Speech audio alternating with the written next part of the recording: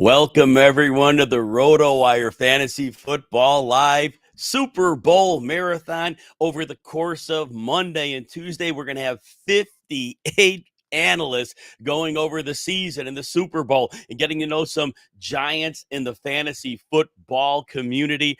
Want to thank the RotoWire team for setting all this out. There's a lot of names you can thank. Peter Shanky is basically our president. We want to thank him for all of his ongoing support. Alan Soslowski pretty much runs the YouTube ends of things. Want to appreciate him for this. Also, we have DJ Trainer, big on the media side for us. I want to thank him. Also, our social media team. We got Lauren Jump, we got Steve Boulanda Promotions, and we've got Brad Voss, who worked very hard to get this thing off the ground. Want to definitely thank them. We're going to have guests again. We're going from 11 a.m. Eastern. We're going until 5 Eastern today. We're coming back on Tuesday.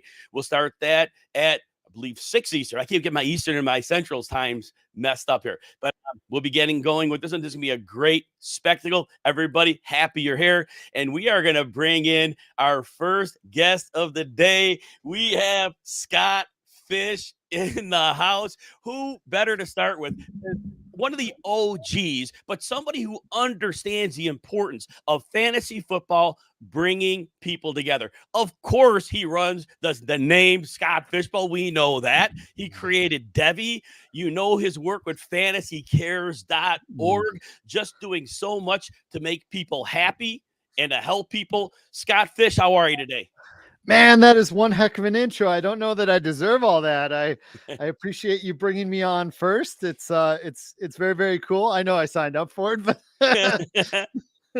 wouldn't have had it any other way, Scott. And I actually had a bigger intro, but everybody knows you. I can tell everybody all the accolades. You won the Game Changer Award from Matthew Berry, Humanitarian of the Year from the FSGA, the Athletic, the Person of the Year. Dude, and that's all an understatement. Anyway, I'm glad you're here. We're going to talk some football. These are quick hits in and out. Tell me something about this 2023 season that you came away thinking about. Yeah, I think I actually kind of have two big takeaways, and it's for this upcoming redraft season. I think depth is back for quarterbacks and tight ends. I feel like every year we go in, we're like, oh, tight ends are deep this year, and they never are. Nope. This last year, it felt like it actually was. It felt like there's all these youngins coming up, and some of the old guys, the Andrews, the Hawkinsons, the Kelseys, they haven't quite gone away yet. So they're still there. It's no longer a top three every year. We have a bunch, and we got Brock Bowers coming. It's gonna be deep now. Whichever, and Pitts might be unlocked now. So yes. Right? Bye, Arthur Smith. A quick follow-up. I'm going to follow you up with a question on that one. Yeah. So do you think now the maximum you're seeing, like three teams, we had like Cleveland, Dallas, and New England playing upwards of 40% of man. Most teams are in the 20% range. Do you think not just the talent of the tight ends, do you think it's the prevalence of zone defenses that are also helping tight ends? What are your thoughts on that? It absolutely could be. It absolutely could be. Leaving those soft zones in the middle for them to feast. That's a great look at it. I do love that. The other mention was, the quarterbacks, all these young quarterbacks coming up, all the old guys retiring, and a couple of them are still sticking around, but there's so much good youth out there. We're seeing guys like last year, Stroud and Love, and guys like that did awesome and were drafted so late. We had about a year or two where you're like, okay, go get that Josh Allen, go get that Patrick Mahomes. And now maybe we can start waiting again on both those positions. Scott, that's so funny. It was the 1 year we all went in on quarterbacks early, most of us, right? Yeah. And it was the year it blew up in our face. Everybody got hurt. Herbert got hurt. Burrow got hurt. And like you said, the other players came in. Now, so those are your two big takeaways from the season. Did I cut you off on anything else you wanted to add? No, you're good. We're good. Right. We only got 7 minutes, man. We got to get it in. And we actually may have time to circle back for more because 7 minutes is longer than we think. But tell us about the Super Bowl. What are a couple quick thoughts on that? And then tell us who you think's going to win. And if you have a score, you could throw that at us as well. Oh, a score! Wow, I haven't even thought of a score. Fine if you don't. Let me try a 34-31 Chiefs. I think it's going to be higher scoring. I just can't bet against Mahomes. I told my dad that last week. He's like, who's going to win? And I'm like, you know what? The Ravens have the better overall team. They should win. I'm not betting against Mahomes. I just can't do it. I can't do it here. I'm going to put my faith in Mahomes. I feel like the 49ers have the best overall team. I think they should win. I think they have the better team, but I'm not betting against Mahomes. I can see this going either way, though. I was actually a little surprised when I saw 49ers were the favorites right when the lines came out. I thought the Chiefs would be like a -1 or something, but here we are. No, I think it's going to be a decent game. I'm really excited for it, especially for a guy who doesn't have a whole lot of rooting interest in either. I have friends from both cities, so it's going to be fun.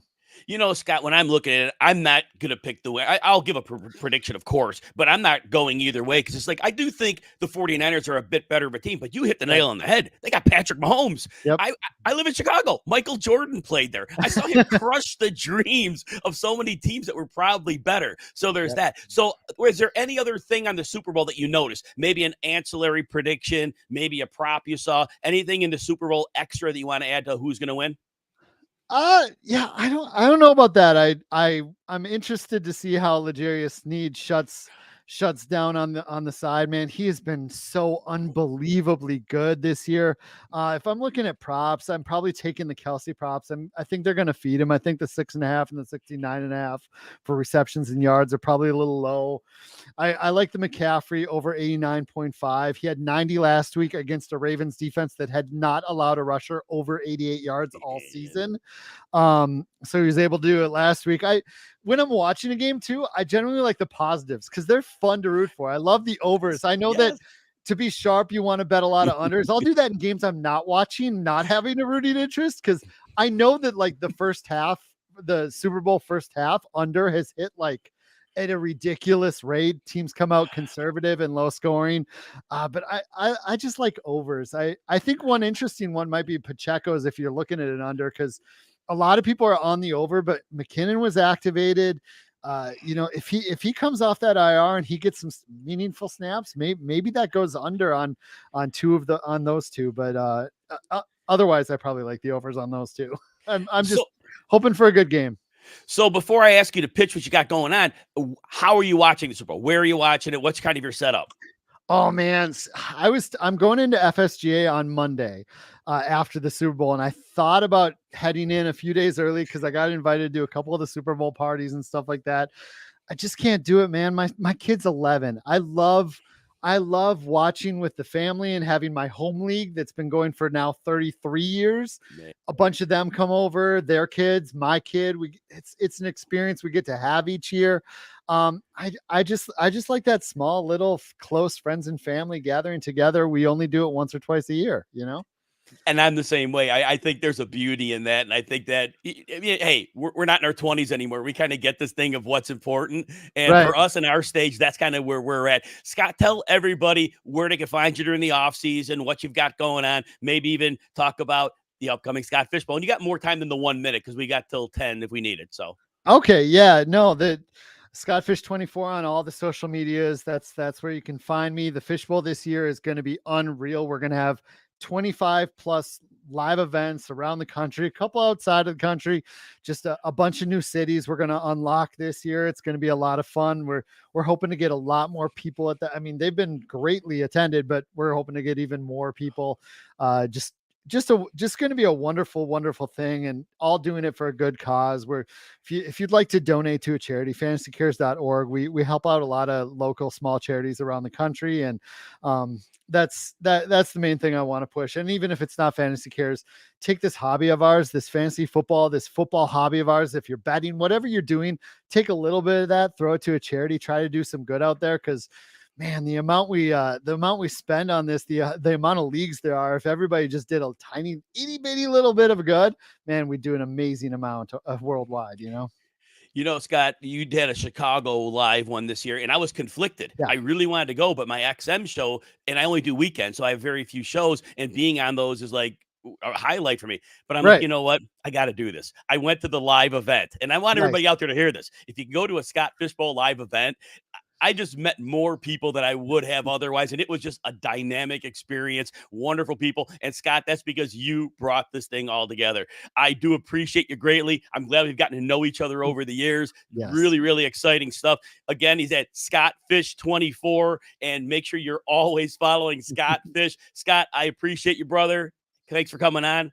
And any Thank final you. words? No, that's it, man. Just thank you so much. Appreciate your friendship. Love what you do. It's a great thing you're doing here, having all these analysts on too. It's a fun all day watch. Oh, man, having people like you. I learned from you, dude. Bringing people together. All right, Yep. Scott, thank you for joining me. Have a wonderful day. You too. Bye. All right, everybody. If you want access to RotoWire, 2 days free, no credit card needed. We have all the sports, fantasy, we got gambling, we got college basketball, golf, NASCAR, even bowling. And our baseball, I believe, is the best on the planet. You can get that free 2-day look, no credit card. Just go to rotowire.com/Jim. Also, I've got a deal with a free deal. Everybody loves free, right? I did a marathon note section on the Super Bowl. It's about 35 pages. It goes over the offensive line breakdowns, the defensive players, kind of how everything fits together, a bunch of narratives, some prop bet ideas. If you want a free view of that set of notes, just go to my X at Jim Coventry NFL. You'll see the pinned profile note. You'll just like it, retweet it, and I'll DM you a link. Obviously not during the marathon, but soon after. But again, love you guys being on here. And next, Pat's in the house. Pat, my friend, I'm so happy here. We're locals. We're both in the Chicagoland area. And if you don't know Pat, come on, you got to know him by now. He's with Betting Pros, Fantasy Pros. He's the managing editor. You follow him at Fitz_FF. Love the underscore Fitz. Fitz, how are you today? Doing great, Jim. And yeah, we're both in the Chicago area and we're not getting an Arctic blast of air. We're getting weather like we're in the Carolinas or something. So all's right with the world right now, I guess. Man, it's always so good to see you. During the season, we're so busy. We don't get to see everybody enough, but we're here now. And so, Scott, I just had Scott Fish on. Now I got you on. I want to hear your takeaway or takeaways from the season that just is concluded. Well, Jim, Scott is a really hard act to follow, and he's an especially hard act to follow when he steals your primary takeaway from the season. Mine was also sort of about quarterback and tight end depth, and the takeaway that it would probably be a mistake to take a quarterback or a tight end in the first 5 rounds, I would say, of a standard, non-super flex, non-tight end premium draft. Not only did we see the emergence of young guys like CJ Stroud, Anthony Richardson, Jordan Love, and a tight end, exciting rookie seasons from Sam Laporta and, to a lesser extent, Dalton Kincaid, plus second-year breakouts from Trey McBride, Jake Ferguson. Not only did we see this wave of young talent, but we also saw the gap sort of shrink between the elites at the position. Big edge in 2022 for the Josh Allen, Jalen Hurts investors, the Travis Kelce investors, not as big an edge this past year. So, yeah, I think you can wait on that. Just for perspective, Jim, like my quarterback 11 for my 2024 rankings right now is Jordan Love, and my tight end 11 is Jake Ferguson. Like if you can wait until 10 quarterbacks and 10 tight ends are off the board and get those 2 guys, you'd be pretty happy, right? Oh, my goodness. You know what? This is funny, Pat. My tight end 11 this year was Jake Ferguson.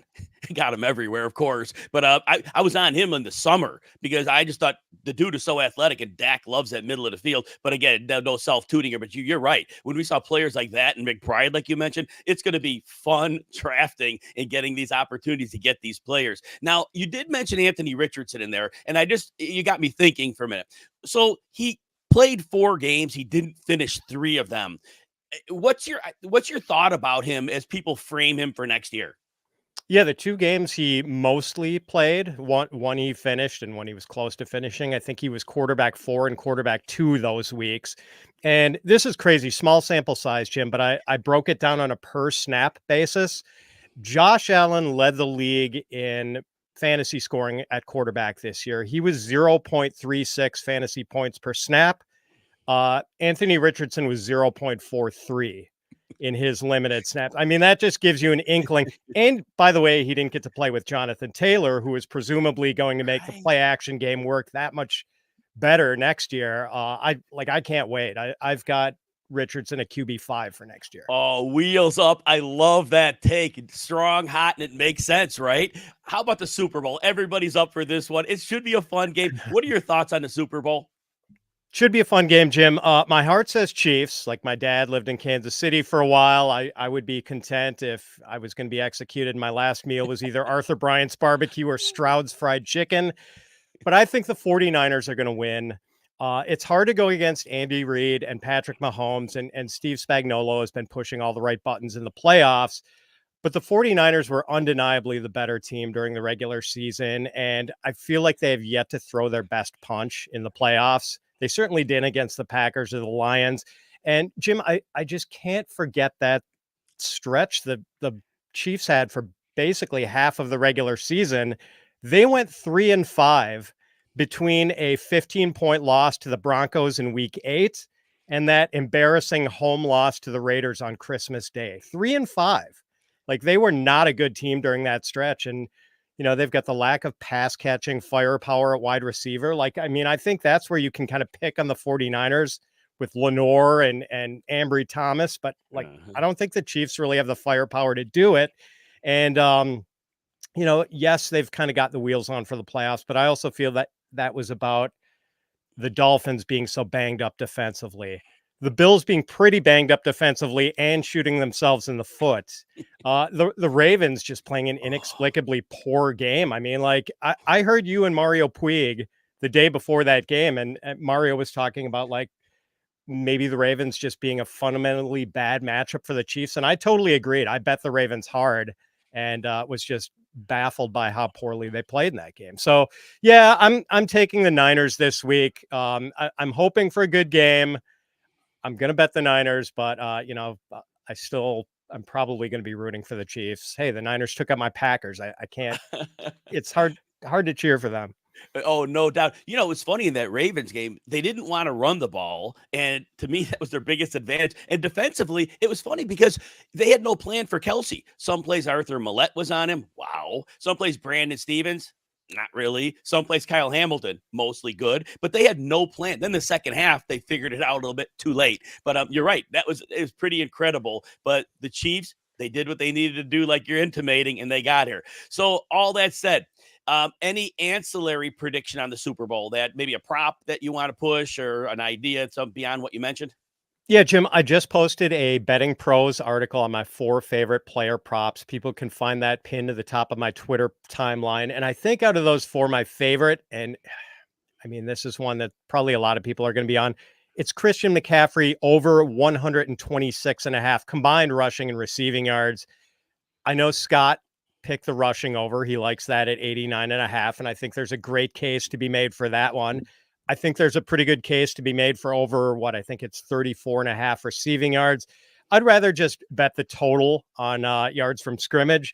And let's see, McCaffrey's cleared this number in 7 of his last 8 games. Mm-hmm. The only time he missed was week 17 against the Commanders, where he tweaked his calf and got taken out early.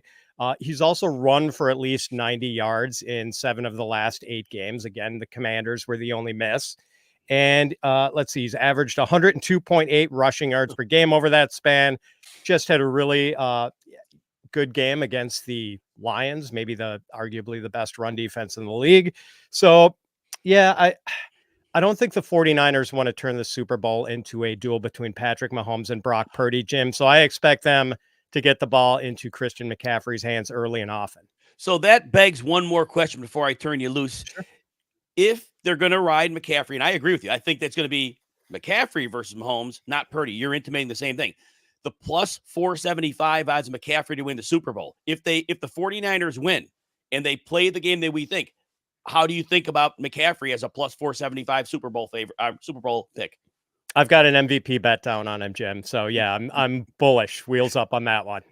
I'm with you, buddy. I'm so glad to hear you're with me on this. Pat, it's going to be a long off season, but you're going to have everybody covered. I want you to tell everybody where to find you, what you'll be cooking up, and just, again, how to keep in touch with you.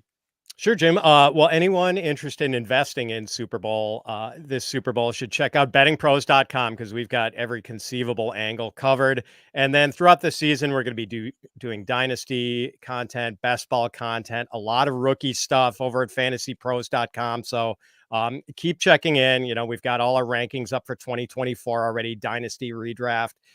Hit us up there and find me on Twitter at Fitz_FF. And Jim, it's always great to catch up with you, my friend. Can't wait till we can do it in person. Oh, 100%, Fitz. Fitz, always appreciate you're a treasure in this field, and we will talk soon. Again, thanks for joining me. Cheers, buddy. And everybody, thanks for tuning in today. If you're enjoying the content and looking for even more insights and exclusive updates, make sure to connect with RotoWire across all our social media platforms. You can follow us on Instagram at RotoWire. You can, for visuals and stories that bring you closer to the action. On Twitter, you can catch us, imagine this, at RotoWire for the latest updates and discussions. NFL fans, you have a special spot with RotoWire NFL as well. It's dedicated to all things football, so if you want to go there, perfect. And you can join us on TikTok at RotoWire. Now, I do some of those. I don't dance, which is a good thing for humanity. So anyway, just keep it to the football. Beautiful. But we have engaging, fun content, keeps you in the loop, whole new way. And don't forget to check out our Facebook page. Facebook.com, imagine this, /RotoWire for community interactions, live updates, and much more. Connecting with us means never missing out on the insights, behind-the-scene looks, and incredible content we have to offer. So hit that follow button. Join our community, and let's keep the conversation going. And speaking of that, Jeff Bell is in the house. You follow him at For Whom J. Bell Tolls. I love that tag. And also Dynasty Captain at Football Guys. And, he's the Debbie Royale at the Debbie Royale. Jeff, what's going on? Thank you so much for having me in, Jim. Monday of Super Bowl week. I think we're all geared up. I think we're all pumped up. Our last real taste of football before we go away for way too many months. And being in Dynasty, at least we have some things to look forward to through that offseason, but nothing will replicate the actual game. No, and I cannot wait for it. And we'll talk about that in a few brief moments. But I do want to hit you up first. What is either a takeaway or a couple takeaways, whatever you prefer, from the season that just passed? I think the shifting landscape, the utility for smaller football players that we traditionally would have kind of thought maybe they would have very limited roles, if at all, and seeing them handle a lot more volume. A guy like Tank Dell emerging as being a potential, even fantasy wide receiver one. A guy like, I know Devin Chain missed some time, but a smaller back like that making a big impact. Players like James Cook and Jahmyr Gibbs showing themselves capable of handling heavy volume, much heavier volume than what we would typically think for backs kind of in their range. And so seeing that shift in the game and seeing more, I think that teams have done better creating spacing and allowing those smaller backs. And defensively, it's just the game has changed so much. If you go back and look at the striking that was occurring back when there was the jacked up segments going on versus now you watch the game and it's just completely different. And so I think that's the biggest takeaway in shifting that to fantasy. Players that we used to think would have been very limited now can handle more volume. Jeff, that's an amazing insight. And as soon as you said it, I'm like, wow. I can just rewind the tape in my mind and just see all those players. And you're totally right. And another thing to add to that is, think about it. With the passing era, defenses have gotten a little smaller and lighter. We don't have those massive linebackers in the middle of the field. And as you're mentioning, I'm thinking to myself, oh, wait, a lot of that middle of the field, maybe one less body, maybe a little more speed, but a little less power. And man, you're really onto that. So how does that translate to drafts for next year? I know you may not have been prepared for that question, but I think you could probably translate it pretty easily. So how would you take that change where the smaller players are starting to become more prominent? How do you kind of translate it to next year? I think the biggest thing is look for players that can create in space. That if you can create in space, the team's going to try to get them the ball more. We've seen a lot of it's the advent of the too high, and it's great that we have Patrick Mahomes in this game because he's kind of led into that too high safety. Yep. So you've got these defenses sitting back, and the Chiefs are a great example of a team that has done a good job of attacking quicker routes and getting the ball in space. And so looking for those guys relative to those traditional guys that we would have looked for, especially wide receivers, those 6'3" big wide receivers that are just going to try to beat bump and rub coverage and that big quarterback that's going to jam the ball into a tight window. We don't really have that game anymore. And so, and I think that looking at early drafts, it just feels like we have a lot more depth and available options when it comes into ways to build a lineup and players that can contribute in a lineup. See, this is why you like Jeff Bell as an analyst. Jeff is taking the current and he's not just processing it, but he's giving you a very good window in how things move forward. Because as you all know, the NFL is an ever-changing sport. And to be a quarter step ahead of what's going on, I always say, if you can get a 5% edge in the fantasy community, that's massive. And the information Jeff is giving you there, that is in the lines of that 5% advantage that a lot of people might just isolate a player. But Jeff is taking a trend here, and he's making it work for you. Jeff did amazing stuff. Let's move to the Super Bowl. So tell us some thoughts about the Super Bowl, maybe how you think it'll go, maybe who will win, if you have a score, whatever you've got on it.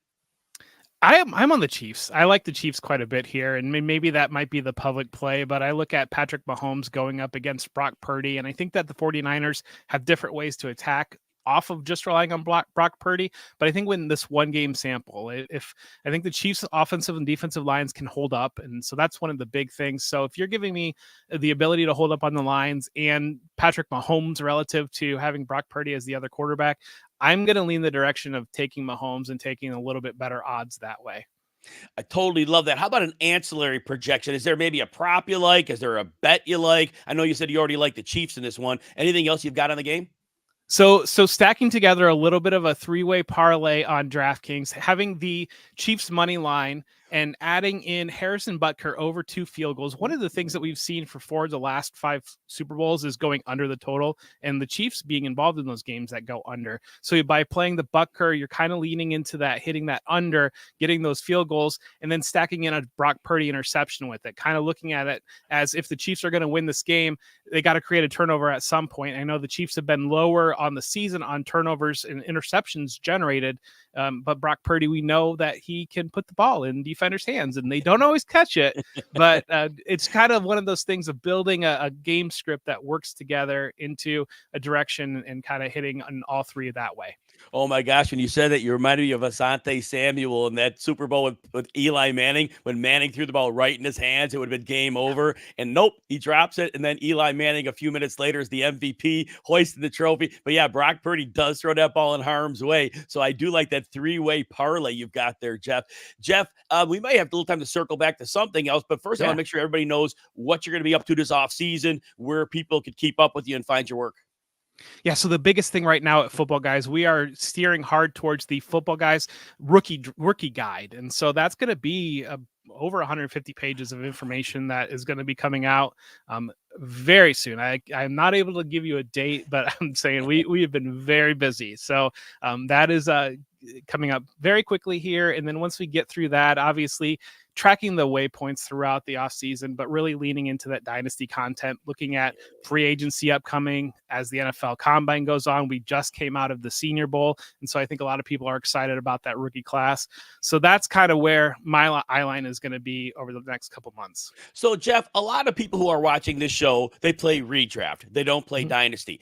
How, even if people don't shift over to dynasty, how can they use your dynasty content to make them better redraft players? So look at opportunities for grabbing value. Look at players that rookies, particularly over the last several years, have been very valuable in redraft leagues. They've been tended to be undervalued, and you're seeing last year there was an adjustment to that, and even still, rookies delivered quite a bit of value on relative to ADP in redraft leagues. So looking at those rookies, looking at those younger up-and-coming players, and looking for maybe depth charts that might be pretty clouded. Look for potentially a younger player there that could step up there. I think that I'm a big believer that if you lean younger in redraft, you typically hit a little bit more better on those breakout players and have a higher ceiling built into your team. So I like you say the younger players. Yeah, you're right, because we see it. It's like one of those Ferris wheels at the carnival. Yeah. You see it when they're at the bottom, and then they go to the top, and then it just drops off. And the ages, it's like lockstep. You get near 30, most players are falling off. But like you said, those peak years, you really do want to maximize on those. Not every player, not every formula, but Jeff Bell steering you in the right direction. Again, remember, you're following him at For Whom J Bell Tolls. Jeff, so awesome to have you on. Hope you enjoy the Super Bowl. Thanks for hanging with me, and have a wonderful rest of your day. You too, Jim. Thank you so much. Thank you. All right, everybody, if you're betting on the big game, there's a better way to track and analyze your sports bets and pick 'em tickets across the leading sports books and fantasy sites. You check out rotowire.com/mybets. Again, that's rotowire.com/mybets. You can start monitoring all of your tickets from DraftKings, BetMGM, FanDuel, Underdog, and more in one secure location with My Bets. So you definitely want to do that. And while I have you here, I'll talk to you a little bit about one of the bets I'm making on the Super Bowl. The over and under on this thing is 47.5 at most books. I bet it probably stays there. And 47 is a key number. But when we're looking at the under on this, the 49ers have gone under that 48 number in 11 of 19 games. But since the bye, they've gone under that in 7 of 11. So it's been a high probability. Now, in the 2 recent games the 49ers went over, they were trailing. They were trailing against Green Bay. They were trailing against Detroit. It was catch-up mode. And those games got off the rails a little bit. And, of course, Detroit really got rolling offensively. But in most games, the 49ers have gone under that total. Now, the Chiefs, on the other hand, they've gone under 48 in 8 of their last 9 and in 16 of 20 games this year. Both teams can run the ball here and have quite a bit of success in doing so. So I think that's going to be a very important point here. Also, the 49ers are right near the top of the league in slowest pace of play. The Chiefs are right around number 12 in pace of play. So again, these teams are taking some time off the clock as well. Now, if you think there's going to be a big lead by somebody in this game, then you might go other. I think this game tends to stay pretty close throughout. And again, I do think the rushing attacks for both of these teams are very, very prevalent. So that is something to definitely keep an eye on, but it's under 47.5 for me. Very excited about that bet. And we are ready to have more great programming here as Dr. Roto is in the house. Now, you can find him at drroto.com, on the X at Dr. Roto. Nice, easy one to find. You got him on Sirius XM Fantasy Sports Radio. He hosts ESPN, WFL.com, Sports Talk 790. Dr. Roto, tell us how things are going today.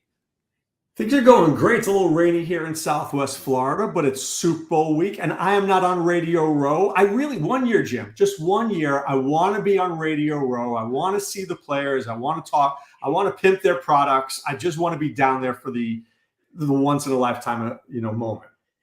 I never thought that big, but you're right. What an event. Again, I use the word spectacle. What a spectacle that would be to be part of that whole scenario. Yeah, you've got to make that happen, Dr. Roto. When you do, I want to hear all about it because it's going to happen. You're manifesting that into everybody else on Sirius has been invited. I need to be invited. I'm OG, Jim. I need to be there. You are. So that, you know what? That's your off-season job to make that happen. Dr. Roto, what's a main takeaway or even two that you came away with from the 2023 season? I think, in fantasy terms, every pick counts. Every pick counts. Jerome Ford, round 16. Puka Nacua, round 17. Kyron Williams, round 18. These are picks, when people are looking at the magazine that's old and crusty and they don't know it. This is why you find, RotoWire and drroto.com, because we have those players. But now more than ever, did you have Luke Musgrave? Did you have the right players? Did you even know who Puka was, or was he there in your waiver wire? Because in my leagues, we drafted him. So I think that's my biggest takeaway. There's no wasted pick ever. So, but that begs the question. There are years where you take that player late, and there's what are you finding? What's getting you to find those players, the ones that are hitting, as opposed to the burned lottery ticket that ends up being the wasted ticket?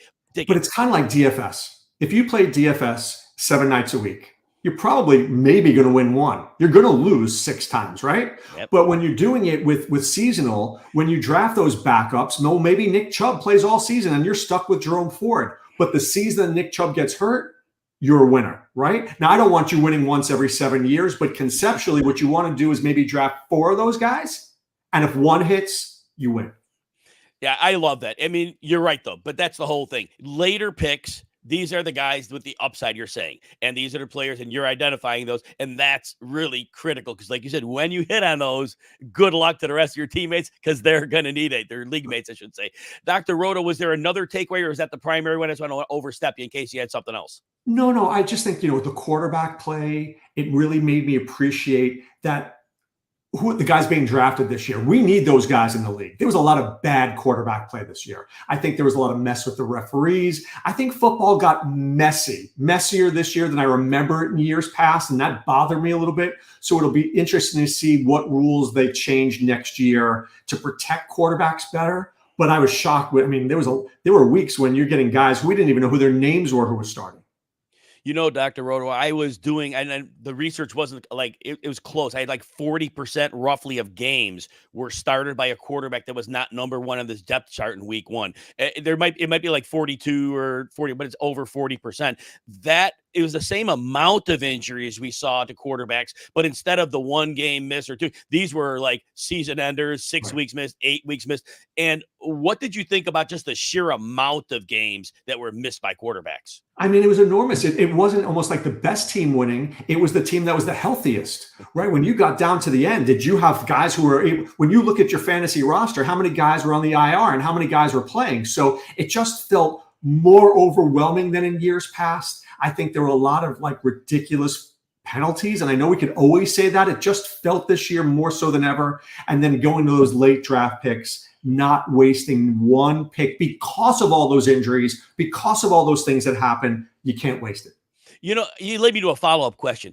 I agree. Like the ineligible men downfield, that was like blown up. That was called like all the time. There were like more illegal motions or illegal shifts than usual. This is a clear focus by the NFL officiating crews to change this. It made a worse product for viewers, but I don't know if that's what the NFL wanted. I know you don't know this. I don't know this. Do you think there's a chance the NFL backs off on their militant nature of over officiating offenses? I think they have to. I think it's taking, people are grumbling, right? You don't want rumbling. You don't want grumbling. You want people enjoying the product. NBA is getting that way too, Jim. Right now, people aren't enjoying the NBA product either. So I think the NFL's they always do a good job. I give the NFL credit of tweaking in the off seasons and trying to make things better. Sometimes they make it worse. I think this year they're just, I don't know, how many PIs did we see? How many non-PIs where guys are literally ripping jerseys and not calling it, but yet they're calling Patrick Mahomes. If you put him to the ground, all of a sudden it's roughing the passer. I mean, there's just inequities everywhere. Man, no, you are so right about it. So I do hope that there are some changes. Look, we want the game called right, but we want a fun game to watch, like you said, and that's the viewing experience. And the NFL had that down to a science, and the scoring levels were down near 2012 scoring levels this year, and that was not good viewing experience. Dr. Roto, why don't you talk about the Super Bowl a little bit? Maybe talk about the game a bit. If you have a pick or you have a score, why don't you throw that at us as well?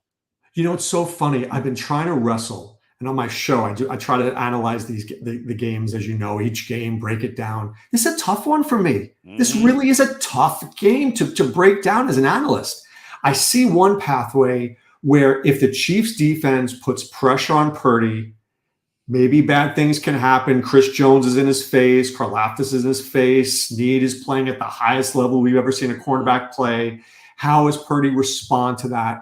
If they don't get to him, does Purdy pick apart that defense? Samuel, Ayuk, Kittle, McCaffrey. I feel like the 49ers are hungrier than the Chiefs, but I also feel like the 49ers can make more mistakes than the Chiefs. And that's where the rub comes in for me.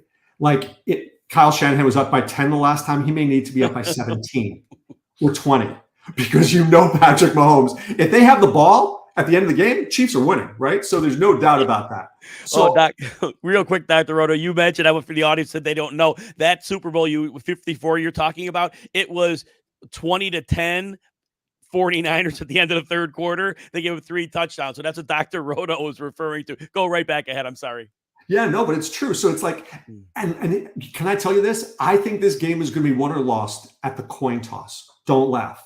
Whoever's going to get the ball the first and the second half has that big advantage. And you know what? The 49ers won that game against the Lions, I think because of that. They're down 17, but they score that quick touchdown. Now Dan Campbell's got to go for it on 4th and 2, which he doesn't want to do. And now there's that snowball effect of, oh my God, I'm losing this game. And I think it could come down to something as simple as that. If the Chiefs get the ball to start the second half, and they're up by, 7 at halftime, you don't think Patrick Mahomes is throwing a touchdown to Kelsey to start the third quarter, and now they're up 14? Oh, my gosh. I love it. Totally love it. Hey, Dr. Roto, tell everybody where they can keep up with you this offseason, what you've got going on, and just everything people want to know. It's my pleasure. You can find us at drroto.com. When football's over, as Jim knows, we do baseball. And we do NBA and we do NHL and we do PGA. We're around year round. We're just not a football site. We're everything site, sports betting and DFS and seasonal.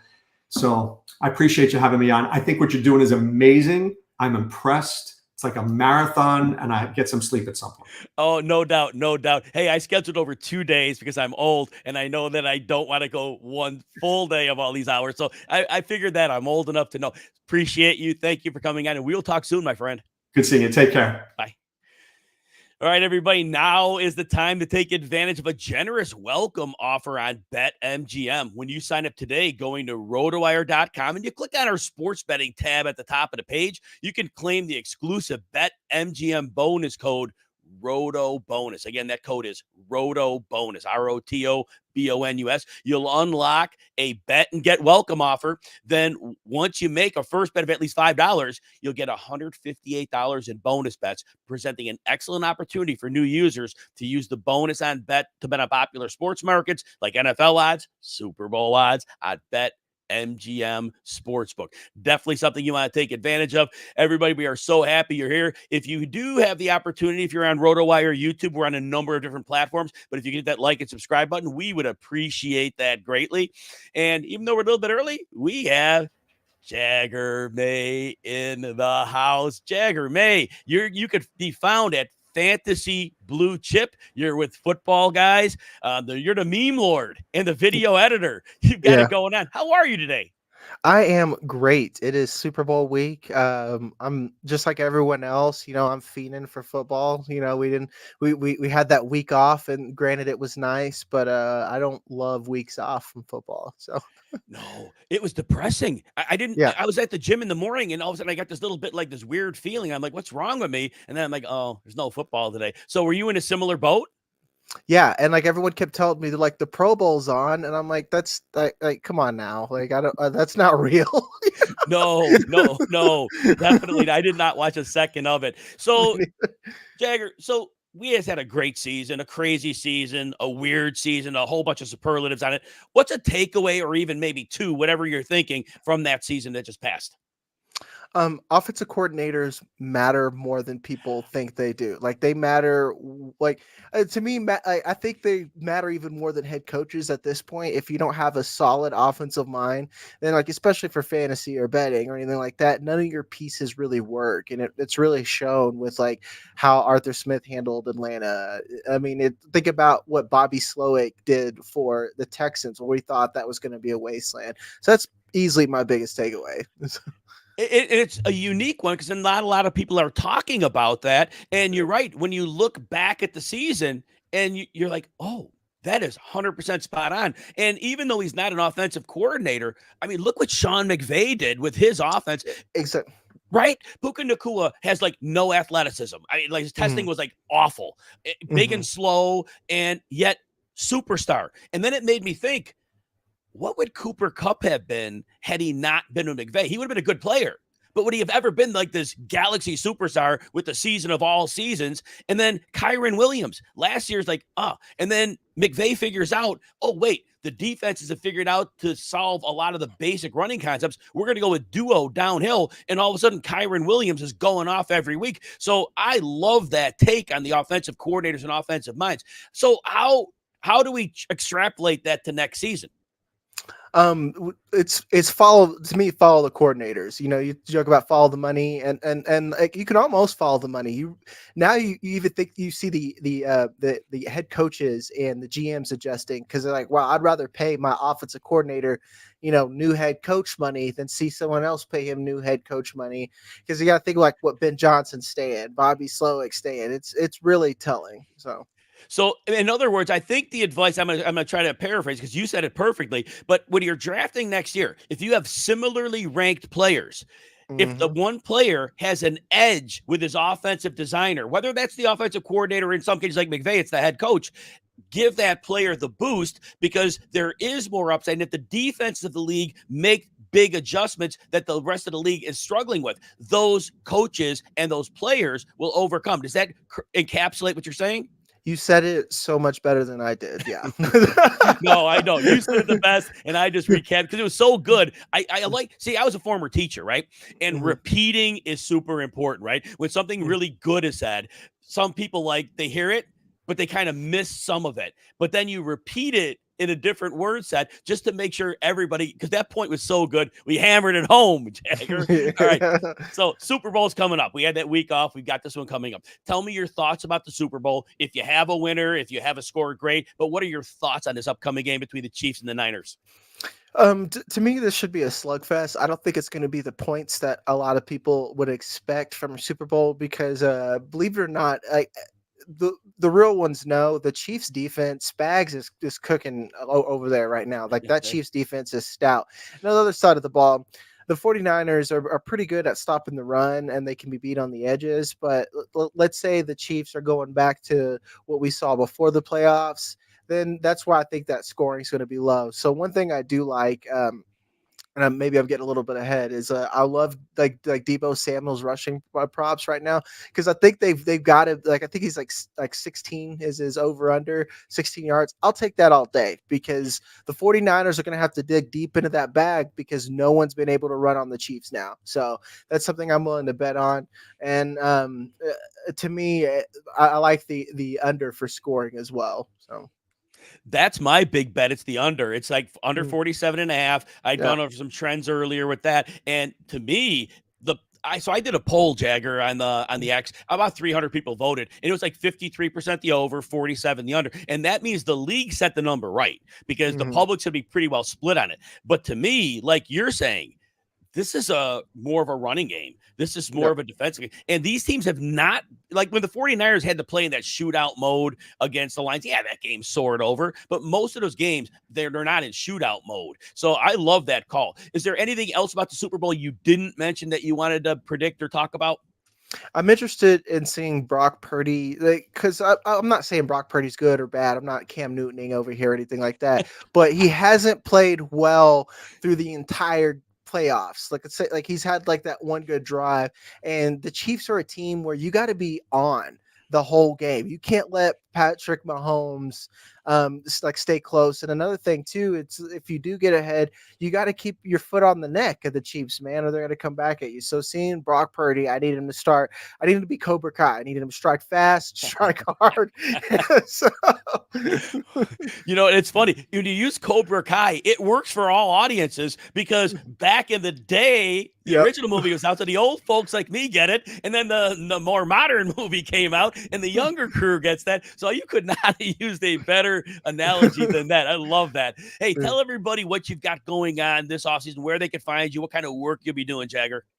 As always, I'm at Football Guys. Right now, we're deep into rookies. So Kevin, Jeff, Christian, they're working on the rookie guide. I'm supporting them and getting that pushed out. And as always, guys, I'm on the timeline. I'm your meme lord. So if you need a good chuckle, come find me.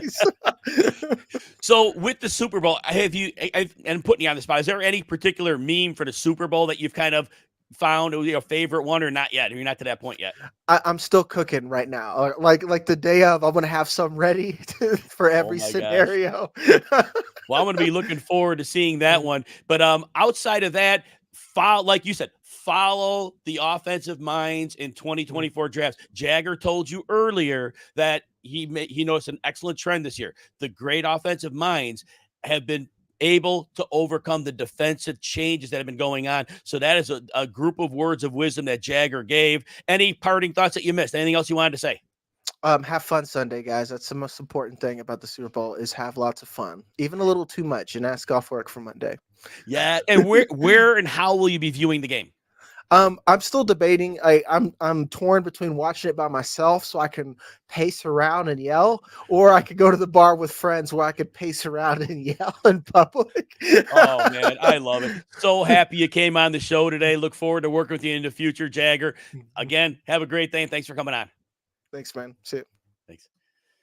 All right, everybody. Hey, I think our guests have you covered on Super Bowl props as you're getting great advice from all these analysts for the Super Bowl. But if you're also looking for an edge on NBA, college basketball, soccer props, and more, check out rotowire.com/picks. Again, rotowire.com/picks. RotoWire's newest picks and props tool uses multiple predictions factors to help you decide if you're better off choosing more or less on sites like Prize Picks and DraftKings Pick Six. Visit rotowire.com/picks today. And if you want a free look behind the RotoWire paywall, just go to rotowire.com/Jim. You don't even need a credit card. We've got you covered. We always have you for a couple days, but definitely want to try that out. And I have 35 pages of Super Bowl notes, and you can get those by going on my X at Jim Coventry NFL. You'll see the pinned tweet, like it, repost it, and then after the marathon's over, I will get you a link to those notes. I break down the offensive lines and how they all match up, defensive players, narratives for each position, give you a lot to think about, some prop advice like pro and con on each one for a number of them. I just didn't do every prop. There's good 100-something props out there, but definitely you want to check that out, and appreciate you being here today. And again, if you're on RotoWire YouTube, if you hit the like and subscribe button, would be greatly appreciated. A prop I like in this game, if you think the 49ers are going to win, again, that's the first premise. If you think they're going to win, Christian McCaffrey is plus 475 to win the MVP. Now, look, we know it's a quarterback award much of the time, but not always. My personal philosophy is this. I do think that Kyle Shanahan does not want to make this a Brock Purdy offense against a Patrick Mahomes offense. I think his best path to win is making it a Patrick Mahomes offense against a Christian McCaffrey offense. And I do believe with no game going forward, so you could ride him as hard as you want, 2 weeks off to get rest, I would not be surprised if Christian McCaffrey saw a Carolina Panthers Christian McCaffrey style of workload. And if that's the case, that is a player that could easily win the MVP. Look, we know he scores a touchdown in almost every game he plays, and he scored multiple touchdowns in the playoff games. So again, if you think the 49ers are going to win, Christian McCaffrey at plus 475 as the MVP is not a bad route to take.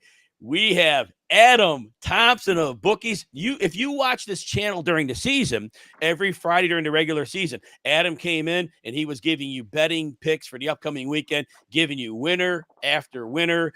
He's from bookies.com. You find him at Bookies Adam, but he has been on the socials. I watch his social videos, otherwise when I'm working with him otherwise, but he's giving you those winning picks. So make sure you're following him across the board.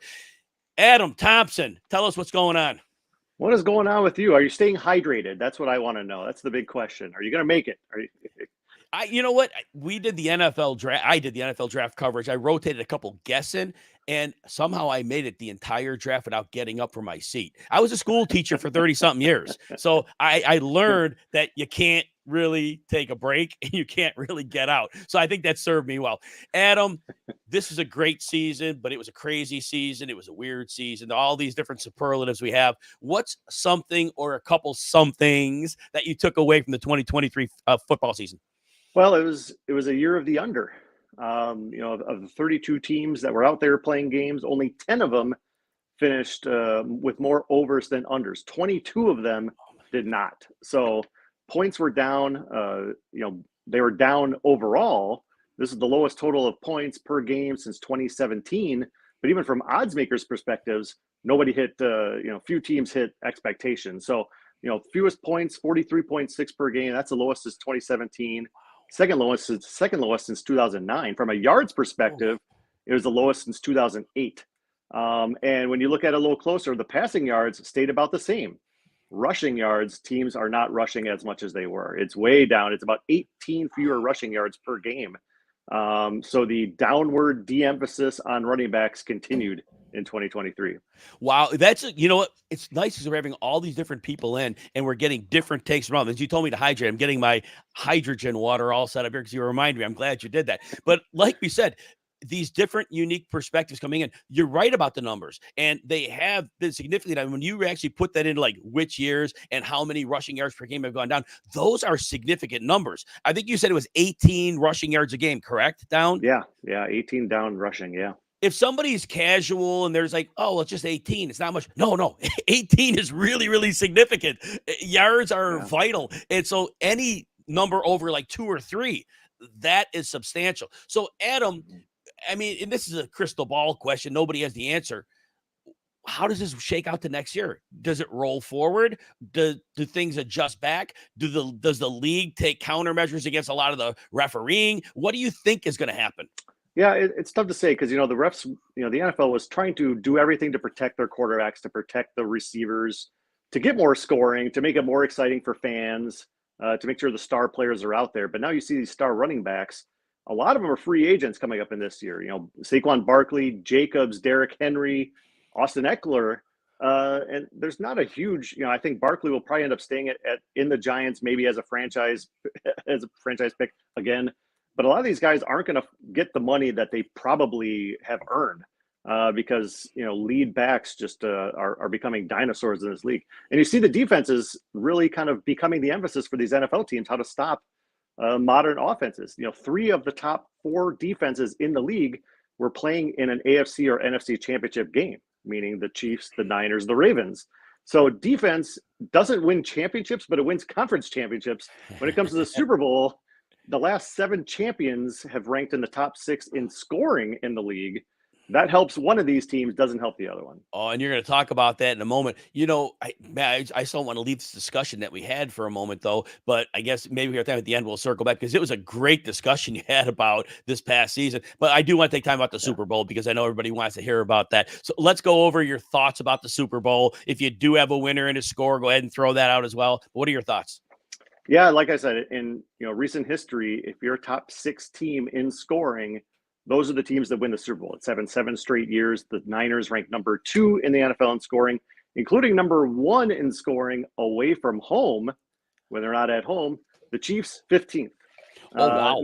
Now they have Patrick Mahomes, which he defies logic. He defies game plans. He defies a lot of things. But when you're talking about a Niners team that ranks number 1 in the NFL in scoring away from home this season, number 2 overall, they have the top 2 or 3 defense scoring in the NFL. They have everything going for them. They did not look as good as the Chiefs did in the postseason, playing the Packers and the Lions. But you could argue that the Packers and the Lions were the 2 hottest teams in the NFL going into those games. Niners put together about 2 good quarters in each game, and that was enough to beat the 2 hottest teams in the NFL. They were down 17 to the Lions at halftime, took a 10-point lead at one point in that second half. So, they're going to need to put more than 2 quarters together against Mahomes, obviously, and the tough Chiefs defense. But if they do, I think they win this game by 7, 8, something like that. I think they're going to cover the spread fairly handily, actually. I don't think the moment is too big for Brock Purdy. Purdy had more passing yards than Mahomes this year. He had more touchdowns than Mahomes. He had fewer interceptions than Mahomes. You think about big plays, 20 yards, 30 yards, 40 yards downfield. Purdy had more than Mahomes in all those categories as well. So, Purdy was an MVP candidate until Lamar Jackson beat him.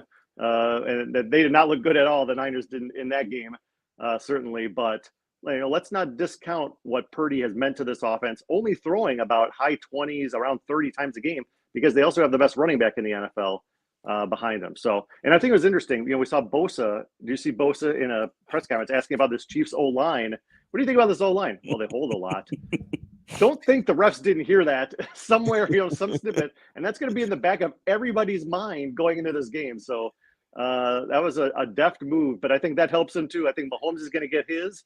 So I like the over. I think Mahomes is going to get his, but I think San Francisco, they're a team of destiny. They just have too much on both sides of the ball. When you give them more than a week to game plan, they're 4-1 against the spread. So to make a long story short, I like the Niners to cover Super Bowl 58. One of the points among the many you made that I really liked, Adam, was how you did point out the Lions and the Packers at those moments in time were super hot teams. And I think that's getting glossed over. People are just saying, well, the Packers were the 7 seed or whatever they were. People are just kind of saying, oh, yeah, it was a 7 seed. So what? No, they were not playing like a 7 seed. And the Lions, and it may have been a styles make fights thing, but they were playing great, and they were a great matchup for themselves against the 49ers. So you point out, well, this isn't a team that stumbled into the Super Bowl with 2 come from behind wins and barely got by. Yes, they did, but it wasn't exactly that easy. Any additional thoughts on that? Yeah, it was more of a gauntlet than people think. Before the playoffs started, maybe a month before, everybody said, well, Eagles, Cowboys, these are going to be some formidable foes for the Niners. by the time the season ended, nobody was worried about the Eagles anymore. They completely collapsed, and the Cowboys got demolished by a red hot Packers team. On paper, and the Chiefs, it's not to discount what the Chiefs did. They went into Buffalo, one into Baltimore and won. So they belong here too. But I think the Niners have been the better team all season long. Now, Adam, remind everybody where they can find you. They can find your work, what you're doing in the offseason. I know you probably transition over to other things, but tell everybody what they need to know about you.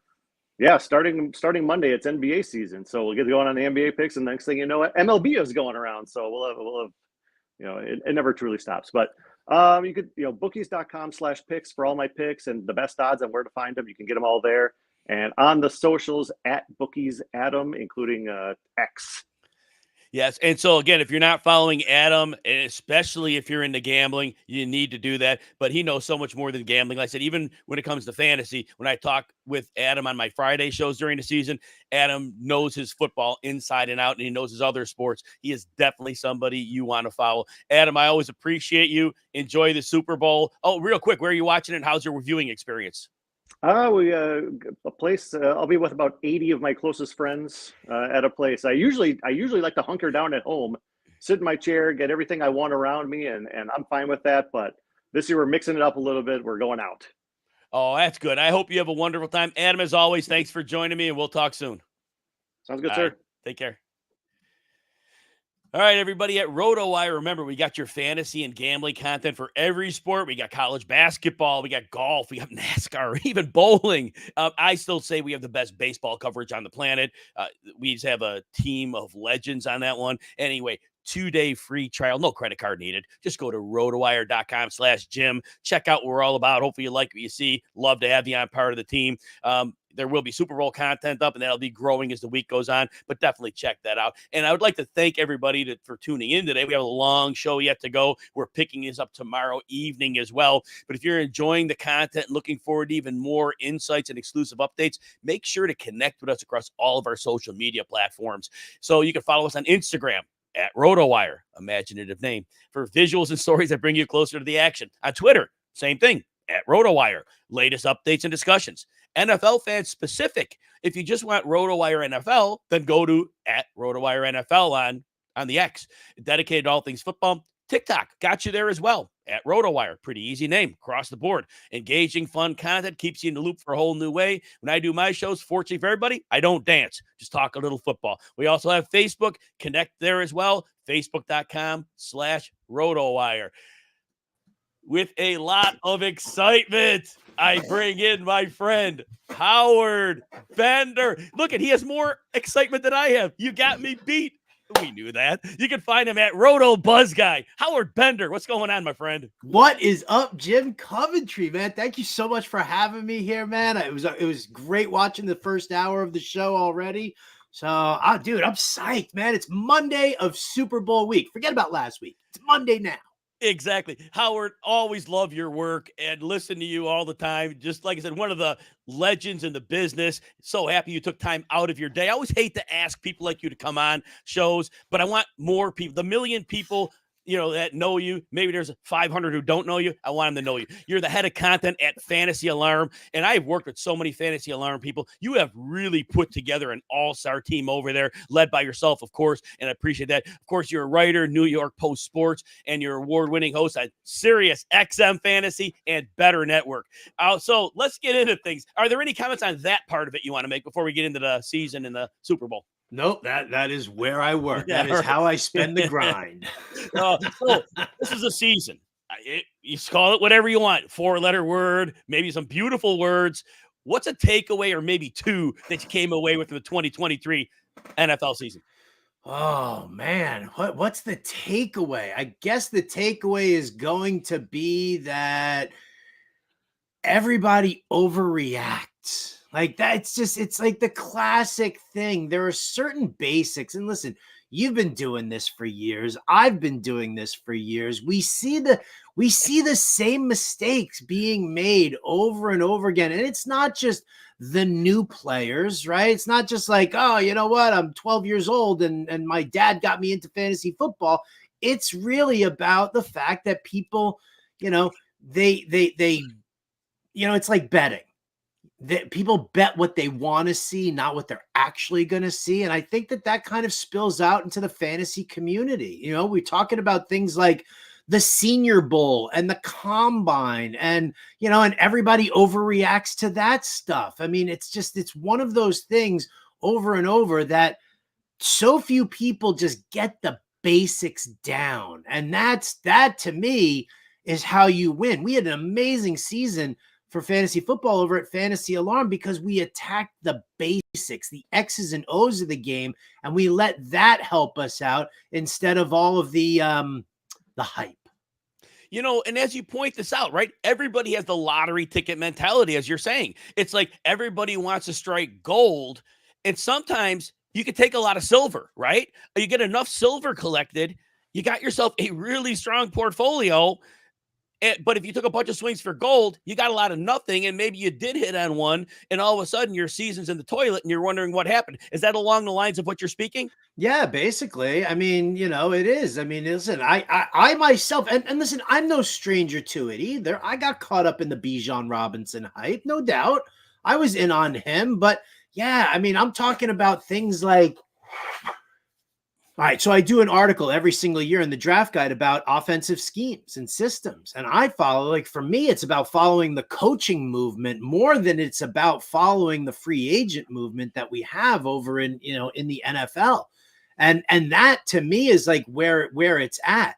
And, you know, and listen, I love it. I love the passion that people have. I did an article earlier. We did flag plants.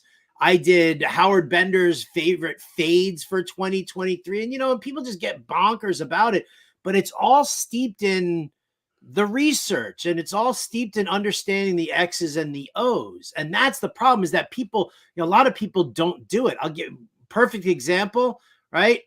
I told everybody draft Cortland Sutton this year. Do it. Forget Jerry Jeudy. Forget about anything else that you've been told. Look at the system that Joe Lombardi and Sean Payton are putting in place, and look what that does to the X receiver, Michael Thomas, Mike Williams in Los Angeles. Like, I mean, like all of that happening. And I was like, listen, you get this dude in the 8th, 9th, 10th round. And what are you, you know, like, what are you doing? Like, follow the targets of what Joe Lombardi's system has done. And, you know, and everybody's like, up yours, you're stupid, you don't know, this and that. And then look at the season that Cortland Sutton had. I mean, you know, his yardage wasn't bonkers, but was that his fault, or was that Russell Wilson with his really small ADOT, right? So, like, you know, it's like stuff like that. I told people, I said, don't draft Austin Eckler. Don't do it. Why? Because how many of you out there were like, oh man, I really wish the Dallas Cowboys would get Tony Pollard more involved in the passing game. I don't understand why they're wasting it away. And it was Kellen Moore's system. And that's fact. That's the way he does it. He wants his QB looking downfield. So if you don't get those basics, then you probably drafted Austin Eckler in the first round. Yeah, you see, and this is why you need to follow Howard Bender and his team at Fantasy Alarm. There's no fluff here. And in the Cortland Sutton call, here's the point I want to make to reinforce what Howard's saying. In theory, Cortland Sutton was a wonderful match 2 years ago with Russell Wilson, because Russell Wilson is a good downfield passer, but the offensive system in place was not one that benefited Cortland Sutton, so it never got taken advantage of. But Howard points out the system that Sean Payton brought in was going to accelerate what should have happened 2 years ago. So that type of analysis is stuff that you're not getting everywhere. Howard, let's talk some Super Bowl. Tell us what you'd like us to know about the game. Maybe there's something you noticed. Maybe there's a team you picked. Maybe there's a score, whatever you think. Well, first and foremost, I do want to say that my Taylor Swift t-shirt is in the wash. I was planning on wearing it, but it is not dry, and I wasn't going to throw on a wet, soggy t-shirt just for this one here. So I'll have to bust it out later on in the week. I will be wearing it on Super Bowl Sunday. I watched your video on all the Taylor Swift props. I mean, listen, there's so much about this game that I really love. First and foremost, I think it is two of the best teams in the NFL right there. I do think the Ravens were a great team, but they were a flawed team. And that's where coaching and experience with Mahomes and Reed really takes over. Not that John Harbaugh is not experienced, but again, the Chiefs have just been there. So I'm super pumped about this matchup. I'm putting together an entire betting article over at fantasyalarm.com that's going to hit you with every single one of, my picks against the spread and the game props and this and that and all the fun stuff too. What am I most excited about? I'm most excited about, and you'll hear this on the Fantasy Alarm show tonight here. We are diving neck deep into the Gatorade. And we're doing taste tests on the show with your favorite Gatorade flavors. I didn't even know Gatorade made cucumber lime. That's what we're gonna have to talk about. But how about this one here? For just for funsies? Because I mean, listen, we're gonna put down some bets, and I'll give you like a legit prop that I actually am betting fairly heavily because I do like it that much, or at least as much as I can bet it. But for funsies here, why isn't the Gatorade gonna be red? I always talk about Occam's razor, which is the simplest explanation is usually the right one. The Chiefs wear red. The Niners wear red. Taylor Swift's lipstick is always red. Taylor Swift has an album called Red. Why in the world are we not just putting any money down on plus 700 for red to be the Gatorade bath? If I wasn't on the show right now, I'd be opening my app and I'd be putting it down right now. And if I mental note, gotta bet though before the odds are down to plus 200 because Howard Bender uncovered it.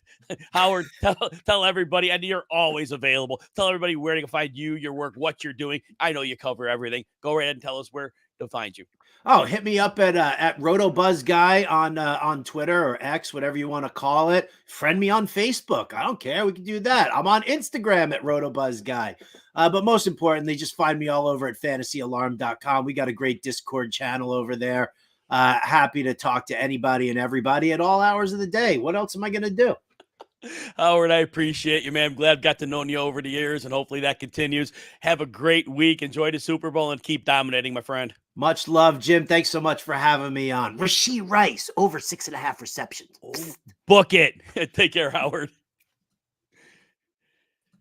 Dave Richard, the man, the myth, the legend, and my friend, most importantly, somebody who was formerly from the Chicagoland area. Now you're the smart man because you went to Florida. I stay in Chicago. You have hair on your head. I don't. A lot of explanations here. Everybody knows Dave. You can find him at Dave Richard, Fantasy Sports Hall of Famer, CBS. You know Dave. Dave, tell us how everything's going.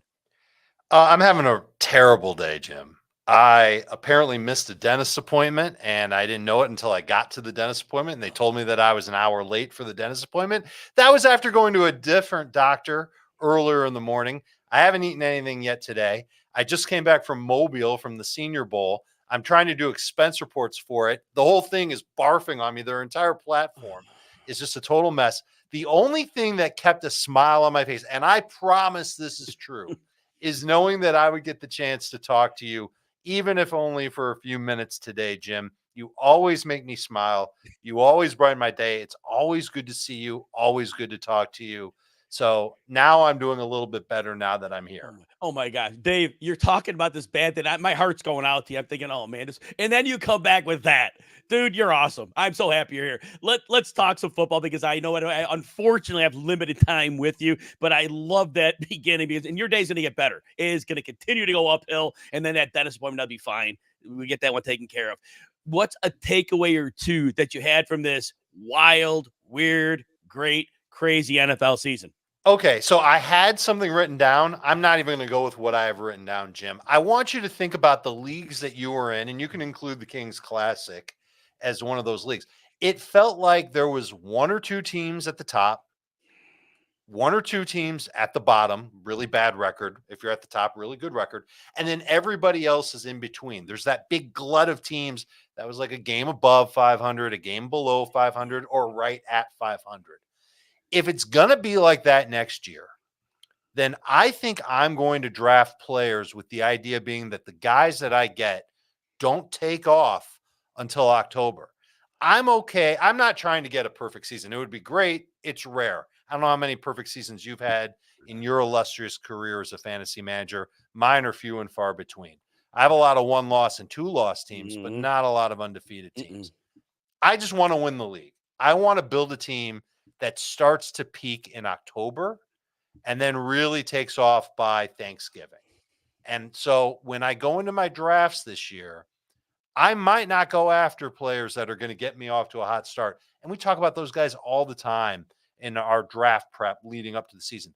I think I'm going to target the guys who are suspended for the first 4 games of the season, or might be injured going into the year, or a rookie who might not be, he might be in a timeshare, he might get just a few reps. I'm looking back and looking at the teams that won my fantasy leagues, and a lot of them have players on them that really didn't do a whole lot of anything in September. But by the time we got to October 1st and maybe mid-October, man, those teams were crushing it. Those players were crushing it. And I think that that's what I'm going to do about my build, because everybody's going to be 2-2 after 4 weeks, or some will be 3-1, some will be 1-3. Doesn't matter. I want to string 5, 6, 7 wins in a row starting in October and put that league to bed with a championship roster. Don't care about losing in September. Man, this is the beauty of this show today, Dave. Bunch of different people coming on. Everybody has this insightful knowledge. That what you gave was gold. I mean, and I'm going to repeat it because I was a teacher. And if you don't repeat something good, people like miss part of it. Dave, very, very short form. You can always rewatch the show. Dave is telling you, find the players who you know will have a big, substantial role or be a big part of their offense in October going forward. Don't worry about the growing pains or the bumps early or the suspension early. Dave points out, win your league beginning in October. Did that summarize it well? That's perfect. Thank you. Well, but no, you said just it great. Took what I gave you in like 2.5 minutes and summarized it in 15 seconds. Now I feel like an idiot. No, but that's the teacher version. Rambling and going on. No, the rambling was important. The teacher version is then you just capsulize it, and then you just remind. No, you did it perfect. So Super Bowl's coming up, Dave. What are your thoughts? Yeah, right. What Super Bowl? You know how here's my cheat code. How do I know what number the Super Bowl is? My age. That's how old I am. So whatever it is, it's like 58, it's Super Bowl 58. Isn't that terrible? It sucks to be reminded of my age every year, but that's the way it is. So yes, that's not how it is for some of us, Jim. Some of us, we're only on Super Bowl 47. Exactly. So yes, there is a Super Bowl this week, and yes, it will have the 49ers and it will have the Chiefs. Tell us what your thoughts on the game are. I think Kansas City wins. I think the Chiefs are the type of team that can take advantage of mistakes from other teams. We've seen them do that throughout the playoffs. We've seen them do that for years. And I think about the 49ers. I don't want to say they were gifted a win by the Lions, but you watched that game. There were things that Detroit could have done a little bit differently in the second half that would have put them in this game instead of San Francisco. And then in the divisional round, Green Bay did a great job of getting a lead early on San Francisco, and then they coughed it up. I don't see the Chiefs coughing up a lead very often. They're a smart team. And I think the drop off in defense between the two teams really isn't that much. That 49ers pass rush, it's good. It's not amazing, just like the Chiefs pass rush. It's good. It's not mediocre. And so I think that the defenses can both bring it. I think push comes to shove, I'd rather have the team that doesn't make mistakes, that has Patrick Mahomes at quarterback, than the team that does seem to make some mistakes in the first half. And then they've got Brock Purdy, biggest game of his life at quarterback. That's the subtle difference for me between the two. Not very subtle. Patrick Mahomes is a pretty big deal. No doubt, right? And I like your point on Purdy. I mean, you can't undersell what the stage of this game means. This is not the NFC Championship. Sure, it's a stage. It's a big stage, but it's not the Super Bowl stage. The 2 weeks of anticipation, that is a lot for a player to handle, especially one in the position of quarterback. Love your call on it. Did you have a score prediction on the game or no? I haven't gotten that far yet. I decided who I like to win the game really soon after the 49ers won, but I haven't dug into like an exact score. And you got plenty of time on that. But I think I do have plenty of time. Yeah. Yeah, you have plenty of time. So, Dave, I know that people know where you're at, but I want people to be reminded where they could find you during the off season, what kind of things you're working on throughout the off season, because people need to know this. So YouTube is now the place to go for fantasy football today. It'll be that way until the summer, at which point we're going to start talking about a show on cable television that you guys can watch. But we got time to talk about that later. For now, all you need to do is go to youtube.com, Search for Fantasy Football Today. That's the name of our podcast. You can download our podcast too, wherever you get your podcast. But watching us live, that seems to be the new edge that fantasy managers are getting. They don't want to wait to download the show. They want to watch it live. They want to interact with us live. And we do that at YouTube. YouTube.com, search for Fantasy Football Today. Subscribe to the channel. You'll be involved in what we do, and we are on there all the time. It's a place to go to get some really good fantasy football advice and to interact on top of it. Yeah, Dave's got you covered. I mean, Dave and CBS, you know them, you trust them. They have been giving you winning advice forever. Yeah, I mean forever. And Dave, if you're not following him, that's a mistake. At Dave Richard, you're definitely following him. Not just a wonderful human being. I mean, this man has reached out to me when he knew I had a time of need. There was something going on in my life. Reached out to me unsolicited. A real friend, a real gem of a person, and one of the best fantasy analysts you'll ever want to meet. Dave, I'm blessed to have you in my life. Glad you're my friend. Thank you for coming on. And the dentist and doctor appointment, that'll all get figured out. It will. Just can you do me one favor, Jim? Yep. Sometime this week, please go out and get yourself a big hot beef sandwich from your favorite place in town. Get it extra sweet if you want to, or get it wet if you want to. I like mine with mozzarella and marinara. That's South Side style, but you can get it any way you want. Do me a favor and have a Chicago style beef for me. I will go to Al's and I will book it. Yes. All right. Thank you for coming on, Dave. Take care, man. You got it. Goodbye. All right, everyone, if you're betting on the big game, there's a better way to track and analyze your sports bets and pick up tickets across the leading sportsbooks and fantasy sites. You can check out rotowire.com/mybets. You can start monitoring all your tickets, DraftKings, BetMGM, FanDuel, Underdog, and more in one secure location with My Bets. And remember, I keep telling you, if you want a free look at RotoWire, no credit card needed, no shenanigans, just go to rotowire.com/Jim. Couple days behind the paywall. We got all the sports, everything, best baseball coverage on the planet, in my humble opinion, but RotoWire is the place to be. I am so excited to bring in my friend Lauren Carpenter. Lauren, we've known each other for a good number of years. Fortunately, we've been working together more and more as time has gone on. We had a blast at the expo. If you need to go to the expo. We did. And some jokes we can't tell on air, but they were very, very funny. Lauren, how are you today? I'm wonderful. I'm having such a great day. We went camping last weekend. It was awesome. It's always such a good reset, so you come back and you're back in civilization. It's like, oh, hot showers. I'm so blessed. I'm doing wonderful today. Doing much better than Dave was. Man, he had a rough morning. I have a dentist appointment next Monday, so I feel his pain. When he started saying that, I felt, like I said, my heart went out to him. And then he turned it and he was like, my day's better. He was hanging out with me. That made my day. Everyone loves hanging out with you, Jim, because you're the best. I love people, Lauren. I love people. Me and too. I was on a show this week and somebody asked me a question and I told him I'm a thief. And I held it. And I'm a thief for positive energy. Any positive energy that I can get from somebody, I'm willing to give it all out too, but if I can get positive energy from somebody, I will steal as much of that as I can because I get it. People make your life better if they have positive energy. And so, I'm a thief. But anyway, let's get to you. You can find her at Stepmom Lauren. You've known that for years. Lauren started out with her own show and then FTN Fantasy. You can hear her on the Sirius XM Fantasy Sports Channel. What's that experience been like for you? Oh, it's been incredible. This is our first year. We have I call it our baby Saturday show because we just have one day a week. It's on Saturday. I say just. It's so much fun. Jake Seeley, Chris Meany, and myself, we have a blast. And I was so excited to find out that we were finalists for the FSWA Best Fantasy Radio show. I couldn't believe it. We're up behind Jeff Ratcliffe, which is, shout out to my colleague. It's incredible. We have so much fun. There's nothing I'd rather be doing. It is just a blast. Great analysis, jokes, super fun. Our producers are fantastic over there, as you know. So it's just been wonderful. It's been a dream come true. Yeah, no, you're fabulous at it. And people who don't know Lauren, you need to know Lauren because not only does she have a ton of football knowledge, but she is just a really good personality with it too. And I think that's part of it. We're the infotainment business, Lauren. And the way I look at it is you could get content, but you could also get great content and great entertainment at the same time. And I think that you bring both of those, and I don't think that's done enough. So keep that up. Anyway, let's talk about the season. It was a wild season, a weird season, a ton of different superlatives. What's a takeaway or two that you had from 2023?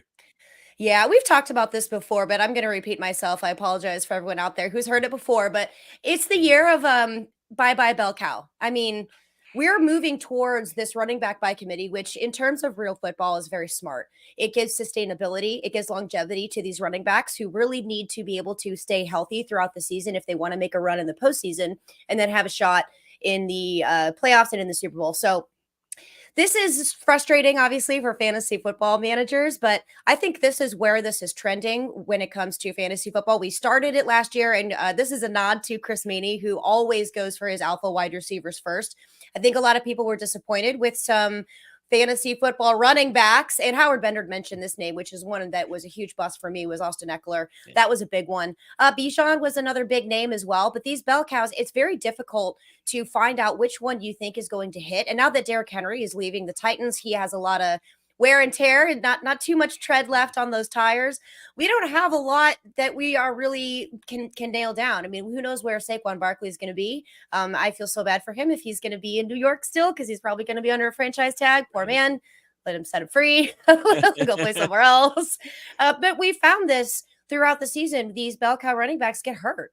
And those names I just mentioned, Austin Eckler, Derrick Henry, Saquon Barkley, they get injured, so this is going to be interesting. And of course, I'm not counting Christian McCaffrey on this because he is a freak of nature and that anomaly that we just, but he also had several seasons of injuries that he's had to deal with as well.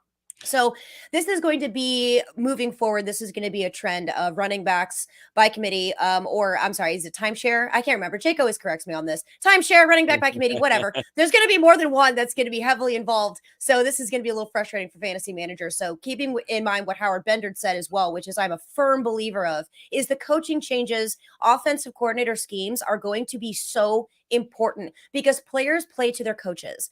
And that is, I cannot reiterate enough what Howard Bender said about keeping your eye on these coaching changes. They are not meaningless. They are one of the most impactful things for these players. So that's one thing that I'm keeping my eye on this offseason, in addition to the combine, of course, and the draft. But I really want to see and we just had this huge hire with Cliff Kingsbury as the offensive coordinator in Washington, which I find fascinating. Oh, was it Washington? Did I just make that up? No, you're right. Washington. Yeah, you're right. And there's so many changes. I'm like brain dead right now. It's crazy. So this is going to be very interesting as we move forward. So Lauren, you pointed out the death of the bell cow running back.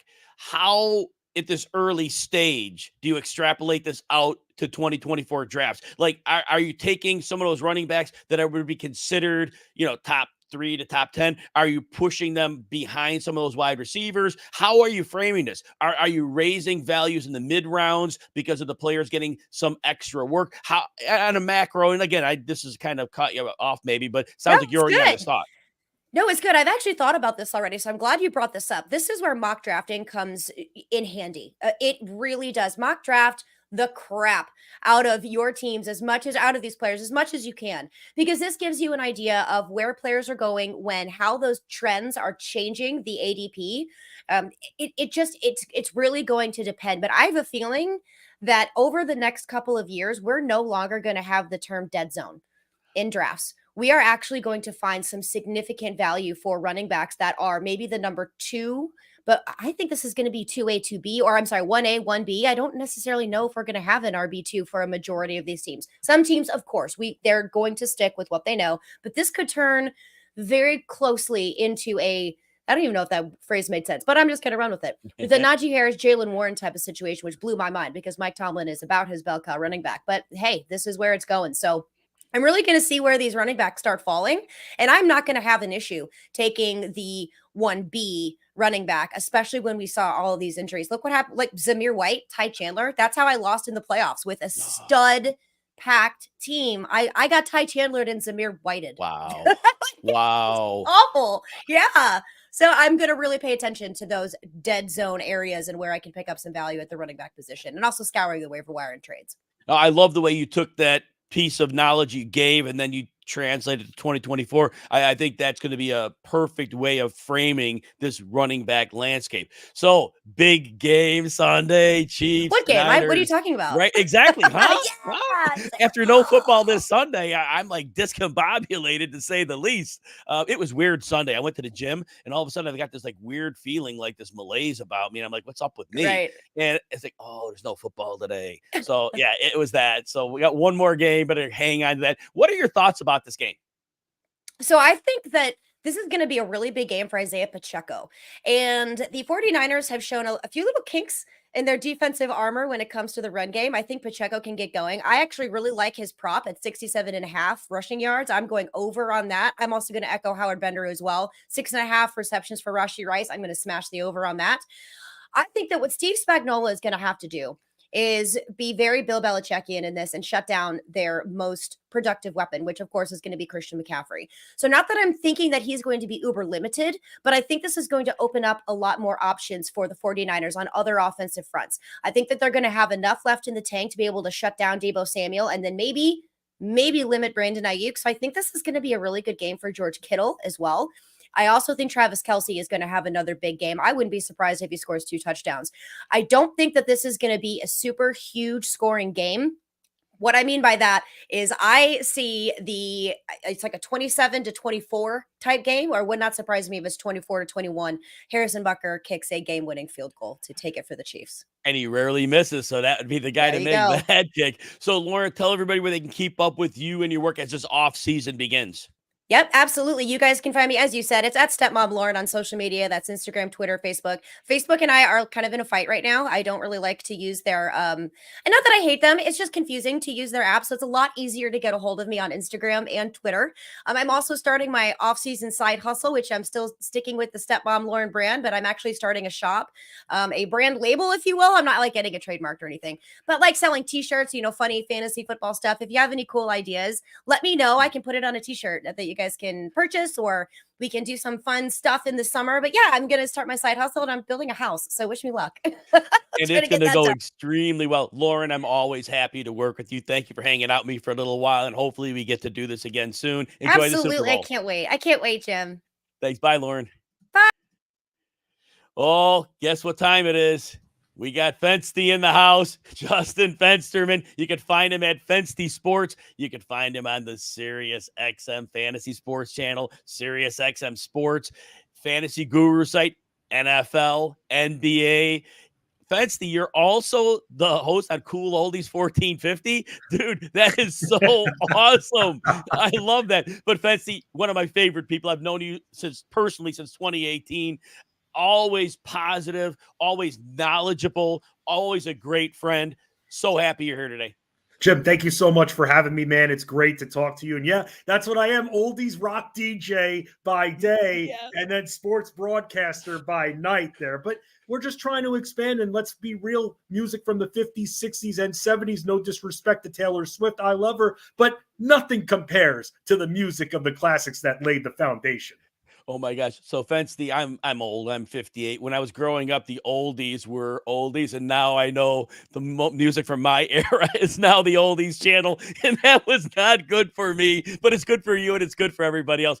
Fensty, it was a crazy season. And I know every Sunday on XM, I got to hear you and Fabs talking for a couple hours before I was on, and it was great hearing you guys talk. What was a takeaway or two that you had from this great season? Well, here's the first takeaway. It was an honor being your opening act to the main event of you and Alan Seslowski. So let's start there with that on Fantasy Sports Radio. Now the last 2 years, Jim, and like I said, your show was a great cool down because of all of the information and knowledge that you guys brought. And me, by the time I'd be going to get groceries and I'd be sitting there waiting and I'd be listening to you and Alan. You guys did such a great job, and definitely good complementary weapons we had in the morning on Fantasy Sports Radio. But a big takeaway is this, and that is, let's talk about Miles Sanders a little bit. That offensive lines in football, they matter a lot. Now, maybe 10 years ago, we weren't discussing them as much. It was just, what are the stats in front of us?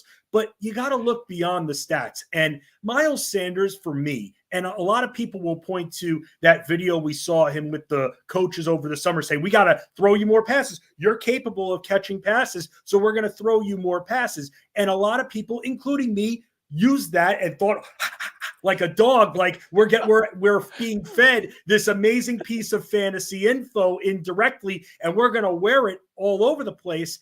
But here's the problem with that for me, Jim, with Miles Sanders. I also saw that last year, and not this past 2 seasons ago, Carolina's offensive line showed improvements throughout the season. So I thought that Miles Sanders, yes, he was getting a major downgrade from the penthouse with the Eagles, but I thought he was going to have a decent enough line that was still going to be able to provide protection.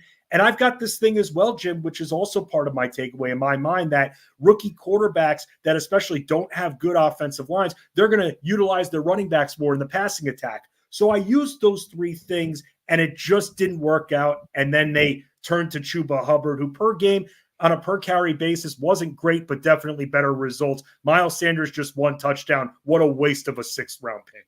Wow, I had an unsettling feeling in my stomach as you wove that narrative because it was spot on. And to think Chuba Hubbard was a better player than Miles Sanders, but you could not have said that better. And recapping the main point Fency made, offensive lines matter. When a player changes teams, like Fency said with Miles Sanders, watch the offensive line. Is it a better line? Is it a worse line?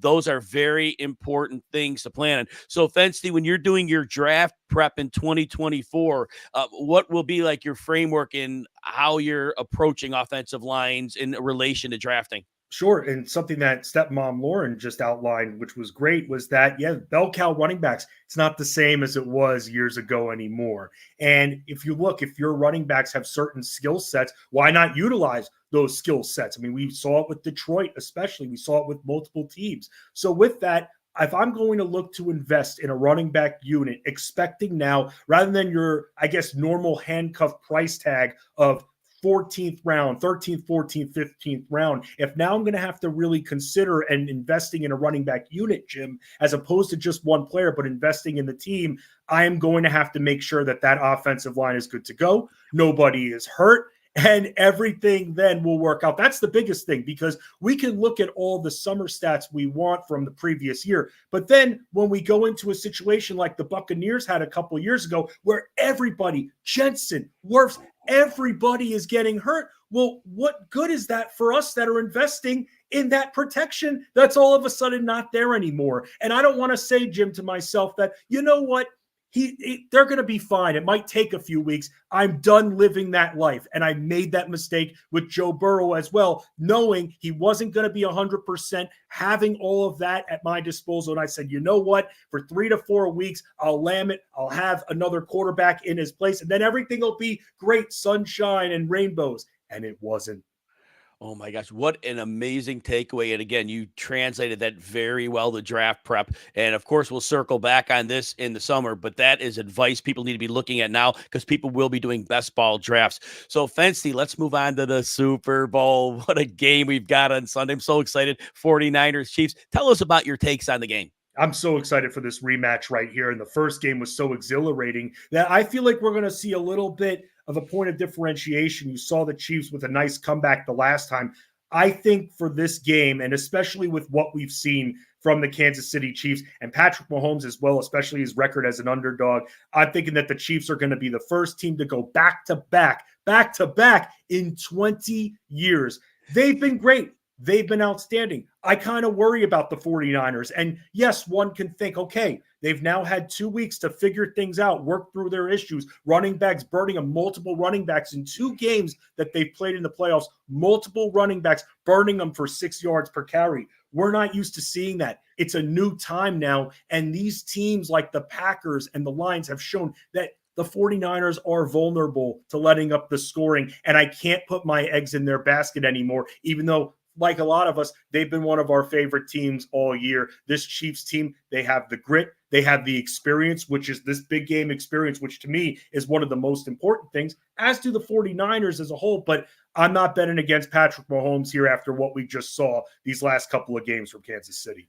So, Fency, and I love the take on the game. Is there an ancillary thought or a prop bet or something that you want to add to your Super Bowl analysis? Yes. So originally I was going to go with the over of this game, because I do think the Chiefs are going to, I think that this game is going to go over the 47.5 that we're seeing. So I think that's in play. But Isaiah Pacheco, And my opinion of this game is we're going to be seeing the Chiefs in front. And then what's going to happen in the second half? They're going to keep Brock Purdy off the field. It's the Mahomes strategy. Keep Mahomes off the field. Well, now the Chiefs are going to utilize this strategy now, and they're going to keep Brock Purdy off the field, which means heavy volume, even if he's not running so well, heavy volume for Isaiah Pacheco, over 66.5 yards on the ground. And I'll say this, Jim, I was just looking at the books.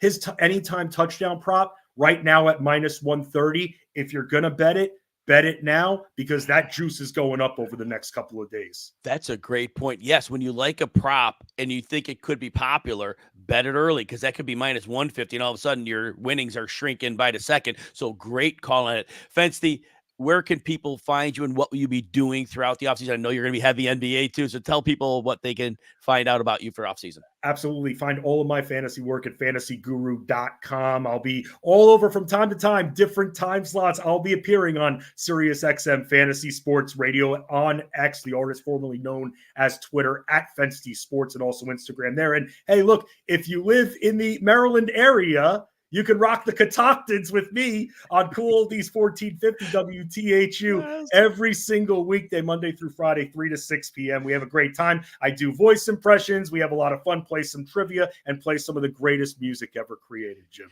Fensty, I remember when I was breaking in on XM on the weekends in 2018, I had one show a week for about 3 months. And then when the NFL season started, I lost it. And I remember that you had a show in the morning and you had me on a few different times as a guest, because I was so excited about becoming better, and you gave me opportunities. You always looked out for me. And like I said, this is for everybody. If you don't know Fensty, you should.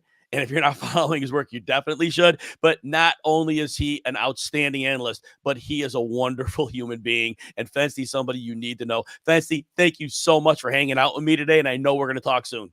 Jim, again, same. I'm from this other side of the screen right here. When I came to Canton in 2018, which was the first Kings Classic, at the time producing the event for SiriusXM, you immediately came right up to me, and I think it was Sandro Anello or Rob Tuesday who were out there. You immediately came up to us, shook our hands, and I just remember hanging out with you during 2018 and 2019. You were warm, and that's why we all love you, Jim. We're seeing the comments all over the place because you're one of the real ones, and you just want to bring happiness, because at the end of the day, we're all in this racket to have fun and be happy. And I know there's a lot of negativity surrounding that, but if you remember why you're in this business, then you're going to keep thriving and moving forward. You're the man, Fensty. We'll talk soon. Have a wonderful day. And again, thank you. Thanks, Jim. And now we have Joe Bond. Going on, Jim? Joe, it's great to see you. Joe is the founder of the Fantasy Six Pack on Fantasy Pros. 8 times in the top 5, 13 times in the top 10. Joe knows his football. And you can find him at F6P_Joe. It's a tongue twister, Joe. I'm going to say that for sure. That's a tough one to say, but it's good to see you. How are things going? Good. How are you, man? Oh, I'm doing exceedingly well. It's a great day bringing you and a number of other people in to talk some football. And all that said, it was a weird season. It was a fun season. There were a ton of words we could say about it. Different people have different mindsets. But what's something or two somethings that you take away from that 2023 season? Yeah, the one thing that I kind of go back to is I look at the quarterback play, right? Obviously, we got handed a lot of injuries at the quarterback position, so that plays a big part into this. But when I really kind of look back, it kind of how we drafted the quarterback position as an industry, and you saw those top 3 go super early, like second round, almost hands down for all 3. And I'm talking Jalen Hurts, Josh Allen, and Pat Mahomes, right? I don't know if that was really the play. I mean, we saw a ton of guys come out of nowhere and be very reliable this year for many, many weeks. I mean, come on, Joe Flacco was winning people fantasy championships coming out of retirement, basically, right? Sam Howell was really good for a good stretch of games there. The point differential this year, if you really go back and look at it, yeah, you got Josh Allen at the top, and he sort of distanced himself and stayed that big point difference per game. But everybody else was clumped together like we've seen in years past. I think what we're going to see, and I'm going to go back to that. I sort of bought into the go get your guy, go get that stud quarterback early. I sort of played into it a little bit this year. But I'm definitely going back to, all right, give me a guy that out of the draft I think I can rely on all year long. Gonna be fine. Not gonna hurt me. It may not be Josh Allen, fine. But that's gonna let me load up on all those positions I need 2, 3, multiple players in, right? And then you know what? If it doesn't work out, I'm gonna go find, Matt Stafford, this year at the end of the draft, in free agency and just make it work. Is exactly correct. And we learn it's an ever evolving environment. But yes, a lot of us totally got that one wrong. And the injuries were insane. I mean, I was telling somebody earlier, Joe, it's about 40% of NFL games had at least one, 40% of games had a starter who was not the week one starter. That was insane. A staggering number. So now we move on, and you already pointed out well how we're going to frame this in the future. I don't need to ask you to do that because you did well explaining that. Thank you for that. Super Bowl's coming up. Right. What are some thoughts that you have on this matchup between the 49ers and the Chiefs? I think it's gonna be a really good game. I'm looking forward to it. A lot of Super Bowls I kind of go into it thinking, all right, this team's gonna kind of run away with it. It seems kind of lopsided. This is a really good matchup. One thing that I'm not sure is getting talked about a lot because it's obviously Pat Mahomes. So you think offense with the Chiefs. Chiefs defense is really good. The average fan may not really pick up on that. And they have changed their offense because of it. No longer are we seeing Pat Mahomes go out and just sling the ball around. And if you look, if you go back and look at fantasy points per game for Pat Mahomes, there's a reason why he wasn't near the top in fantasy scoring this year. It's because he didn't need to be. Right? Their defense is going to be able to keep them in the game, and I ultimately think win the game for them. You're 100% right on that, and that's the way it's changed, and that's the way it should play out here. Aside from that, is there another thought or a prop or something that people might want to bet on in this game? So for NFL game action, I'm going with Brock Purdy in the over on passing yards. I believe it's 245-ish, right around there.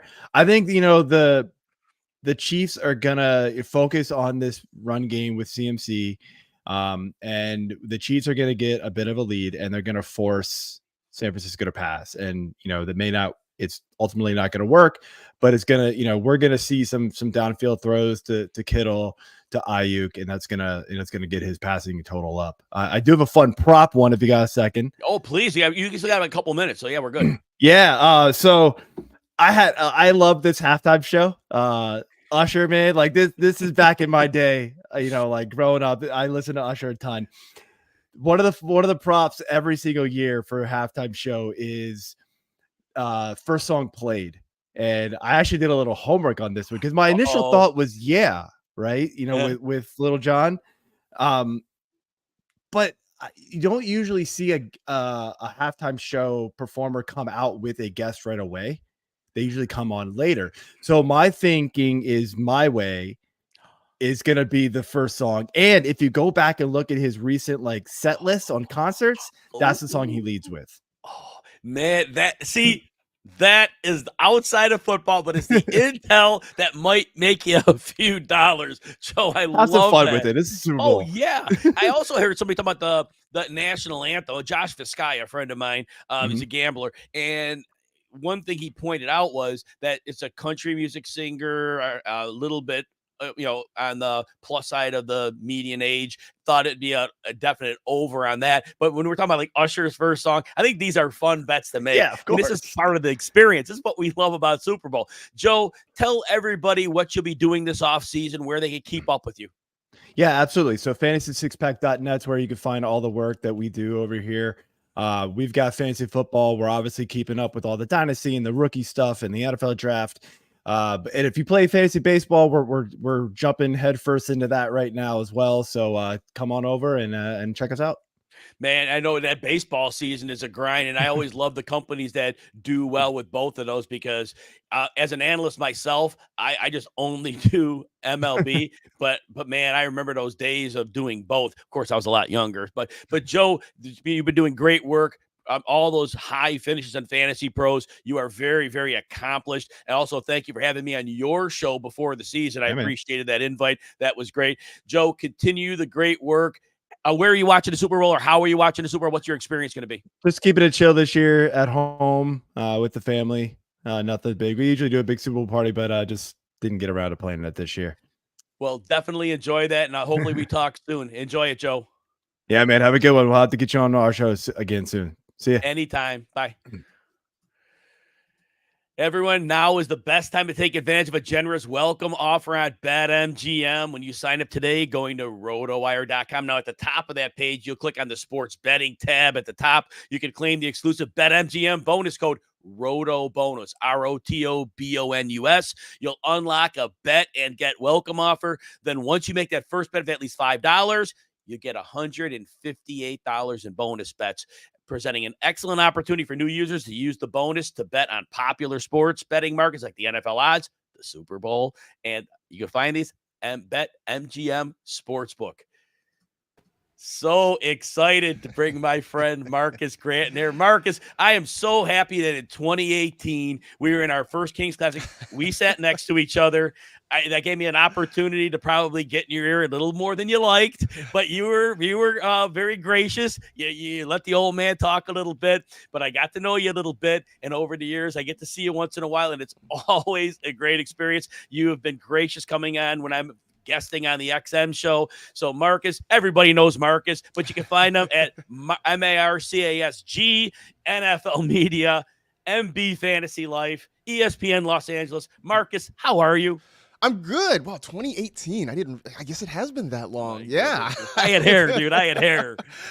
You had hair. I was unmarried and childless. Like, it's like so much has changed since that first meeting. Wow, it's been a while.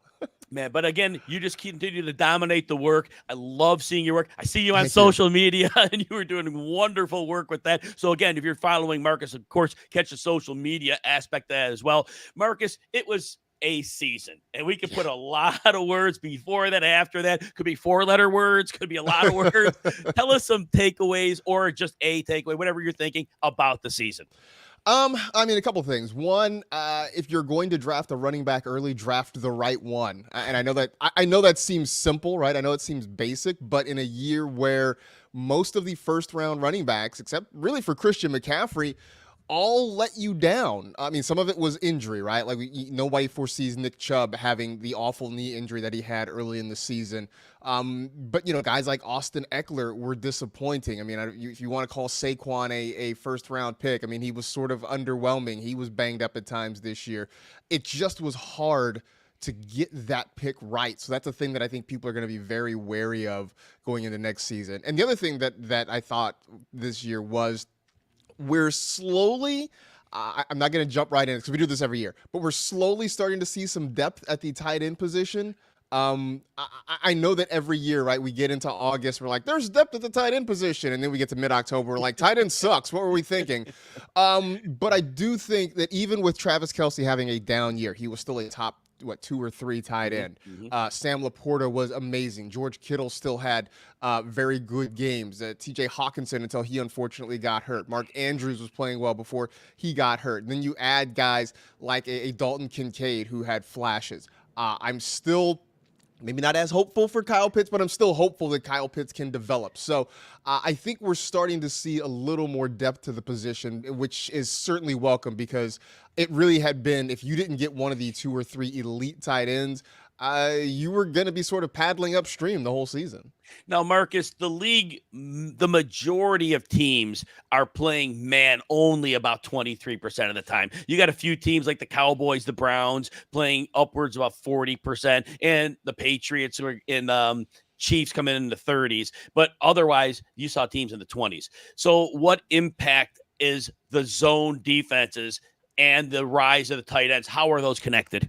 I mean, I think they're very connected. I think you can say tight ends, and I think you can say slot receivers. Just those guys who get to sort of work kind of those intermediate middle parts of the field. You find that soft spot in the zone, and you just kind of sit down and you make plays. I mean, look, it's for all the greatness of Travis Kelce, that has been part of it, right? He just knows how to find those soft spots in the zone, and he's got a quarterback that knows how to find him. And so I think now as you're seeing the rise of the more like the move tight end, right? Those athletic guys who are just sort of large slot receivers, if you will, they're starting to take advantage of that sort of thing. And so I think defenses are going to have to figure out how to counter that.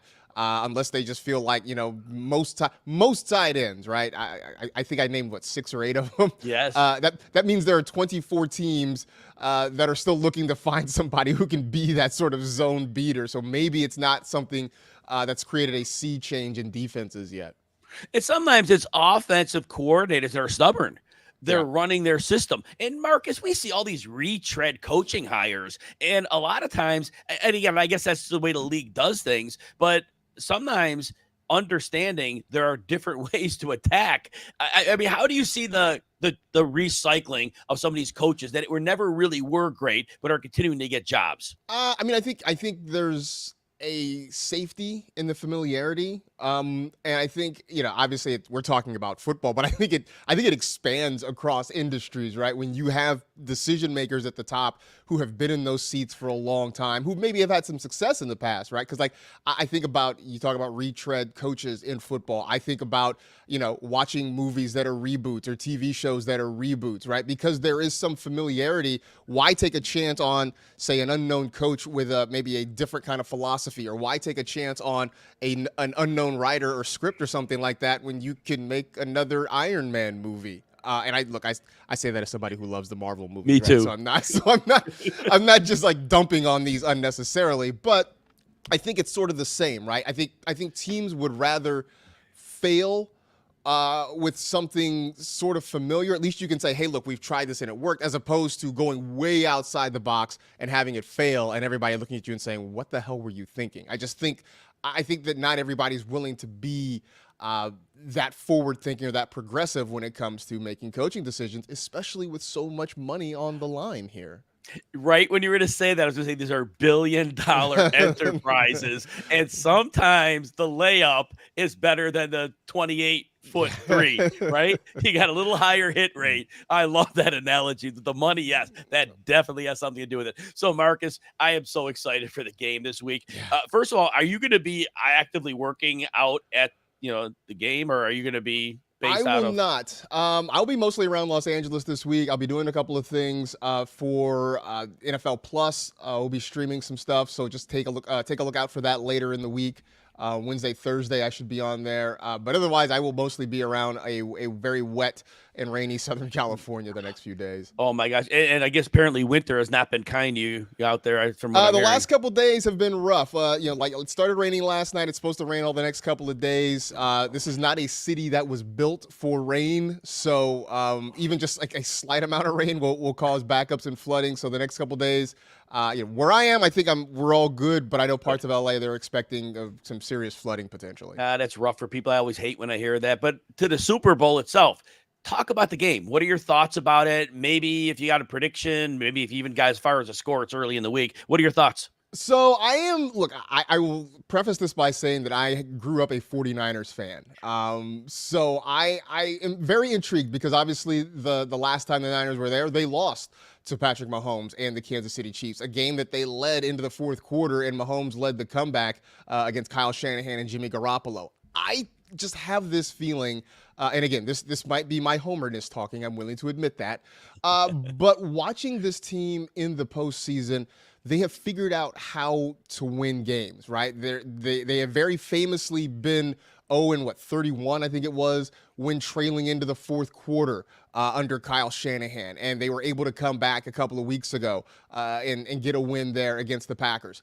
They were very famously terrible when trailing by multiple scores under Kyle Shanahan. They went down 14-0 against the Lions. They were down, 24-7, I think it was at halftime, and they came back and they ended up winning that game. They have figured out how to come back in these situations that hadn't been there before. And for, the greatness of Patrick Mahomes and everything he's done this year, especially, the Niners really found a way to sort of keep him under wraps for 3 quarters. And then, Mahomes being Mahomes was able to get loose in the fourth quarter and get a win. But I think going back and looking at that, I think that Shanahan has learned. It's a different defensive coordinator this year. It's Steve Wilkes, this season going on. But I do think this team has sort of learned from their mistakes of the past. So I've got them in what will be a very close game. I think the Niners pull it out 24-21. Oh, and if that score hits, I'll love it even more because I'm big on the under. I'm under 47.5. That 24-21, 45 points, music to my ears, Marcus. So let's just keep that rolling. Marcus, I know everybody knows who you are, but I still want people to know what you're doing this offseason, where they can find you to keep up with your great work. Yeah, as you mentioned, the Twitter account's kind of the clearinghouse for everything. It's Marcus G, Marcasg, but still doing a podcast at NFL Media, the NFL Fantasy Football Podcast with Michael F. Florio a couple times a week. Still doing stuff with Matthew Berry's Fantasy Life. I work with a very smart man named Dwayne McFarland, who makes me smarter every time I sit down and do a show with him. So still doing all of that. I'm trying to think what else is going on. That's mostly it. I guess I will get back. I have been off the TikTok for a while. Hopefully getting back on that. You can find that at Marcus Grant because I wasn't smart enough to actually coordinate all of my social media handles. Oh my gosh, so funny. And so, because at the end of the regular season, you probably just need a bit of a break. I need to catch my breath a little bit, man. It's rough because I totally get it. I didn't see, I go, yeah, I know what this is. Yeah, I get it. Please, I totally get it. Other than that, Marcus, again, always great to have you on. How are you watching the game? What's your setup? You know what? I think I'm going to be very small. I think my dad's going to be in town, my sister. It's going to be a very small, intimate gathering. I think, with the 49ers, by the time I get to Sunday, I may be too nervous to watch it in public. So it might just have to be kind of a small gathering of friends and family.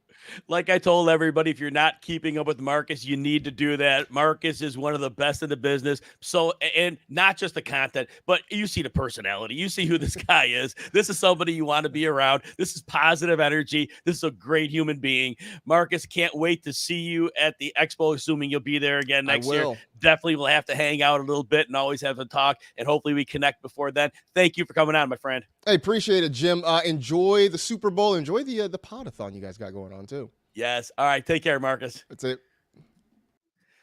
All right, everybody. Hey, look, our guests have kind of getting you covered on prop bets and the like for the Super Bowl. But if you're into getting an edge on the NBA, college basketball, soccer props, and more, you can check out rotowire.com/picks. RotoWire's newest picks and props tool uses multiple prediction factors to help you decide if you're better off choosing more or less on sites like Prize Picks and DraftKings, Pick Six. You can visit rotowire.com/picks today. Now, if you want to get a free look behind the RotoWire paywall, I get you 2 days of free access with no credit card needed. Just go to rotowire.com/Jim. Paywall unlocks a couple days. Then after that, that's it. But anyway, if you like what you see, love if you join the team. We've got every sport. We've got NASCAR. We've got bowling. We've got NCAA. We've got and our baseball, in my opinion, is the best on the planet. I think that if you check out RotoWire, you will totally like what you have to see. But let's give you another prop bet idea. I know there's a fairly popular one, but I do like Christian McCaffrey over 88.5 yards. He has at least 90 or more yards in 7 of his last 8 games. The one game he didn't go over is a wonky game at Washington. Didn't hit. That was a very odd game. But the Chiefs, excellent against the pass, but the best way to attack them is on the ground. The 2 times the Raiders played them, that was a one team that was committed to the run against them, gave their running backs 20 carries, and obviously Josh Jacobs $110, Zamir White $143, and I do think that McCaffrey gets enough work in here to carry over that 88.5 rush yards. And without wasting any more time, always excited to see my friend Bob Harris, the football diehard. Now you can find him at Football Guys. You always can find him on Sirius XM Fantasy, always on the airwaves.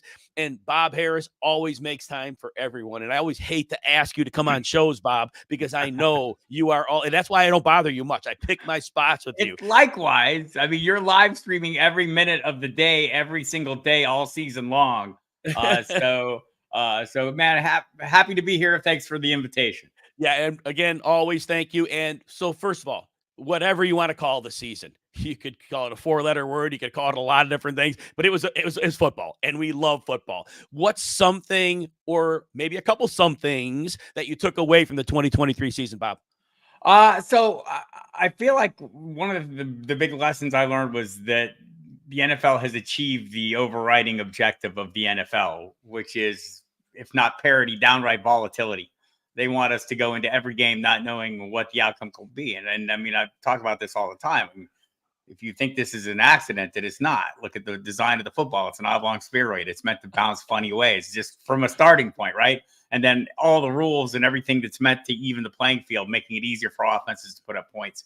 All these things have come to fruition. And so, for fantasy managers, that puts us in a little bit of a bind, right? We're sitting there and we've got to figure out ways to mitigate the risks associated with this volatility. And you're not going to mitigate it all together. But for me, I'm going to be focused on volume coming into the season, coming into the 2024 season. Look, I mean, there's various kinds of volume. Some is more reliable than others. So that's what this offseason will be spent doing for me, trying to figure out. And like I say, every year we talk about, Jim, like this is like the craziest season ever. You're right. I feel like this was. But maybe in hindsight, when I get away from it a little bit, I know how many years do we say this is the worst injury season ever? And it's not. Like this past season was one of the best ones in recent memory. They were down, I think they were 700 fewer missed games this year than the previous year. So, some of that is, less work in the preseason, fewer guys getting hurt in the preseason. But there are other things too. It's changes of the rules that they've implemented on kickoffs have been a big factor. But anyway, volatility to me was the thing that stood out.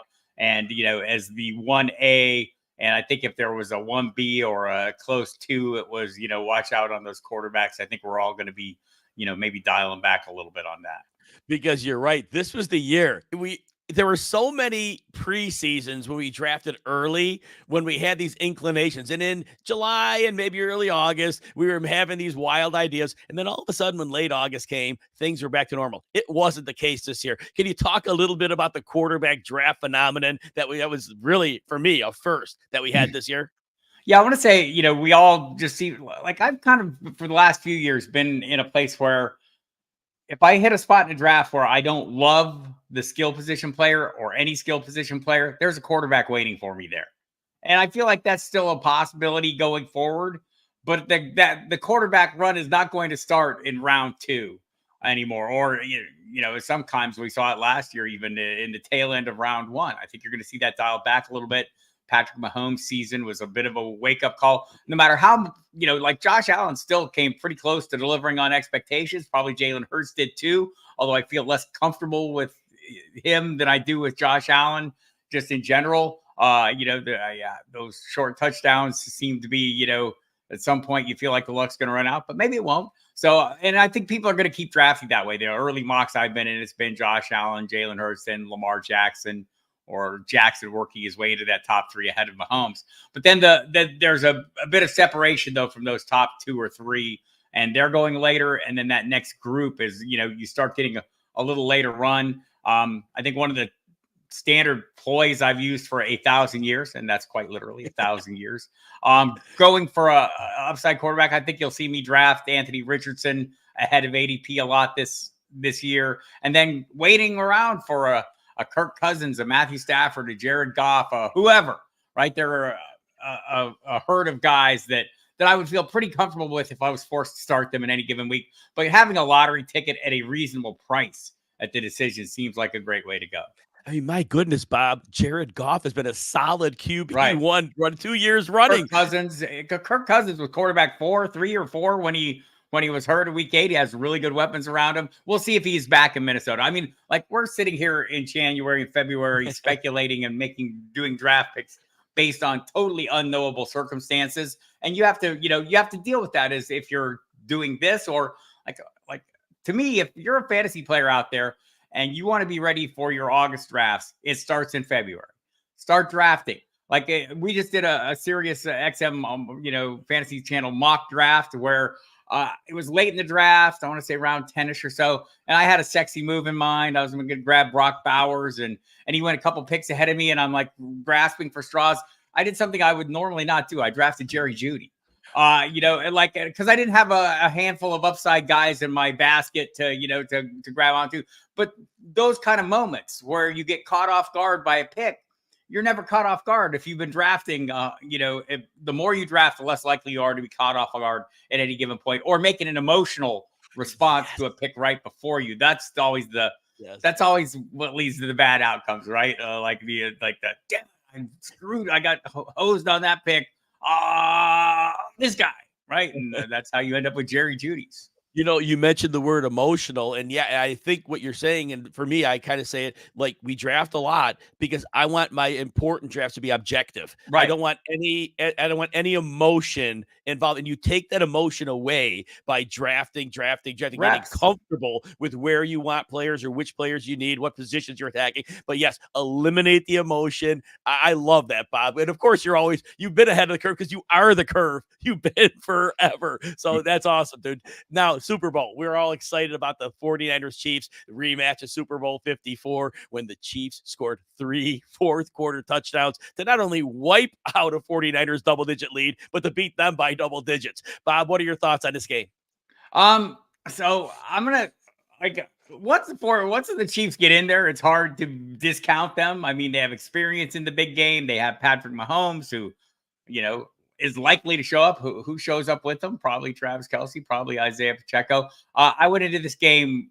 I went into the playoffs. My initial pick was San Francisco beating Baltimore. I'm going to stick with San Francisco. I don't feel as good about it as I did just seeing how the Chiefs come off the big game. But if San Francisco shows up on defense this week, which they haven't, they've been put on notice by all involved that they haven't. I mean, there's tape out there, running around, singling out some lack of effort. I think we'll not see that lack of effort. And for everything that's great about Patrick Mahomes, it's totally true. Christian McCaffrey is a player and a half at his position.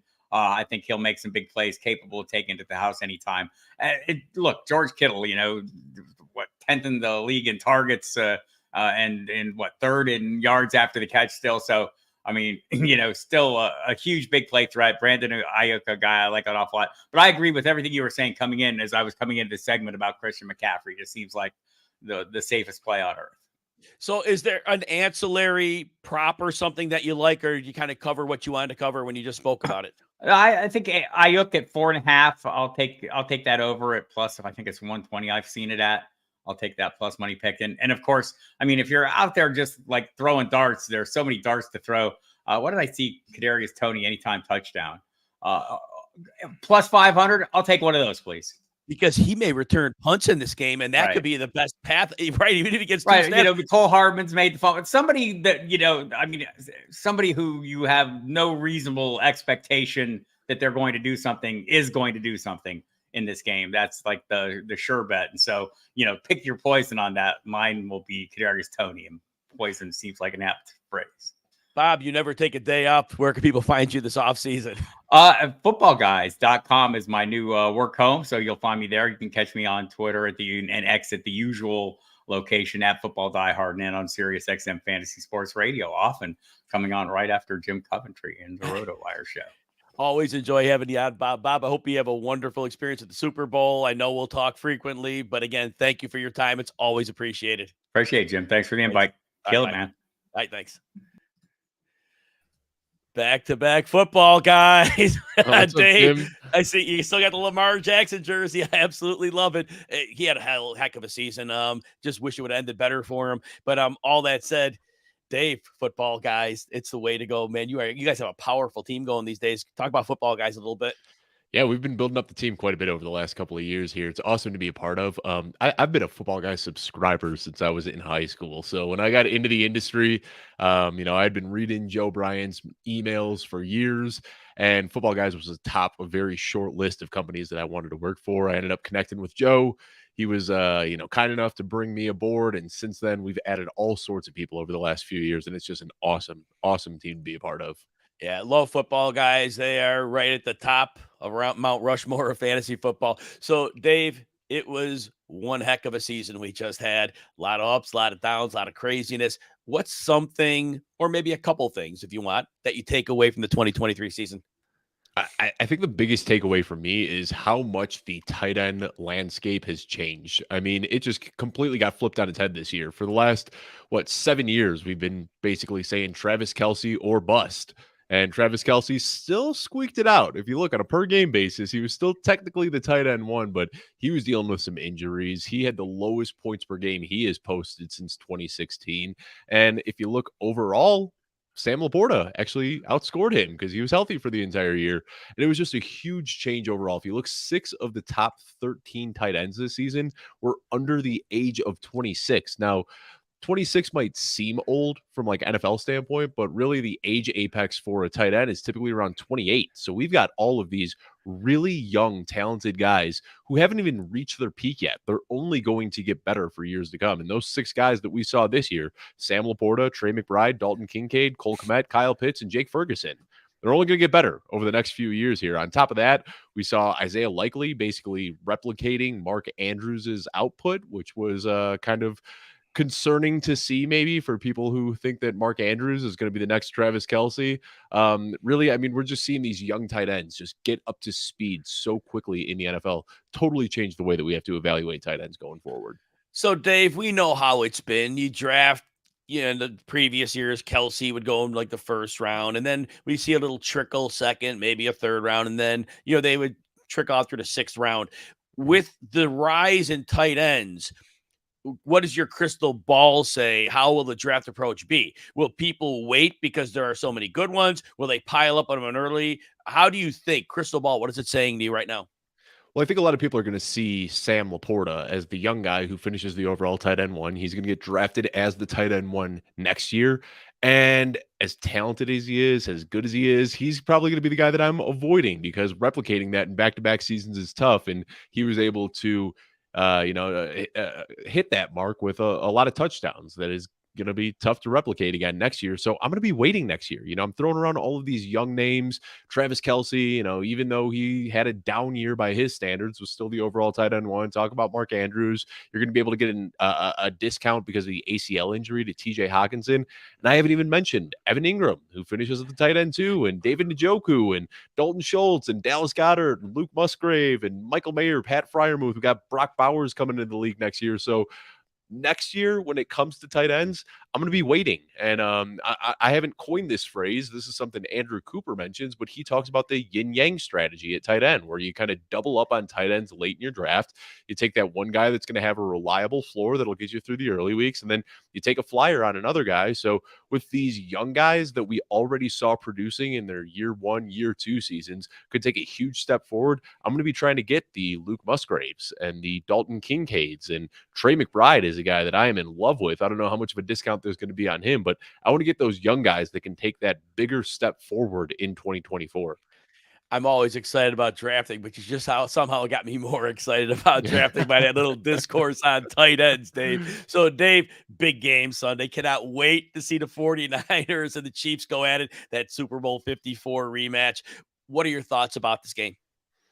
I mean, I think this is kind of what a lot of people probably anticipated before the season kicked off, and then we saw KC lose some really close games, and they weren't the offense that we've seen over the last few years that we've grown to expect from Kansas City.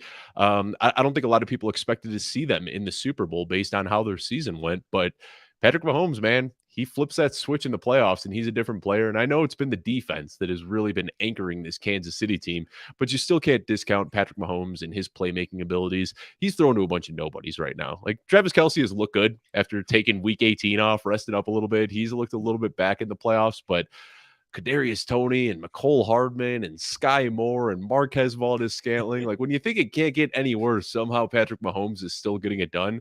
So I think it would be foolish to bet against Patrick Mahomes. And I know the sharp money is on San Francisco and they deserve to be the favorites. They're more well-rounded. They've got it going at every single position, but I just can't bet against Patrick Mahomes in the Super Bowl. It's funny you say that, and I don't want to rub salt in the wound with what's over your shoulder. But before that game with the Ravens and the Chiefs, what I said publicly was, I go, look, if you're smart, if you're going to make the smart bet, you're betting the Ravens because 8 out of 10 times they win. But I'm betting the Chiefs because I felt like Spagnuolo was going to make that offense of the Ravens suffer. And now some of it self-inflicted, another point for another day. But there was Patrick Mahomes. And I go, you give me Mahomes in that game. And again, 8 out of 10 times the Ravens win, but it's kind of what you're saying here. It's a kind of a lateral discussion. And so you're right. It's so hard to bet against a man. Now, Dave, is there any ancillary bet, maybe a prop or something secondary that you would like to talk about on this game? Yeah, I don't know if there I'm back. Lost my camera for a second there. Yeah, I was looking at props and there are some props I like, but I think I'm going to take the layup and I'm taking KC +2. Like right now, if you are the fact that Mahomes is an underdog in this matchup, I think it's going to be a close game regardless, but I will absolutely take the points here. looking at Patrick Mahomes, he has been an underdog 10 times in his career. He's beat that spread 9 times. He has never lost the spread, and he has pushed once. He is 9-0-1 against the spread as an underdog. So, like I said, probably the layup here, but I'm going to take the layup. Why not? If it's easy money, KC +2, that's what I'm taking. So 2's a small number. So to cover that, I mean, really, if they lose, they have to lose by 1. 2's a push. Is it worth taking the money line and just getting better odds? That's good. It makes sense, and I do that as well. Looking historically, against the spread, it could come down to a 1-2 point game. I do have money on KC money line as well. Like I said, I expect to see them win. But if I'm looking for an easy -110, want to get some easy money, I think KC +2 is the easy one. Perfect. Dave, tell everybody what you're doing this offseason and how they can keep up with you. You can find me on Twitter at Dave Kluge. Not tweeting quite as much as I used to back in the day, but if you follow me there, you'll see all of the shows, podcasts, everything that we're doing.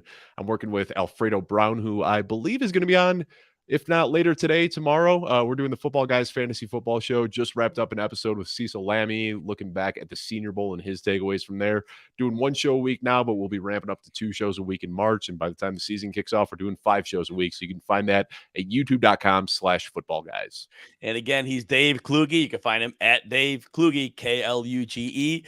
Make sure you're following him, keeping up with the Football Guys. Dave, always appreciate you. Thanks for hanging out with me and coming on the show. Thanks so much, Jim. Have a good one. All right, take care.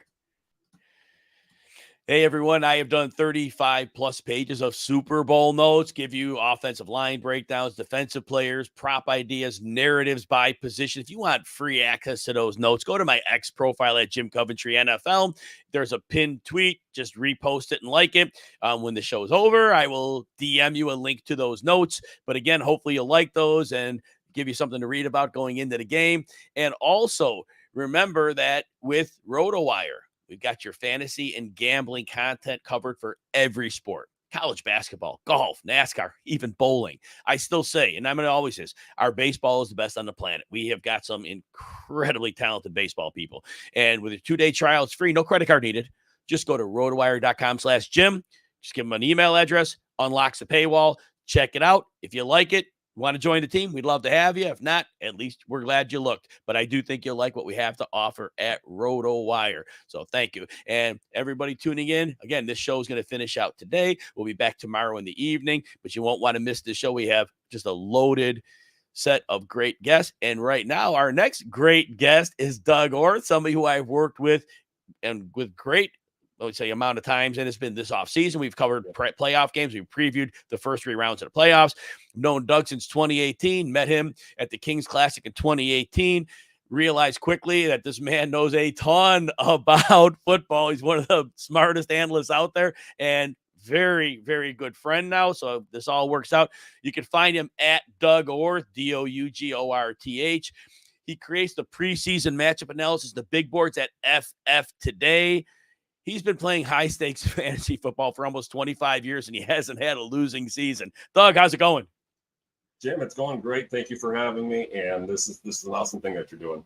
Yeah, it's fun to bring everybody in and have so many. And it's cool because we get a little something different from everybody. And, a lot of people want to think fantasy football next year, and I think a lot of this first segment is really what gets things going. So based on that, Doug, what a season it was on so many different levels.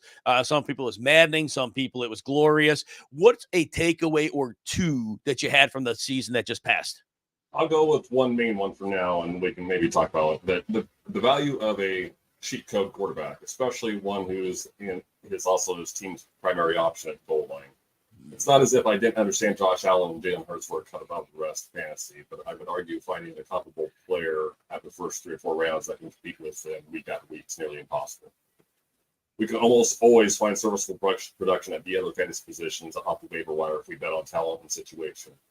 But good luck trying to find a quarterback who can still have an average day passing and still score 25 points week in, week out.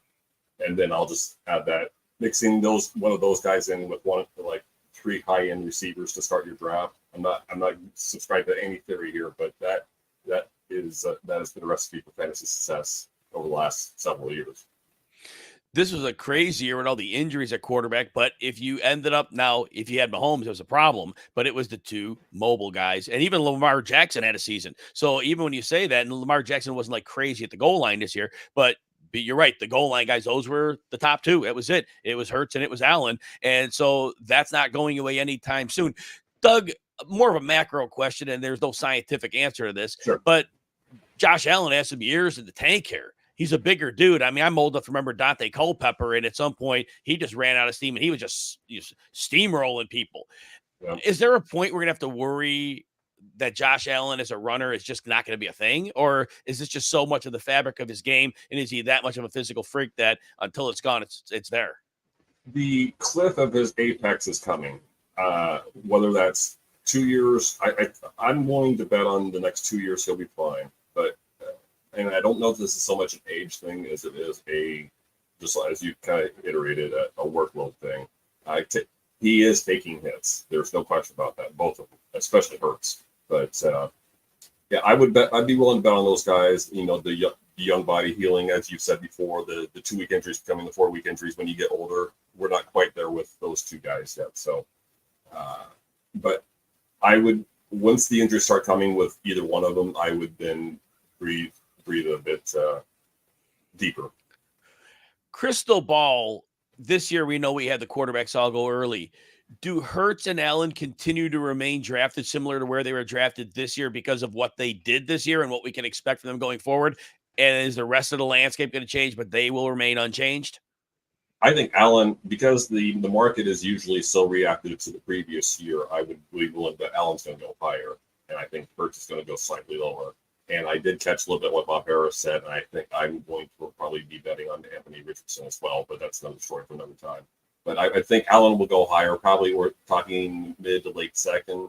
And then Hurts, I can see, I know he was going in the third to a lot of my high stakes drafts. I can see him slip into the fourth with the way the season ended. But Kellen Moore coming there now, I think that the offense goes right back up to where it used to be.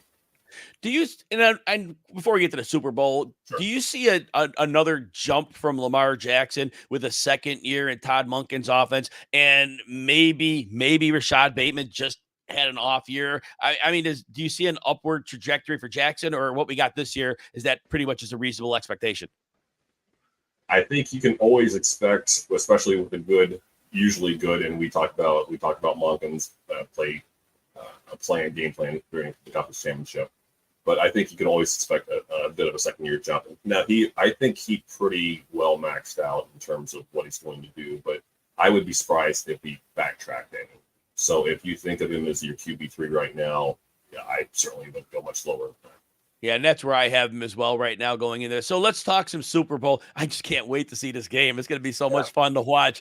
You've got the 49ers. You've got the Chiefs, the Super Bowl 54 rematch. I just still can't believe the 49ers dumped a 10-point lead in the fourth quarter and lost by double digits. That just blows my mind away. But all that said, give us some thoughts on the game, Doug.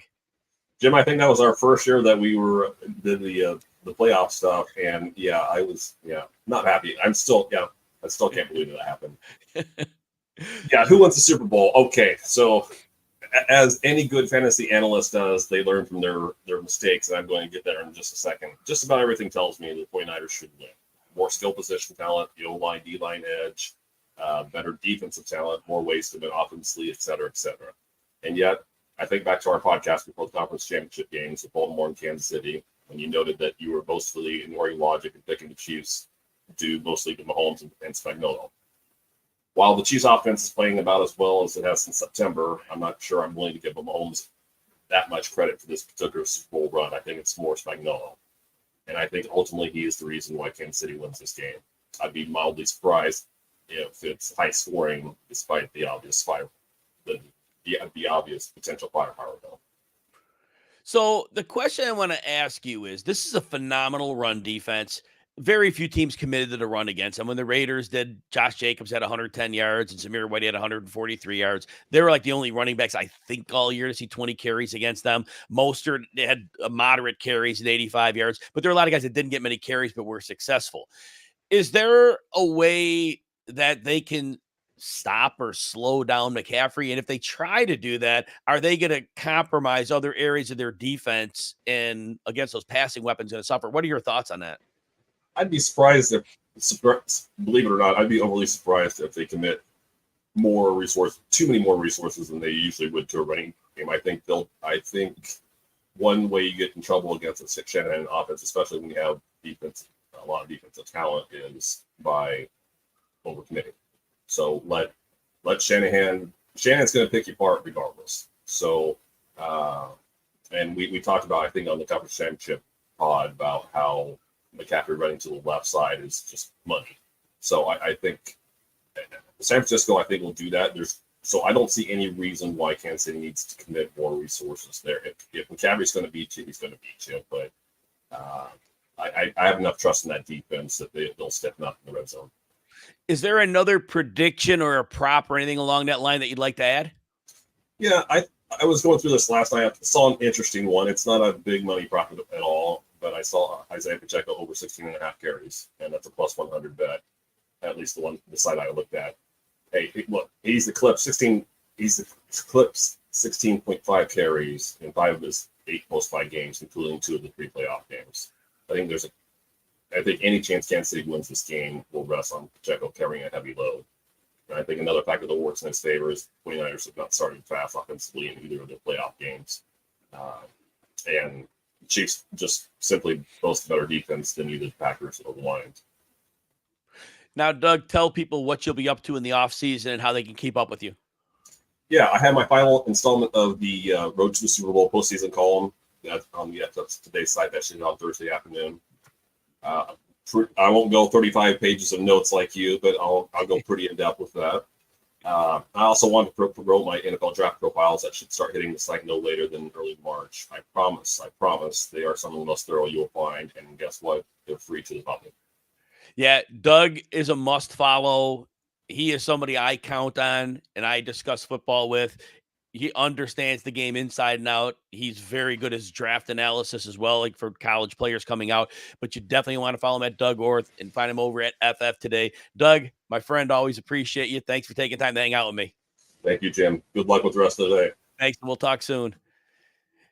Hey, everybody, thank you for tuning in for today. And if you're enjoying the content and you want even more insights or exclusive updates, make sure to connect with us, I should say, across all of our social media platforms. You can follow us on Instagram at RotoWire. This is all imaginative names, right? And all of our social platforms are kind of at RotoWire. But anyway, Instagram, you get visuals and stories, bring it closer to the action. Twitter or the X, again, at RotoWire, latest updates and discussions. If you're NFL only, on the X, at RotoWire NFL is the way to go.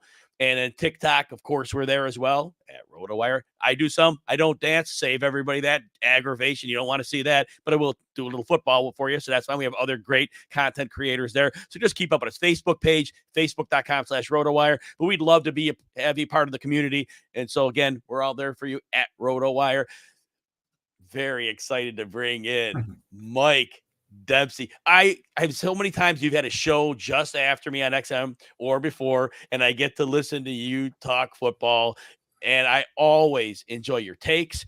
And I always say it's like the voice of God, dude. Your voice is the perfect voice, but again, the knowledge is unparalleled. And you can find Mike at MD_1010XL. He is the host of Jaguars Today on 1010XL, the game day co-host on Jaguars Radio Network, and of course, SiriusXM Fantasy on the Football Diehards. And you catch him on SiriusXM NFL as well, Fantasy Guru site podcaster. Mike, how's it going? It's going well. That was a pretty good intro by you, Jim. And honestly, I think people look at the lineup today and they're like, they call me bathroom break, right? Like I want to watch the whole thing, but from 1:30 to 1:37, we could take a little break. It's fine. I appreciate all the nice things. By the way, apologies for the dim lighting in the home studio here. I got a lamp with a short in it. This is the best I'm going to look for you today, Jim, and which is probably peak me anyway. So hey, how about that? You're speaking to a guy who's a face for radio, so hey, no problems there. So, Mike, it was a season, as I've been saying all day. I can't say what kind of season. For some people, it was a beautiful thing. For some people, it was very chaotic. Whatever it was for you, what's a takeaway or two that you bring from the 2023 season?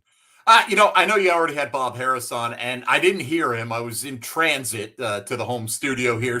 But I know we end up having a lot of the same ideas. So he may have already discussed some of this stuff with you because, we work together so often. We kind of share ideas and we come to a consensus on how we feel about a lot of things. Doesn't mean we don't disagree from time to time. But I think one thing we both agree on is I think people got a little crazy last year in terms of drafting quarterbacks early. Second round, it was not unheard of to see 3, maybe even 4 come off the board in that range. And then the next wave shortly after there, Jim. And as I sit here, we did a mock draft with a dozen hosts from SiriusXM Fantasy Sports Radio the other day. And I'm sitting there and, I'm in the late 5th round. I don't think this is early necessarily to go on a quarterback, and only 2 of them are off the board. And I said, you know what? Let me take Lamar Jackson at this point at the 5-10, I think it was, and see how it feels. And it seemed reasonable, right? We get to the 12th round. Tua is there. Jordan Love is there. Aaron Rodgers didn't even get drafted. It was a 12-round mock. There are so many guys that you can play with and win with, and you don't have to go to that deep a cut. You may say, I don't trust this guy. Wait to the 8th round. Wait to the 9th round. I do think, let's get back to the mindset that we had a few years ago where we let suckers take quarterbacks early. And I get it. If you're going to take one, Jim, take a guy like last year. Allen and Hurts did finish as top 3 quarterbacks, but Mahomes was going in that round too. An industry draft I had where somebody laughed out loud that we left them Patrick Mahomes as the 3rd quarterback off the board because he's Mahomes. And look, Mahomes is great. We're going to talk more about him here in a second. But, fantasy-wise, he's got diminishing weapons. So I think there are a lot of guys you can win with at that position. This is not rocket science. This is just a return, to me, to normalcy is what I think we're going to anticipate in 2024 with a little bit later drafting of the quarterbacks. No, as you gave that, Bob did make some of those points, but I think the examples that you gave, I think they were extremely relevant for the audience because you pointed out where you got Lamar. And at the time, that was a phenomenal value. But then you pointed out, you go to round 12 and you're like, oh. So, yes. So that's what fantasy managers are going to have to make the determination of whether they're doing early best ball drafts or if they're even going to wait down the road and have these drafts later. These discussions that Mike Dempsey is giving you access to these ideas. These are things that you definitely want to make thinking points, and you want to go into your drafts with an idea of how you want to approach it. So, Mike, if the draft was all over and you kind of knew that where the quarterbacks would fall, would you again have drafted Jackson at 5-10 because the value was so good, or would you have waited longer? What would you have done in retrospect? I would have waited, right? And granted, this is a mock. And I wanted to kind of suss out a couple of things. When the quarterback's going to start coming off the board, when are the tight ends going to start coming off the board? Because I do anticipate when that first one goes, you'll see a run of 3 or 4 within about a round's worth of time. But when will that be? We did a mock on the Football Diehards show a few weeks ago, and we had 3 or 4 of them go in the 3rd round. So I had a late 3rd round pick. I took Kelsey just to see. Came back. Laporta went shortly after, but you could have got a really good tight end for multiple rounds later. So a lot of this is going to get sussed out, Jim. I do a ton of best balls like a lot of people in the industry do. They've replaced mock drafting, right? Because they actually keep people involved longer because there's a little something on the line. So I'm sure I'm going to vary my strategies. I'm going to try this year to come out and go 4 or 5 wide receivers in a row from time to time. But at the same time, I probably will take Lamar Jackson in round 5 if he's there for me on occasion because I don't want to completely miss out. If I've got 150, 200 teams, I want to have a few shares of Lamar Jackson because for no other reason that it's fun to spread the wealth around. So Mike gives everyone also that knowledge that you could have a plan, certainly, but flexibility. And if you're doing multiple drafts, don't just stick to one philosophy because there are many different ways to win. So I do love that whole analysis and breakdown of those quarterback and tight end situations, Mike. Now the Super Bowl, we cannot wait for this game. I say this every 10 minutes. Can't wait for it. How are you looking at this matchup? And I'll ask you later for a secondary bet or play. But what are your initial thoughts on the game and the breakdown? Look, I think Bill Barnwell put it really well on the day after the AFC and NFC championship games in a piece where he was kind of matching these teams up. Because right now, putting special teams aside, out of the offenses and defenses, the 4 units, the 2 from each team, felt like the Kansas City defense is the best unit based on how they're playing right now. So I think it's an argument, right? You could you could argue for the San Francisco offense, well, as playmakers have, whatever you want, but they're in the conversation for that. So if you've got arguably the best of the 4 units and you have clearly the best quarterback, I don't care what Purdy's numbers are, Patrick Mahomes is fathoms better than him.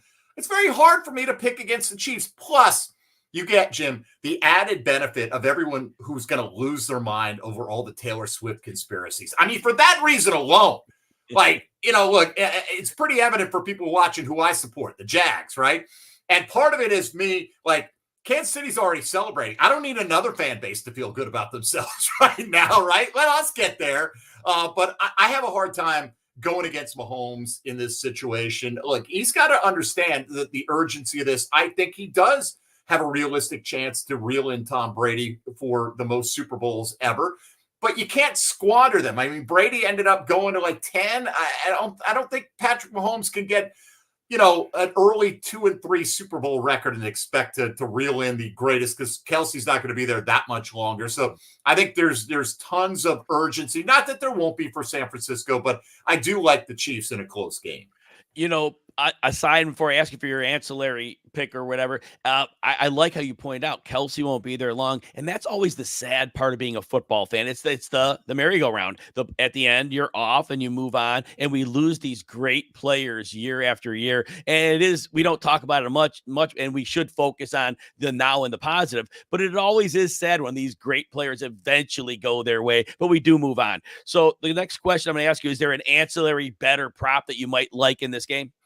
Yeah, there's several, but and you may have gotten this already, but I think all the Isaiah Pacheco props are pretty tasty. 67.5 yards, the over-under, got to go over that. I think, you look at the way Detroit was able to run the ball and really run it with brute force right at San Francisco. I think Isaiah Pacheco clearly has a style much more reminiscent of David Montgomery than he does Jahmyr Gibbs. Montgomery went for over 6 yards a carry against that team. I mean, that's kind of the dirty underbelly of the San Francisco defense, which has a really good reputation, but they haven't been great this season against the run, particularly in the postseason. So, yeah, I do like Pacheco, I think. And I think it benefits the Chiefs, too, because as much as you love Mahomes, Jim, you got Ayuk and Debo and McCaffrey and Kittle. There are just more weapons. There are more ways for San Francisco to score in this football game. And yeah, you might get some off-schedule plays with MVS or whomever, but you can do that with Juwan Jennings or whomever. You can make that argument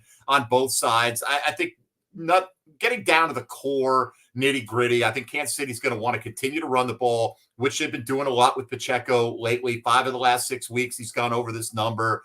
He's been getting the workload. I heard your last guest talking about the rushing attempts. I like that over as well. So all the Isaiah Pacheco stuff for me. Yeah, and right, you can't go wrong with that right now. The way it shakes out, the probability of that bet is strong. And again, there's no sure things, but the probability is high. So Mike Dempsey's got you covered there. Mike, tell everybody where they can find you during the offseason, because I know you'll keep plugging along.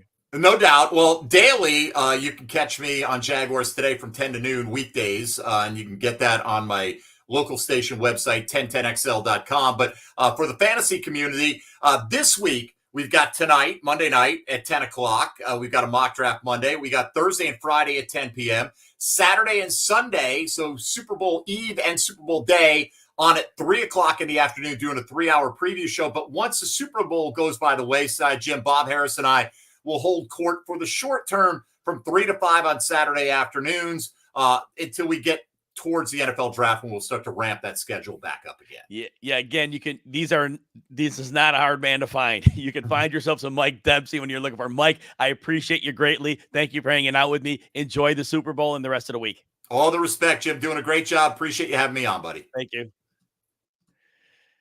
Oh, we got Tom Cassidy in the house. Tom, got to know you for a number of years. Always loved talking football with you. You were very gracious to let me come on and talk some injuries on your show on XM. So always thought of that. He was the Fantasy Sports Hall of Fame inductee in 2018. What a great accomplishment. You were a former NFL beat writer, and that just shows, when we hear you talk, we know that beat writer formation, what a great part of your career. Tom, how are you today? I'm doing good. Looking forward to the Super Bowl finally this week. The end of the season officially. Hard to believe. But yeah, I'm looking forward to it. Should be a really good game between two very good football teams. And we're going to get to talk about that in a few minutes. So excited to hear your takes on it. So, what a wild season. I mean, we had like 40% of the games were started with a quarterback who wasn't the quarterback one on day one. We had tight end emergency. We had all this wildness go on. What's at least one, if you don't have one, or I mean, one or two takeaways from this NFL season that we just finished? Well, I mean, for me, it was don't bet against the Kansas City Chiefs. I mean, quite literally, don't bet against the Chiefs. And I did. I mean, not bet against them, but I mean, I didn't think they'd be here.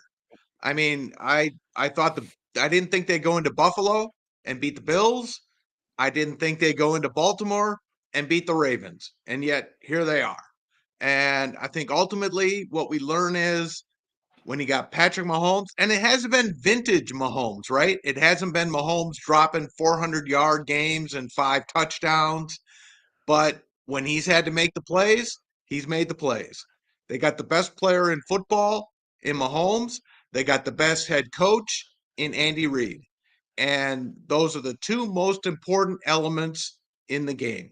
And their defense is once again playing at that high level that we saw early in the season. So you got those three elements that are in play at the most important time of the season right now. And you put those things together, and I will say it again, do not bet against the Kansas City Chiefs, which I know is going to lead into the next question you're going to probably ask me. But I think ultimately, of all the crazy things that have gone on throughout this season, and you mentioned a couple of them, it's been probably the wildest season, fantasy, but NFL as well. But ultimately, just don't bet against the best player in the game. Don't bet against the best head coach in the game.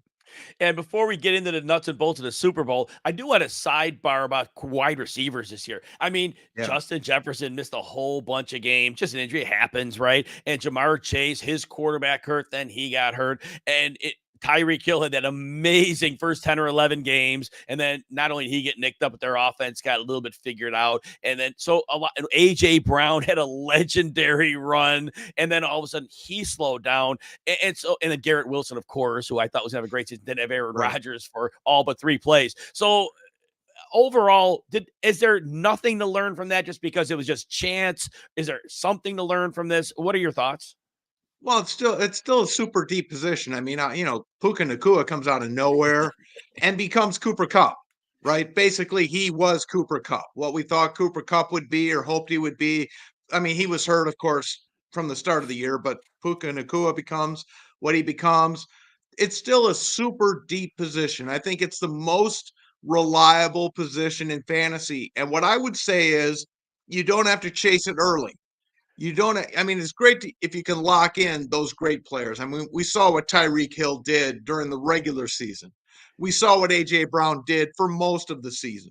But it's so deep. There's so much talent at the position that I think you can get those guys Brandon Ayuk, for example, was so good as a middle to later round pick in the earlier rounds. I'm not saying late like in 12 and 13, but 6, 7, 8 in that range, right?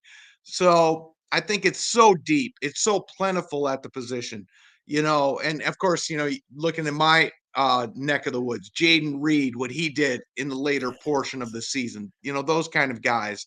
So I think it's easier to find wide receivers than it is running backs who can be ultra productive as the season goes on. And I think because more teams go to those 3 receiver sets, it's just such a deep and plentiful position. And I don't think that's going to change year in and year out. No, it's a wonderful take on that, the depth of the wide receiver. So you did mention earlier your takeaway, don't bet against Patrick Mahomes. Tell us your thoughts on the Super Bowl. I think it's going to be a great game. I think the 49ers have been the class of the NFC all year long, from start to finish. The AFC has been a little more hit and miss. I think the Ravens certainly throughout the course of the regular season were the better team. The Bills came on late. The Chiefs have been lurking, all season long. We saw what the Dolphins were doing here and there. But right now, the Chiefs clearly were the best team. They proved that. And I'm going to go right back to what I said. don't bet against Mahomes and Andy Reid. As much as I love the 49ers, I think they are probably on both sides of the ball the best and most complete team, but I'm not going to go against what I just started the show with. Don't bet against Mahomes. Don't bet against Andy Reid. So I'm going to say I'm not going to just say that and then bet against those guys. I'm going to say I think the Chiefs are going to win this game because I think ultimately they found a way to win these games in the playoffs somehow, some way, even though I don't think they were the best team in those games. I don't know if they were better than Buffalo or Baltimore. I don't know if they're better than San Francisco, but they beat those teams. And I think they're going to win this game on Sunday, even though I'm not convinced they're a better team than San Francisco. But I think they're going to find a way to win this game on Sunday. And Tom, that was my betting advice in the conference championship. I said, look, if the Ravens play the Chiefs 10 times, the Ravens are a better team. They probably win 8. I'm betting on Mahomes and Spagnuolo, betting on them here. And it was against logic, but it was cashing. And that's what we're looking to do. So is there an ancillary prop or another bet aside from the Chiefs winning that you like? Yeah, I mean, a couple of years ago when the Rams were in the Super Bowl, the easy money bet was the Cooper Kupp anytime touchdown. It just was like it was free money, And to me, what is free money in this week? If you're just looking to cash money, Christian McCaffrey anytime touchdown is like they're just giving you money. So go ahead and take the money. I don't care what the odds are. They're just giving you money. Take the money.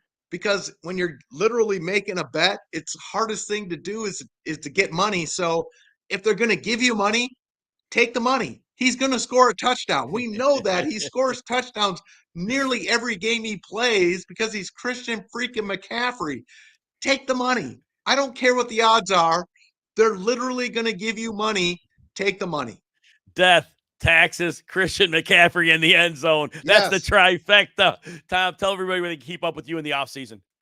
Yeah, you can find me on Twitter at Tom Kesnick. You can find us in the NFFC at playnffc.com. You can find us if you want to play baseball at playnfbc.com. We got all that going on. Plenty of good stuff. So come find us. Come play our contest. You're going to have a great time. Appreciate you, Tom. Have a wonderful week, and we will talk soon. Thanks, Jim. Appreciate it. Alan Soslowski is in the house. Alan Soslowski, I'm sure you've watched a little bit of the marathon so far. Alan's going to be jumping in for me for a few minutes. I get a little water here, get a little dehydrated. Alan Soslowski, what's going on today? Well, I mean, I've watched the whole thing, not some of it, the whole thing. And we were wondering if you're wearing an adult diaper. We were wondering when the first break was going to come. DraftKings did a boosted line of it was going to be a number 1 or a number 2 that you broke for. So if maybe we were hoping that if you really want to do this and really give people the inside look, that you would take the camera with you on the break, no matter where you go.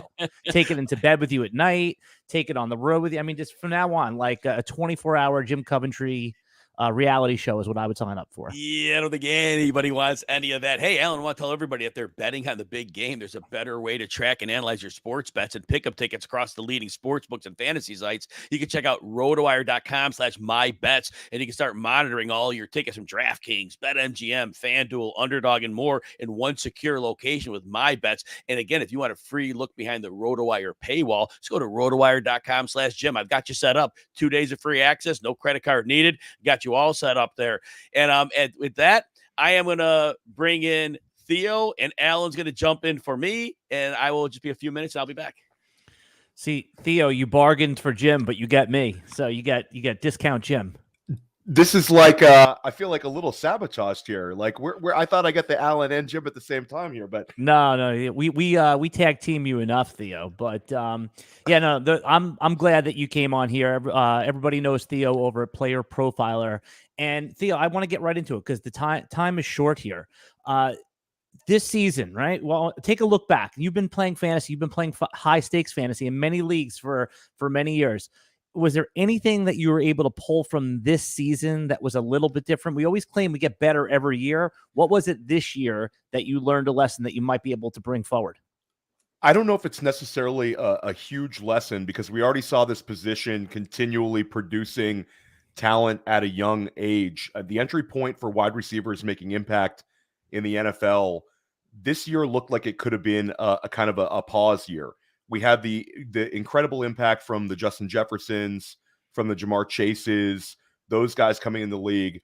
Then we had this year where there was 4 players selected in the NFL first round, but there was a little bit of a somewhat hesitancy from the community about diving all in on these guys. Certainly there was some Jackson Smith and Jigba love in the preseason, but the impact of guys like Puka Nacua, like Tank Dell, Zay Flowers, this is something where Jaden Reed, we need to just embrace change very quickly in fantasy football. Like the I need to see it first drafter, those guys are not going to win leagues because these guys are coming into the league and making huge impacts year in, year out. And then we saw at the tight end position this year with Sam Laporta finishing as tight end 1 overall. I think that we need to prepare ourselves in the future. Sometime in the next 5 to 10 years, you're going to have a rookie wide receiver finish as wide receiver 1 overall in scoring. I think the writing's on the wall. We keep seeing these guys come in. We've had multiple guys having top 5 seasons. I think eventually you're going to see one finish as wide receiver 1 overall and just completely just change the game. It seems like yesterday, right? We were saying third-year wide receivers is the breakout year. Then it got, dialed back to second-year wide receivers, especially those that didn't do well and maybe finished strong in the last 5 or 6 games. It sounds like there might be a little bit of an overcorrection coming. I know you've been jumping into some of these early best balls. I've done a few myself. Rookie projected number 1 wide receiver Marvin Harrison, right, is already going in the middle of the second round. It's changed in a week. My first best ball, Theo, he went in the middle of third. He's already moved up like a 3/4 of a round. Could it be an overcorrection? What if you're drafting this guy, a rookie in the middle of the second round? It's almost impossible for that to pay off when you're passing on Chris Olave or, God forbid, AJ Brown. So I can make a counterpoint that I think that it's actually correct because I think that these guys are going to step in and be number 1 targets. And I think these guys are capable. Like when I say these guys, I mean like Marvin Harrison Jr. and Malik Neighbors are capable of stepping in and being 150 target guys right from the word go. So I think they are going to be treated like wide receiver 1s by their own NFL team. And I think we need to be treating them as such. And it's funny you bring that up, Alan, because I got Marvin Harrison Jr. and those early underdogs at like 27. Yeah, now he's like 14. He's like, his ranking is like 20th. In 2 days, he'll be like 14th overall. So he's special. People are really excited about him, but the wide receivers behind him in this class are also exciting. But I think it's just more of a general youth coming in and making impacts right away in the league. We saw it at the running back position for years. Now you're seeing it at other positions. The steam for Brock Bowers will be high. Like Sam Laporta was a perfect segue into Brock Bowers. Like people are going to paint themselves a story that no matter where he lands, we're going to get Sam Laporta 2.0. And they might not be wrong.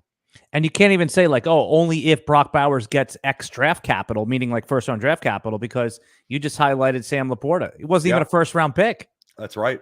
This year, it was so many guys, like a lot of the guys we're talking about, like Jaden Reed goes in the second round. And again, like his overall scoring was not great, but down the stretch, if you had him, he helped you win money, helped you win leagues. Rashee Rice. Rashee Rice, Tank Dell, Puka Nacua. Like, it's the depth of the position and guys just, it's a continual overhaul when it comes to wide receiver 1s and wide receiver 2s. It's just embrace it year in, year out. It's going to happen again this year. And we have to project next season. We don't need to chase past performances. Like, previous seasons is great sample for us and great data for us to analyze, but you also have to embrace the unknown and embrace talent. And I think that's the greatest thing about fantasy. Yeah, and I think that as in fantasy, we often think what happened last year is what's going to happen this year. So what do you think is like the biggest, not even just like a player, but a concept? What do you think is the biggest sucker bet going into next year? I hate to say it, Alan, because when we're on Sonic Truth podcast together, this is something where we talked about it for months and months about the steam of CJ Stroud and the steam of the Houston Texans pass catchers. And at Player Profiler, we certainly moved. I think we have Tank Dell in our top 18. We have Nico Collins certainly in like the top 20, 24 for wide receivers. And CJ Stroud's our quarterback 4 overall. Definitely check out the rest of our dynasty rankings over at the site. But Alan, it's like the train has left the station. It's harder for me to stack CJ Stroud with those 2 guys than it is for me to stack like Patrick Mahomes and Rashee Rice and Isaiah Pacheco. Or it's hard. Like I can get a Jalen Hurts and Devonta Smith stack like for about as easily as it is for me to get like the CJ Stroud, Nico Collins, Tank Dell combined mega stack. Like, Yeah. I think we might be pushing the chips in a little too hard on Houston Texans. I think Nico Collins, a guy that we both like, is now being treated like a top 10, top 9 wide receiver on these early underdogs. I think that could come back to bite people. Yeah, and then I know Jim has been asking everyone about the Super Bowl here. Is, specifically, your take on the Super Bowl? It's kind of a 50-50 game. Are you a little bit of a prop better? Or is there anything that stood out there that, like, you think that there could be a little bit more of an edge? I mean, sometimes, betting the unders is an edge in the Super Bowl because who the hell wants to root for punts, right? Is there anything out there that caught your attention that you might put a few shekels on, Theo? I think it's Deebo Samuel, all the Deebo Samuel props. I think Deebo Samuel might make this game his own. And I think that might be a lot of the San Francisco 49ers playbook is, using Deebo Samuel to the full extent, getting him manufactured touches, getting him the ball in space. I think this is the way, like, Deebo, has been banged up, but it sounds like he's going to be ready to go full strength Super Bowl. And I think that this could be like a huge Deebo game. 49ers had them last time they played. They had a decent lead, and then the Chiefs came back.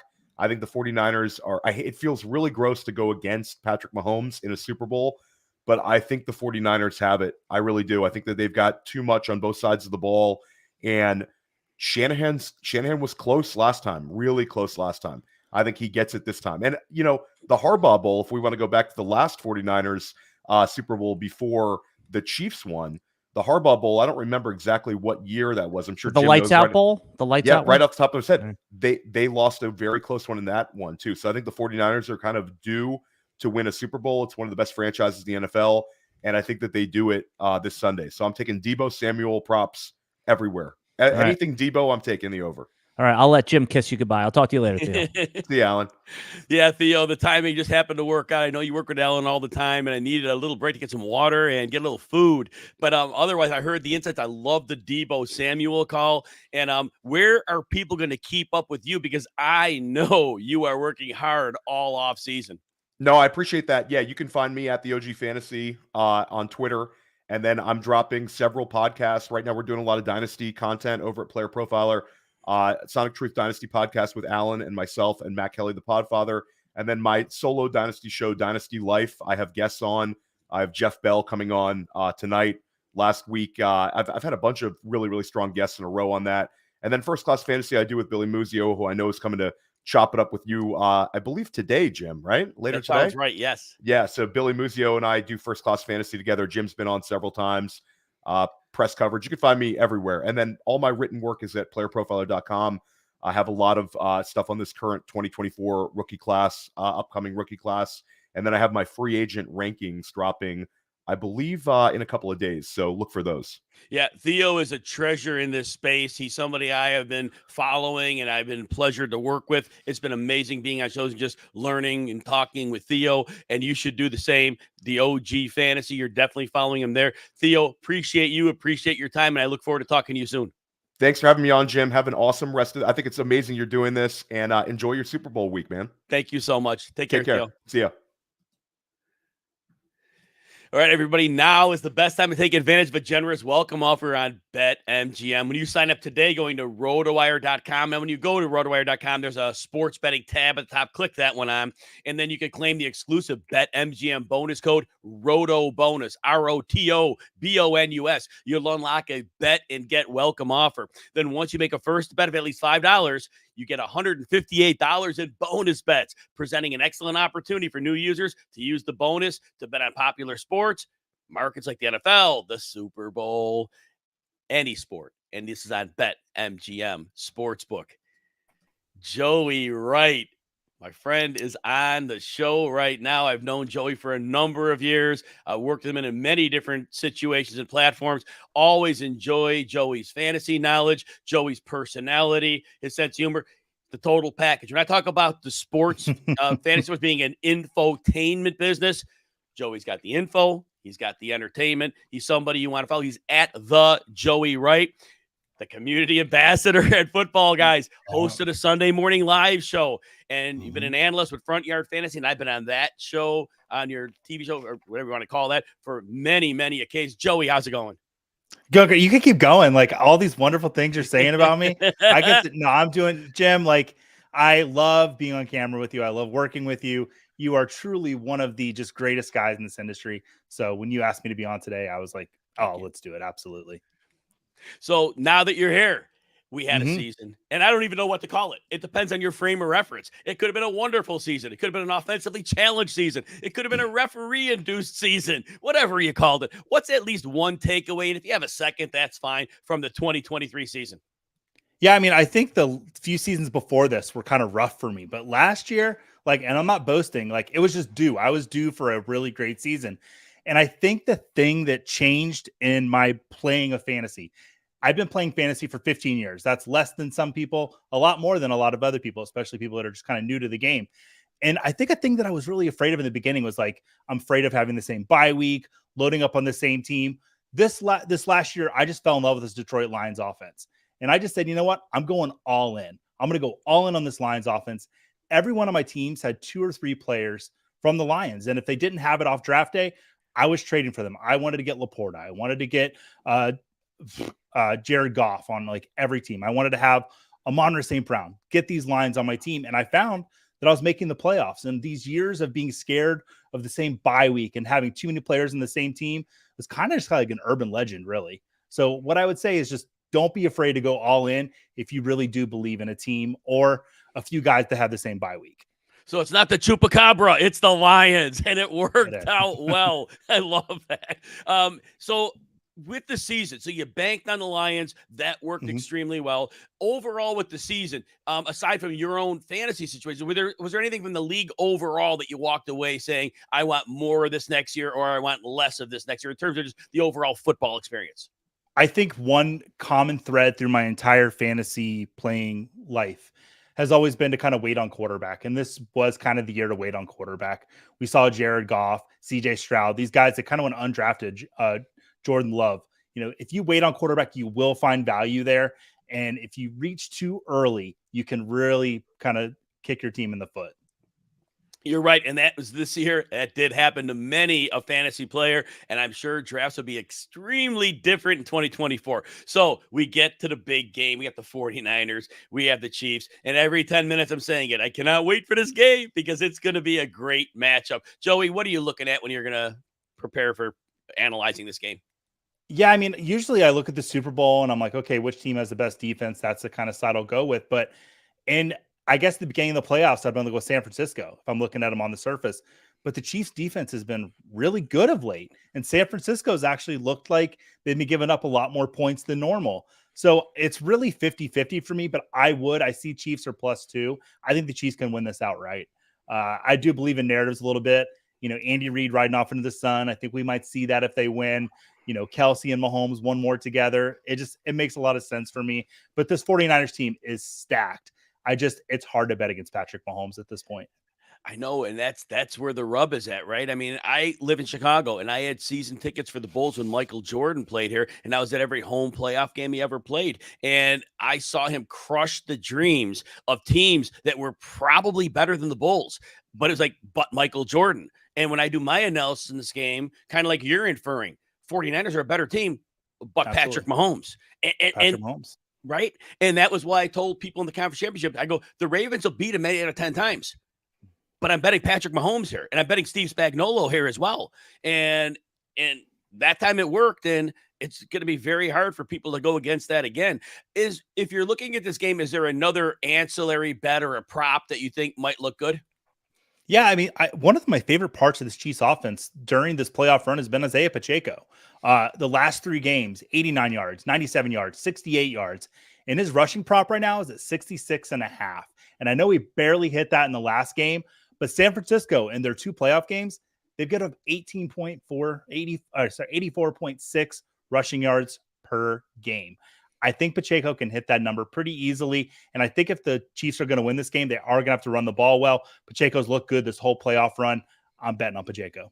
Yeah, that does sound like a strong bet. I mean, you hit all the proper points that are the best that you go with. And that it's a very smart bet.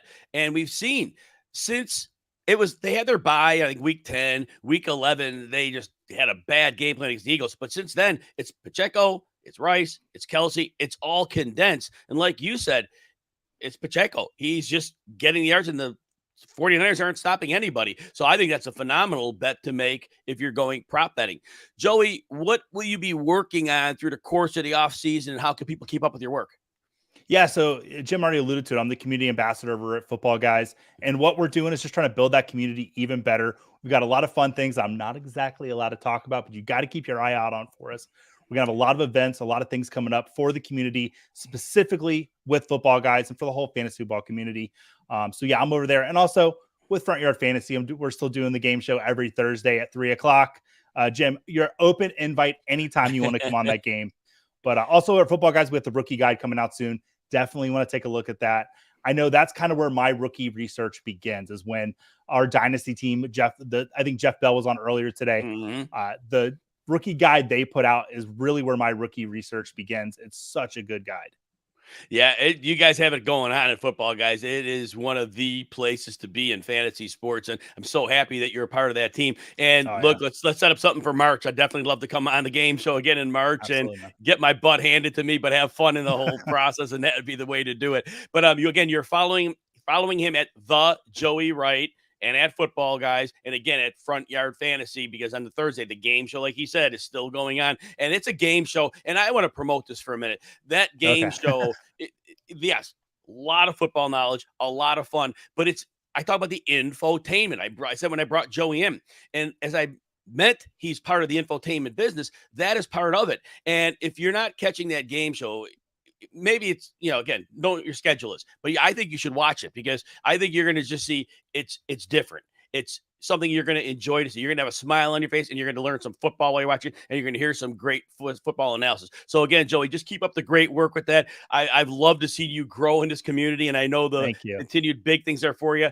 Thanks for hanging out with me, and let's make sure we work together soon. Absolutely. Have a great day. All right. Thank you. Bye.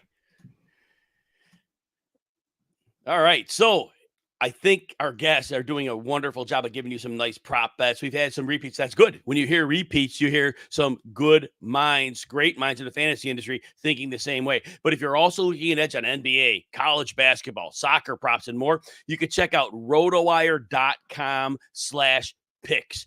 And again, that's rotowire.com/picks. RotoWire's newest picks and props tool. It uses multiple prediction factors to help you decide if you're better off choosing more or less on sites like Prize Picks and DraftKings Pick 6. Visit rotowire.com/picks today. And again, if you want a free look at the entire RotoWire site, no credit card needed. Just go to rotowire.com/Jim. I got you set up in a couple of days. You can see all that we have to offer. We got all the sports. Also, I've done 35 pages of notes on the Super Bowl. I know it's a lot. You can pick and choose where you're reading the different sections, but I break down each position, even offensive lines, linebackers. Everything's broken down, and there's narratives for each position. There's an injury impact report. There's prop betting advice on there with the pro and con for each set of bets. So definitely it's something that if you want to use the research, you want to get that for free, easy. Just go to my X at Jim Coventry NFL. You'll see a pinned tweet there. Like and repost that. When I'm not on this marathon, I will get you a link to read those notes, and hopefully you find them of use.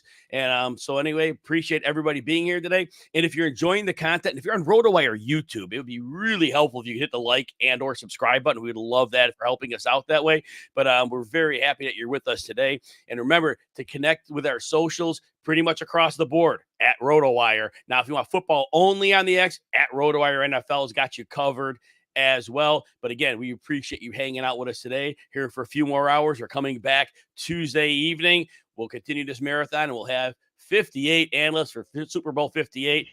Ryan Hallam, somebody I've known for a number of years, a big 49ers fan. It's been a great season for you, and I know we'll be talking in a few minutes about the Super Bowl. You can find him at Fighting Chance, the head of data Spotlight Sports Group at Fanjections. And really, your great contributions to the community, and also your inclusion of people, Ryan. If there's one thing that stands out with you toward me, it's how inclusive you are of everybody in the fantasy community. Can you talk for a minute about just how you've seen the industry grow with people from all different backgrounds? Just can you talk for a minute? Yeah, I mean, I'll tell you the other day, thank you for having me on, Jim. I went back and found my first blog the other day. Went back to 2008, 2007. I found an article from the day before my younger daughter was born, so she's sophomore in high school now. But yeah, it was 20 people like you and me. There was I think Ali Fontana was the only woman that did it at all. And now to see just people of all different just races, genders, orientation, like everything. It's just so wonderful to see, like the and God, for the most part, there's always a few bad apples. The community has just been great about how much it's grown, and like you said, the diversity and everything. It's just been wonderful to see, and I hope it continues. And the last thing I still want to say too much more, but I think it's so important. There is room for everyone, and there's different audiences for everybody. Everybody has a potential to find their audience, and different levels of success. Whatever you think can be success, if you're willing to work at it, you are going to be able to find what you need. Can you speak on that for a minute, Ryan?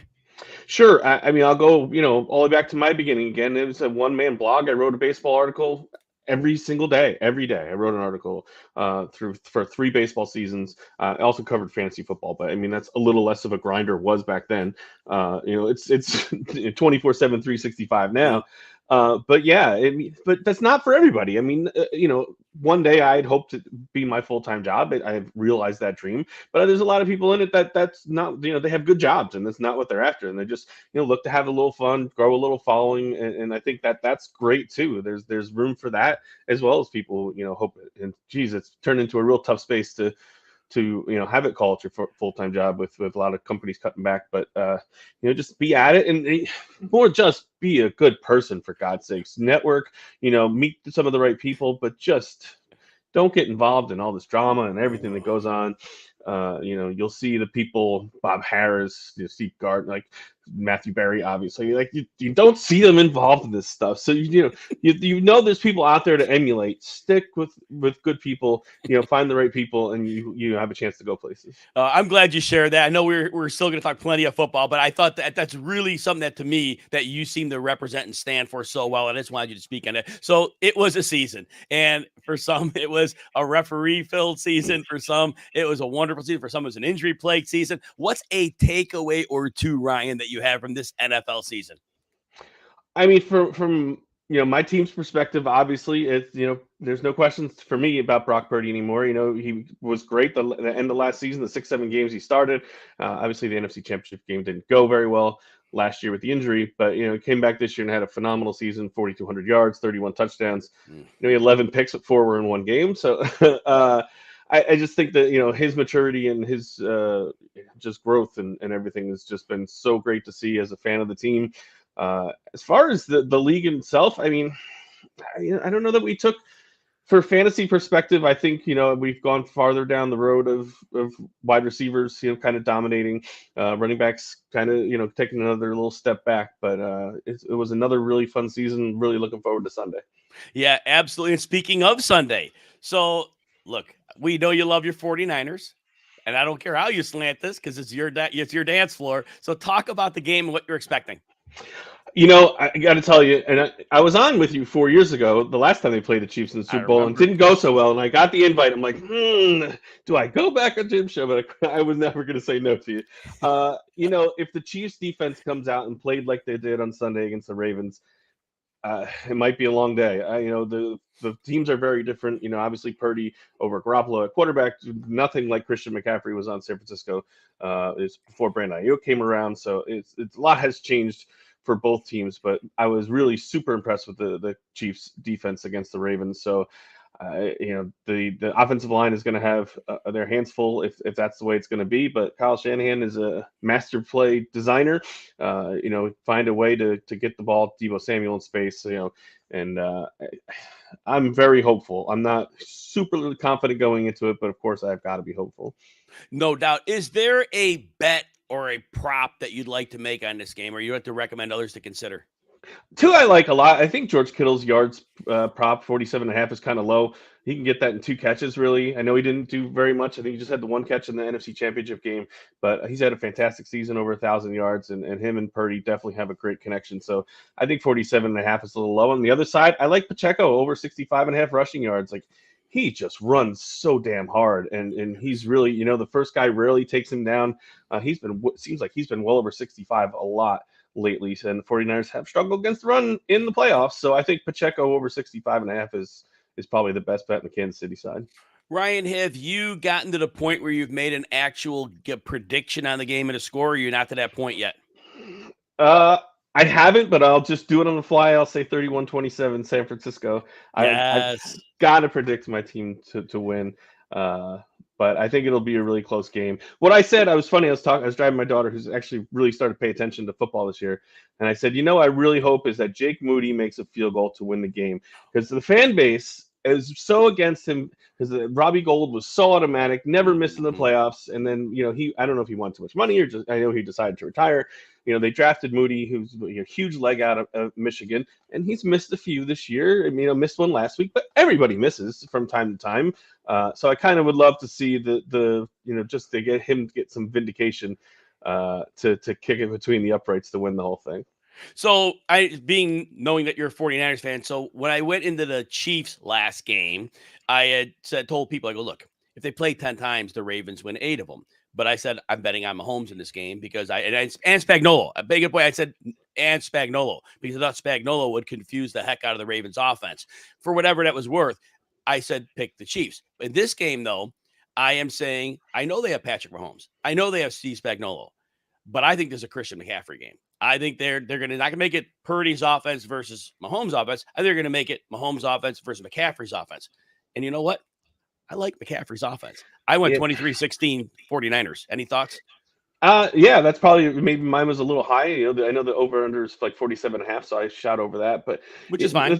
The thing I see with McCaffrey all the time is just, even when he gets stopped at the line, he gets 3 yards. He just always seems to fall forward or fall through a tackle, or something that looks like 3 is 7, and now they're sitting in 2nd and 3. So yeah, his ability to just find yardage even when it's not there is really gets the offense just in a good spot for the rest of the drive.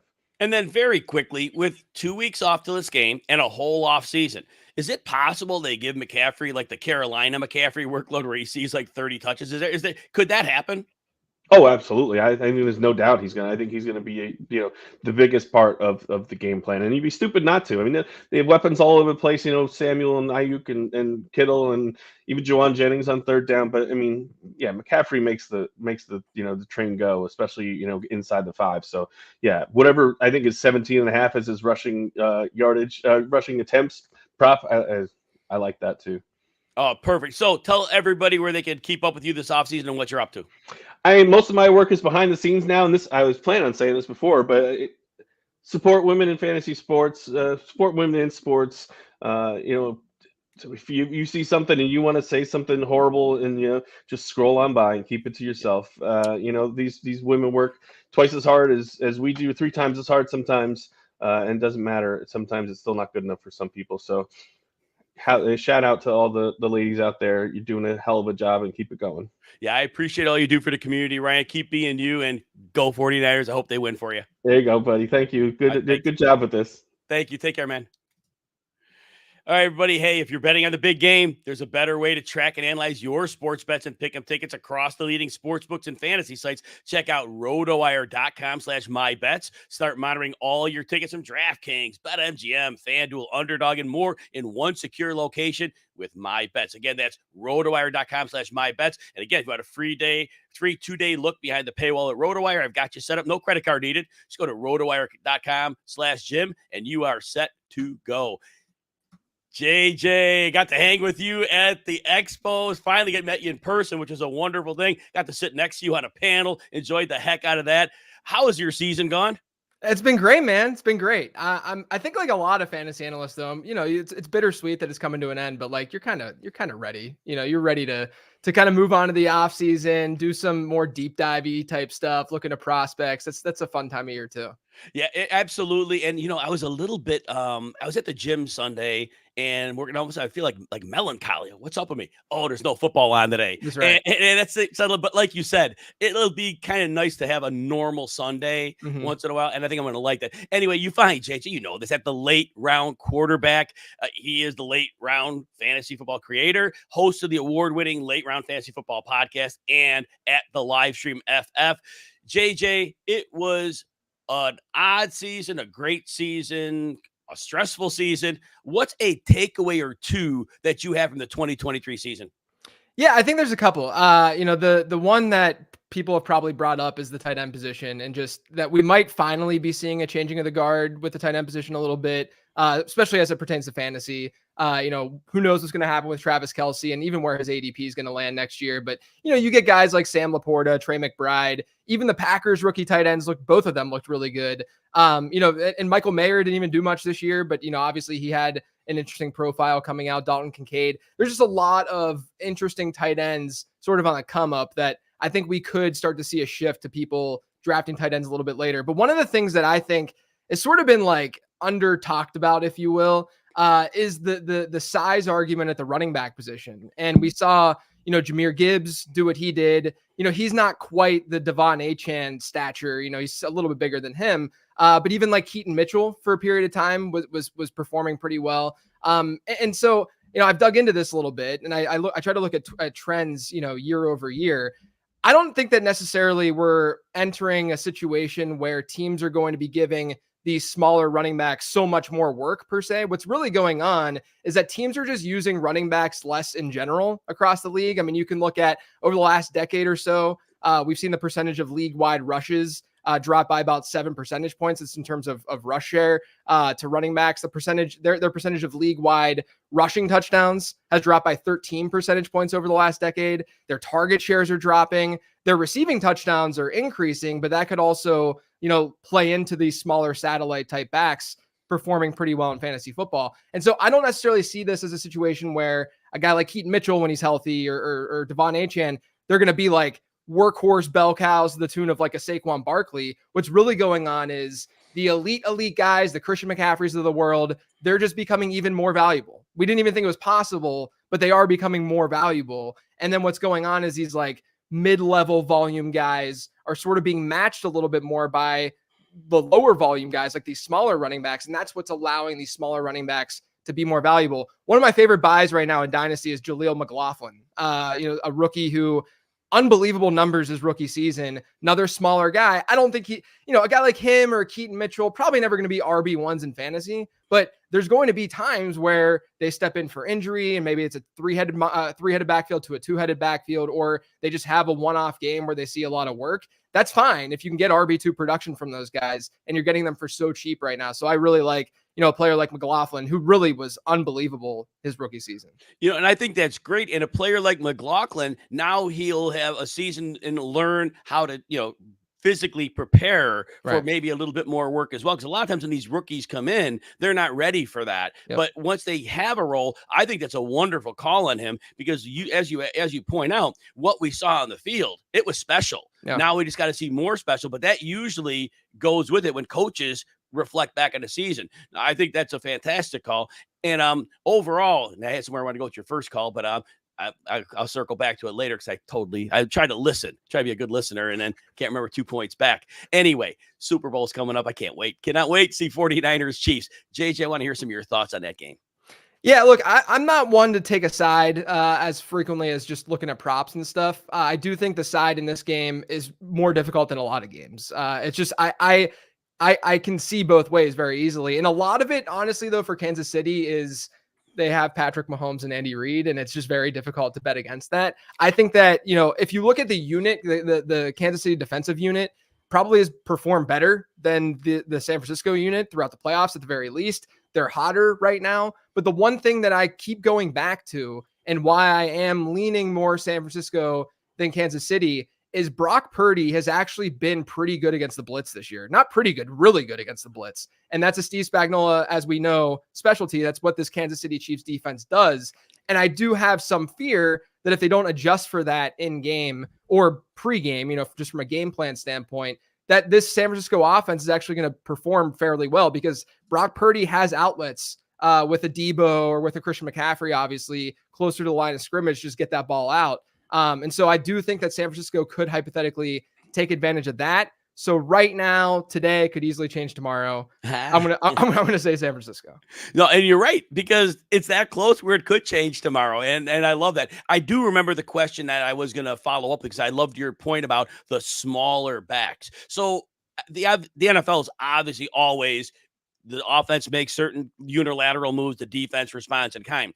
And so the current versions of the defenses we're seeing today are the responses to the explosive passing games. Yep. So the defense have gotten lighter, but they play fewer players in the box.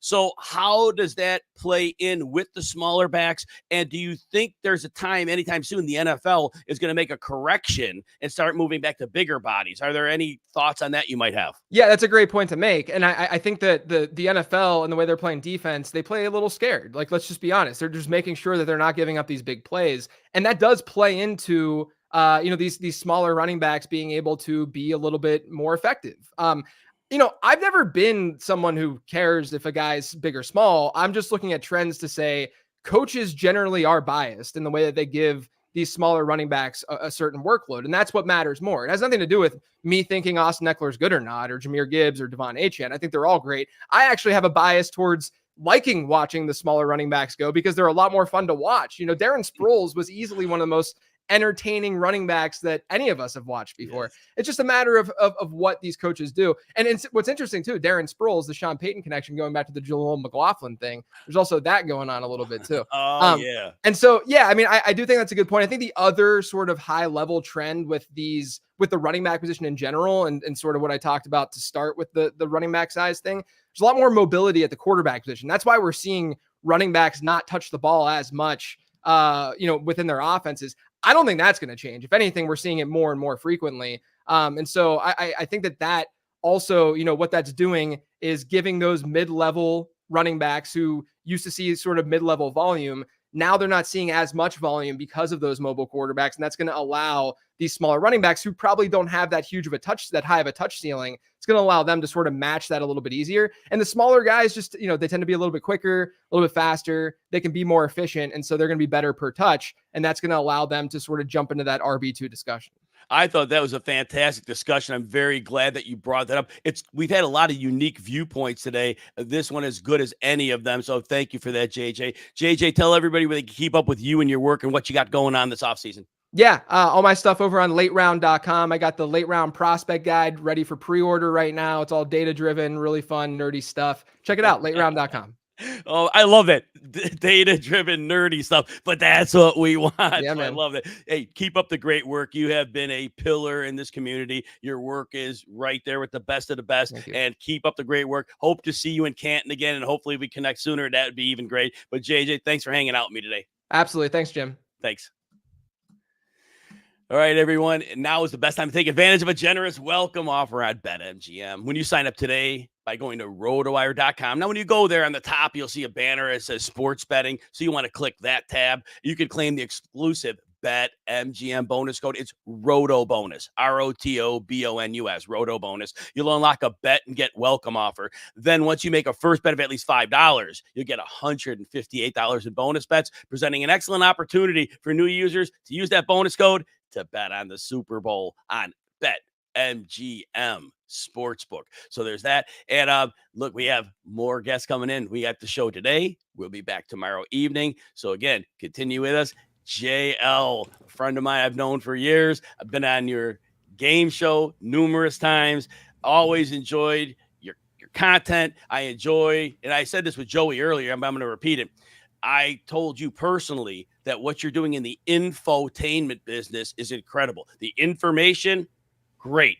The entertainment, great. It's a part of the market that not a lot of people have taken advantage of. And you do the game show on Thursdays now, and you could talk about that in a moment. But I just think that's groundbreaking what you've done with that. And you've had that going for quite some time now. Welcome in, JL, and just talk a little bit about it. What is up, my friend? Good to see you. I am happy to be here, probably as happy as you are to have me here, as it sounds. Very happy you're here.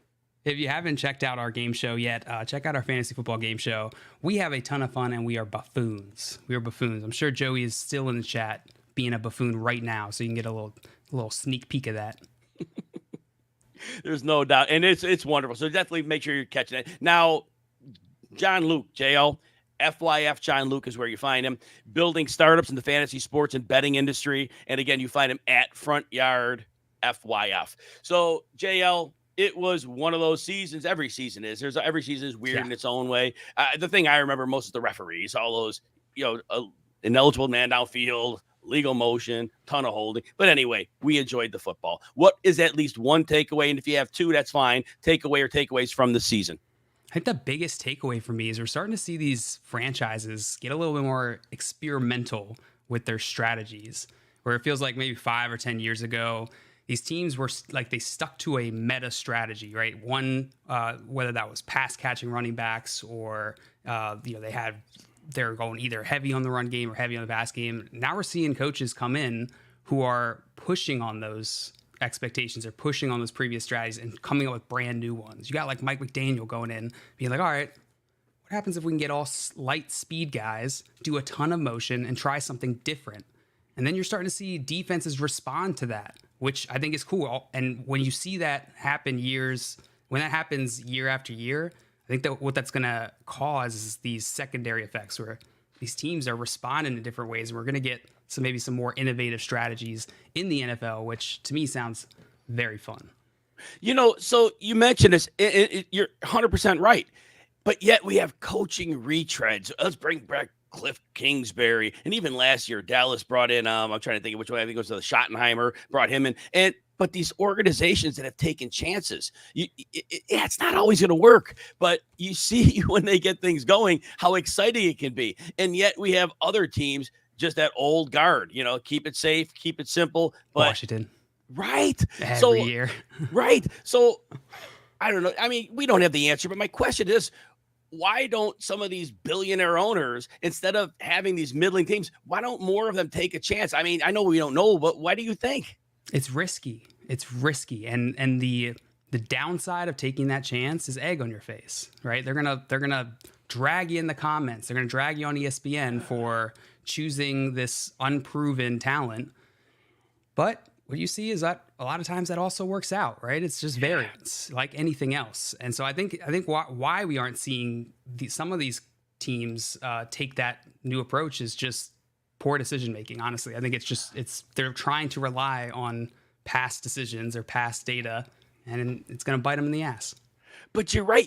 And when I think about it, nobody's flaming Dallas for bringing in Brian Schottenheimer. Nobody's flaming him at all for that. It's a safe pick, right? Because everybody kind of knows what he is, but the fact they know what he is, that's not going to raise any new harsh discussions. It's like, okay, well, oh my gosh. Wow. That was a great point. Everybody's had something different. This is like way different. And I think that's fantastic that you brought that up. All right, let's get to the Super Bowl a bit, JL. So Chiefs, 49ers, what a matchup. Super Bowl 54 rematch. In that game, I'm sure you remember, 49ers had a 10-point lead going into the fourth quarter, and they lost by 11. Brutal. Patrick Mahomes lights up 3 touchdowns. Oh, my goodness. What are you looking for in this game? Oh, my God. I want the 49ers to punch Kansas City right in the mouth, Jim. That's all I want for doing what they did to my Ravens. Man, that was sad. That was brutal and sad. But I hope the 49ers pull out an upset in this game. I think Shanahan is going to come into this, and he's got a chip on his shoulder. He wants that championship, and he knows he's going against Andy Reid and Patrick Mahomes, these two the best head coach quarterback combo in the NFL. I think Shanahan's going to show up with something different, something to surprise us, and I think he's going to lean heavily on CMC in that run game. And I think we're going to have a game. I'm excited for this Super Bowl. Even though Ravens aren't in it, I'm still hyped for the 49ers Chiefs matchup. I think that's a solid matchup to get. JL, as you talk about Christian McCaffrey, I've been harping this point. 2 weeks off and a full postseason. There's no next week. And I wonder if we don't get the Carolina Panthers Christian McCaffrey workload where there were games where he had 30 touches. Because why? He's going to have rest. 2 weeks off, and he's going to have the rest of the offseason, so there's no worry about preserving him. Am I crazy for thinking that? I don't think you're crazy for thinking that. I think they do lean on him, though. I think they do give him the Panthers workload in this game. And again, I think that comes down to Shanahan doesn't want to have another loss in the Super Bowl. I think he's going to lean on everything that he has. And I'm not sure he's going to leave anything off that field. Yeah. Yeah, I like that because I'm thinking the same way that Shanahan, people are underselling him now. I think to the masses, he's gotten boring. And he's not boring. And he's been has around too long. Like he's been around for too long, and he hasn't won. And I think anybody who knows football can tell he's had some bad variance, right? Some bad luck over these years. But yeah, I think he is itching. If there's any coach in the NFL who I feel like is probably sitting there feeling like they have to prove something, it might be Shanahan. It's him. Oh, I love it. Is there a prop or an ancillary bet that you like on this game? I like the CMC. His receiving yards is around 33 last time I checked. And yeah, I mentioned it earlier. I think they'll lean heavily on CMC. I think we'll see a lot of those screen passes that they try to just blow up for like a touchdown or CMC run to the house. So yeah, I would take the over on his 33 receiving yards if it's still around there. And I think a beautiful thing about that bet is we know the Chiefs, they occasionally want to dial that blitz up. And what a blitz speeder, right? Oh, perfect, yeah. Oh, my gosh. A vacated spot. McCaffrey gets the ball. That could be a 50-yard touchdown. Man, you got the goosebumps going there. We're talking about that Christian One McCaffrey. Play, your whole prop is done. You're good to go. Woo. Do it in the first quarter and a no-sweat bet. JL, tell everybody what you got going on this offseason and how people can keep up with you. Yeah, you can find all my stuff at Front Yard Fantasy, all my fantasy content. And you can also check out a lot of the products we're putting out over at BDGE. Both are on YouTube. Yeah, so again, if you're not following JL, you need to. I've been worked with him over the years. Always an enjoyable experience. Again, the game show is just one that you watch it. If you haven't watched it, watch it because you're going to go back. I guarantee you, you're going back. JL, I always appreciate you. Thanks for hanging out with me. Enjoy the Super Bowl. You as well, my friend. Thank you. All right, everybody, look, we have guests giving you prop bet advice all day, and it's been very good prop advice. Hopefully, it's going to make you some money. But if you're also looking for an edge, NBA, college basketball, soccer, props, any more sports than that, rotowire.com/picks. Again, rotowire.com/picks. It's our newest picks and props tool. Utilizes multiple prediction factors. Helps you decide if you're better off choosing the more or the less on Prize Picks, DraftKings, Pick Six, others. Visit rotowire.com/picks today. If you want a free peek behind the RotoWire paywall, again, go to rotowire.com/Jim. No credit card needed. Just an email address. 2 days of free access. Get you set up. If you like the team, come on over. We're glad to have you. If not, at least you checked us out and you saw what we had to offer, and we would appreciate that. Also, I have 35 pages of notes on the Super Bowl. I know it's a lot. No, you may not want to read 35 pages of notes, but there's in sections. Break down offensive line play for like the run and against the pass, the defenses, the linebackers, the coverage players, narratives at each position, prop bets, the for and against for a number of different bets, certainly a prediction in there as well. Those notes are free. And if you want those notes, you go to my X at Jim Coventry NFL, and you'll see the pinned tweet. Just like it, repost it, and when I'm not doing one of these marathons and I'm off the air, I will DM you a link, and you have plenty of time to look over the notes, and hopefully it'll help your great thinking, and it'll just add to it and help you enjoy the Super Bowl or maybe make some money on it. And so again, we want to thank you for tuning into the show today. It's so happy you're with us. If you're on RotoWire YouTube, if you could hit that like and subscribe button, we would appreciate that greatly. And remember, on the social media platforms, you can always find us at RotoWire, and you can find, obviously, you've got the X, you've got Instagram, you've got TikTok, Facebook, facebook.com/RotoWire. If you want the X, if you want just RotoWire football, just go to at RotoWire NFL. We got you set up there, but definitely we'd love to interact with you. Love the community. Welcome aboard. Andrew Cooper is in the house. Andrew Cooper, I was your leadoff man on Sundays on XM during the season. Now, I was the 2-hitter. You were the big 3-hitter coming in with Bender and cleaning up, doing great work on Sundays. You could find him at Coop A Fiasco, the lead NFL analyst at Fantasy Alarm. You know, I honestly love Fantasy Alarm. I've connected with so many people there. 2021 FSWA Football Raider of the Year finalist. And like I just said, catch him on XM. But the Coop, and he does a lot of great tight end work. Coop, what's going on? What's happening, brother? Yeah, I miss hanging out in the morning, listening to you guys, and then doing our show, man. It just we got to wait until football comes back in many months, but we don't stop anyway, right? We keep it rocking. Exactly. But you're right. Just the energy rush of doing that show, Oh, it the was best. unparalleled. And Coop, I've been on the channel since 2018. I never take it for granted. Every time I'm on there, just an opportunity to serve people, to be there for them, and just to know I will work my butt off on that show sheet every single week because there's tons of people who deserve to be on there, and I don't deserve it any more than anybody else. But if I'm going to be on there, I'm darn well going to work. And I know you have that same work ethic. Why don't you talk about the work ethic a little bit? Yeah, I mean, honestly, I what I've always done with Fantasy Alarm, and here's my advice if you want to get into this industry. First thing, follow JL Garofalo, who is just on, because he is like he's so plugged in with this stuff, man. He's one of those guys that like you got to know him because he's behind the scenes. He's worked with all these different places. He sets up a lot of this stuff, man. So he's the first guy to reach out to. He even runs a board on Notion where he has like job offers, things available, man. So got to go hang out with him. After that, my thought process is always this.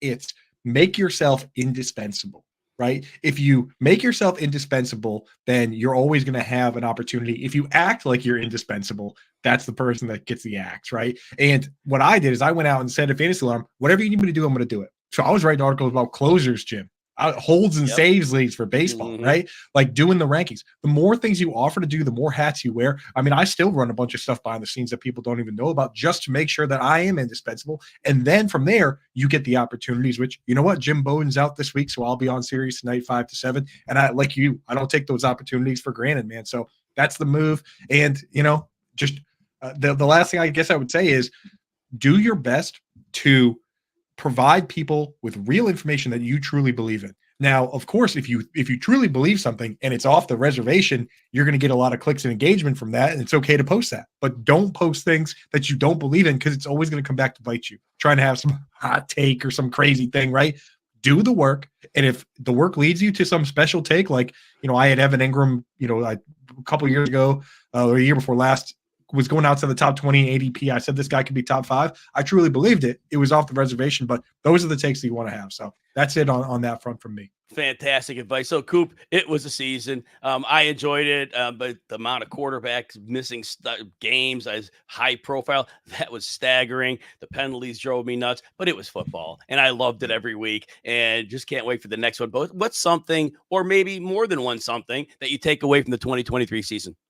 Yeah, I mean, you know me, big tight end enthusiast, right, Jim? And I've been yelling it, writing about it, you know, doing videos on the fact that it's not some huge barrier to entry for rookie tight ends in fantasy football that makes it so they can't learn the position in time. People have always said like, oh, they need time to develop this and that. And I've been yelling that that's not the case. What they need is opportunity. And this year, at least from that standpoint, we hopefully finally got the definitive proof. I mean, we should have had when Kyle Pitts had 1,000 yards as a rookie, we finally should have stopped and said, okay, you know what? It's not a problem. But people kept doing it this year with the success of these young guys. Hopefully, the takeaway is that let's just analyze every player and situation on its own and not cling to things like, oh, rookie tight ends can't be good, or this is the rule every single time. So that was my takeaway from the tight end position, at least. So, Coop, it was a very good year for tight ends, and a lot of people were able to get steals late in drafts. Obviously, Sam Laporta went late. I was on Jake Ferguson since May, and so early I had a great price. I have a little, you know, less of a price in August, but nonetheless, how does the tight end success of 2023, how will that impact, in your opinion, 2024 drafting of tight ends? Yeah, if I had to write down on a note card size paper, right, just one rule of thumb, the number one thing to look for in finding breakout tight ends or just finding successful tight ends is be a top 2 target on the team. Right? There's a lot that goes into it, a lot more that goes into it. But if you just wanted the short and sweet cheat code, that's it. And if you look at Jake Ferguson, he was the number 2 target after CeeDee Lamb. You look at guys like Trey McBride and Sam Laporta and these guys, it's no secret that being either the number 1 or a top 2 target on the team opens up the opportunity for the targets, right? Because we know that every top 5 tight end going back to 2003, going back to Randy McMichael, Jim, that's how far we got to go back, brother, has had either 90 targets or 10 touchdowns. And we know how hard it is to predict double-digit touchdowns. You know what I mean? Like, it's not. Even Travis Kelce's only done it a couple times. I mean, he's actually the only guy that's done it multiple times. And then you look at the guys that come out of the woodwork like Robert Tonyan for 1 year, right? We're not going to make those predictions. So it really boils down to targets, and being a top 2 target on the team is huge. And this happens every offseason, Jim. Every time this time of year we sit back and say the position is so deep, we're all set, no big deal, right? But the reality is, not only did we lose guys during the season, like a Tank Dell going down or things like that, but a lot of these teams that are kind of ghost ships, they're going to add people. So when it all settles out in August, there's going to be a lot fewer guys that are top 2 targets on the team than there were down the stretch, right, Jim? Yeah, absolutely. Now, Coop, I've talked tight ends to a couple people earlier, and I know you're extremely specialized and outstanding at it. And so I won't even frame the question like I framed it for the other people. What is it that defenses are doing in addition to how good the tight ends are that are allowing them to have more opportunity than they have had in the past?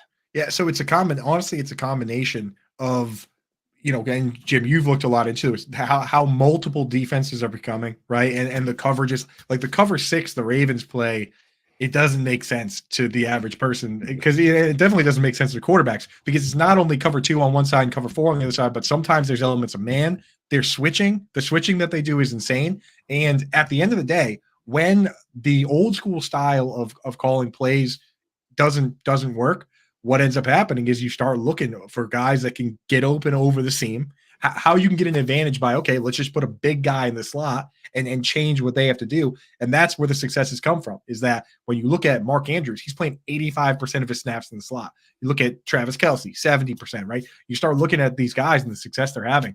That's kind of been the cheat code for fantasy football, is that if you can find a tight end that plays slot, not only is he going to get a better release, run more routes, but when you put a tight end at slot, that takes a wide receiver out of the game, right? So that's kind of the cheat code there. But yeah, these defenses nowadays, I do not envy these young quarterbacks. And it really speaks to what guys like Brock Purdy and some of these younger guys have been able to learn quickly, because, man, I'm watching it. It's not like it used to be.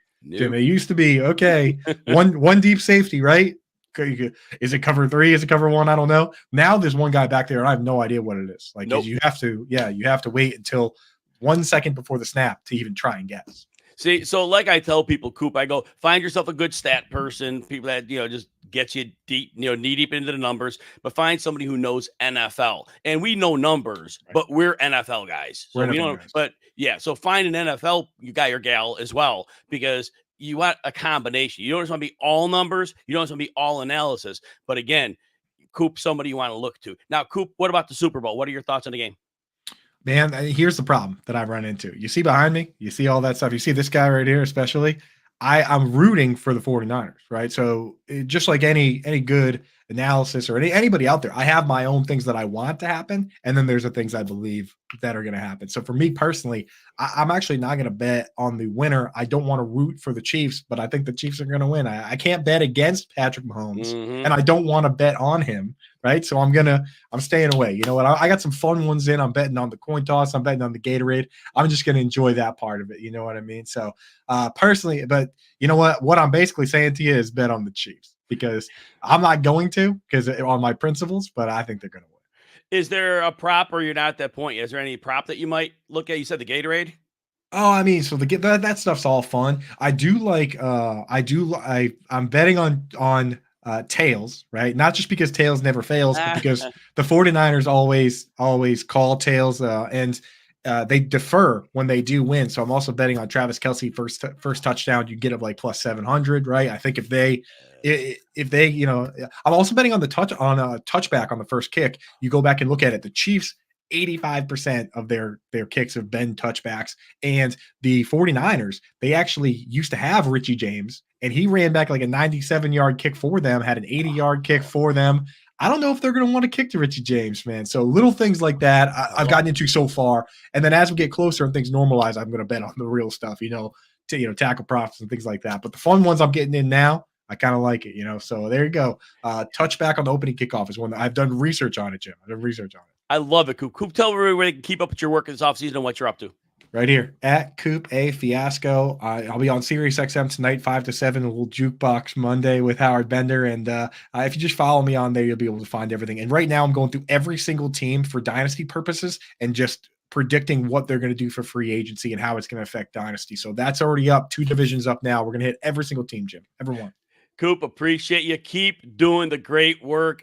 People who are following you are learning a lot about football, and I love the Fantasy Alarm team. Thanks for hanging out with me, and I know we'll be talking soon.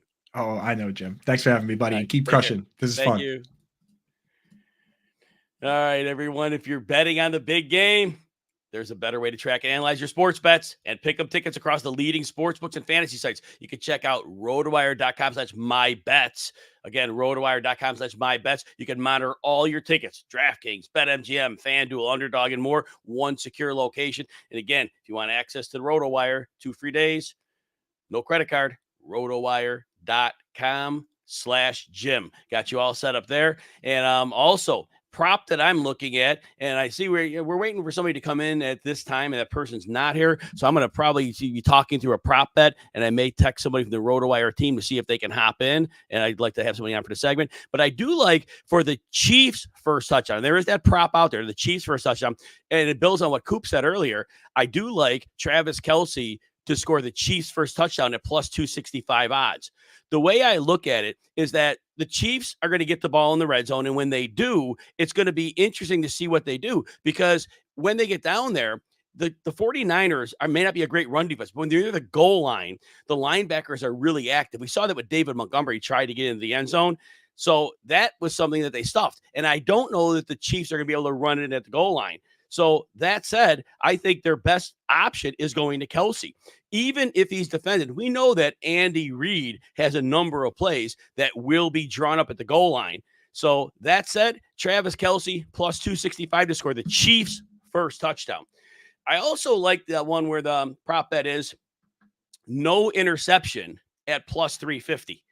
I think that bet has a great opportunity to go, and I'm going to find this link to the show. I'm going to try to get I'm trying to get one of the guys from RotoWire on here. No interception at plus 350. Patrick Mahomes has not thrown them. Now, the Purdy one is interesting, but I do think the 49ers are going to focus heavily on getting the ball to Christian McCaffrey. And if that's the case, they make this a really run-centric game.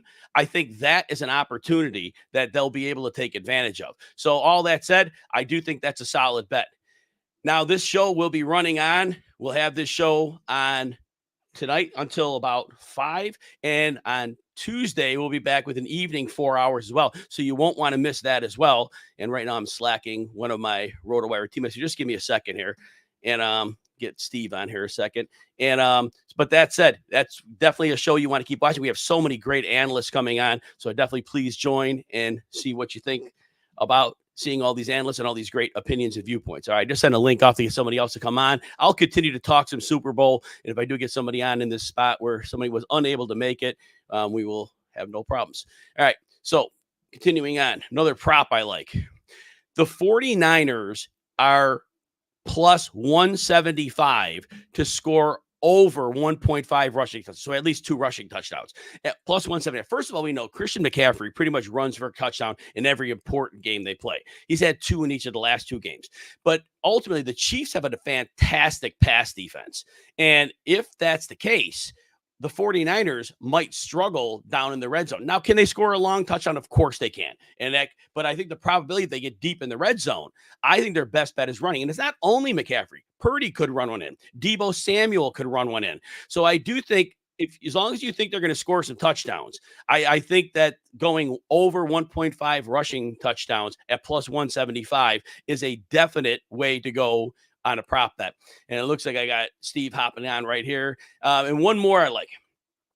Chris Jones over 0.25 sacks. It's plus 110.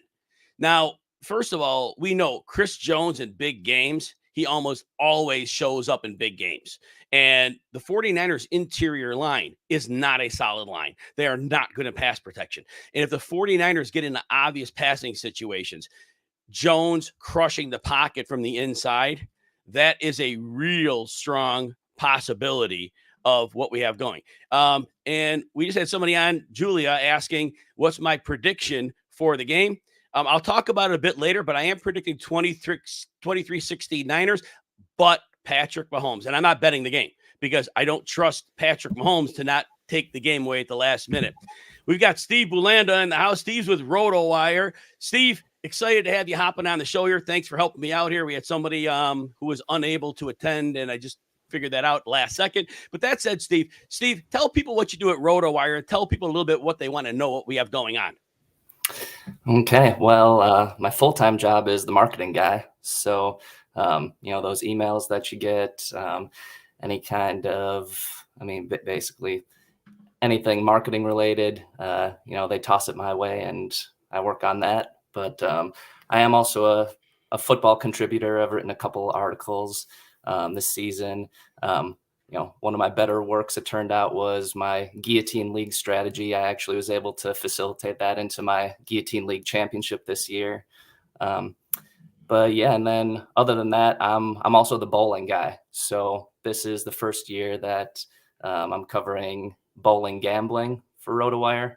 So you see, I got my bowling pin in the background. That's from when I shot a 299 in my league, and at the end of the year in the banquet, they were like, "Here you go, Steve. Here's the one that didn't fall." So nice. Yeah. So, Steve, I'm just an NFL only guy. So, but people, is there fantasy bowling? Is this leagues? Is this DraftKings? What is it we need to know? And is there an edge that we can get that maybe can make us some money? Well, we're not quite there yet with having fantasy bowling. I do have a fantasy bowling league myself that I started up with some buddies in one of my leagues, but unfortunately it's not something, and I've actually had a chance to talk to the PBA commissioner about it. And he said, basically, he just said that, there's DraftKings, FanDuel, they don't see the value in it at this point, like putting the resources into it. So, I think us bowling fans need to demand it to be able to get it. So for now, we're just kind of doing our own thing, but we are able to bet on bowling through Bet Rivers. There we have it. So there's an edge to be had here. And so with RotoWire, what edge do you think we could get in terms of like betting it? I think just like with any kind of gambling, it's all about, it's all in the numbers, finding the value in the numbers. So like, for example, we just had the PBA had the US Open this past weekend.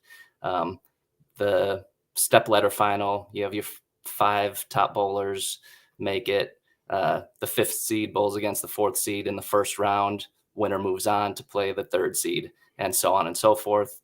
The top seed, he going into it, his odds were minus 115. Now, historically, the top seed only wins about 44% of the time. So those odds, that's not a good value for him. If, basically you need to have like plus 120 for that top seed in order to really give you the value that you need there. So as it turned out, the 3rd seed, just the way that the lines were set up, Kyle Troop was plus 800. If you would have bet him, that was the best value. He actually ended up winning it all.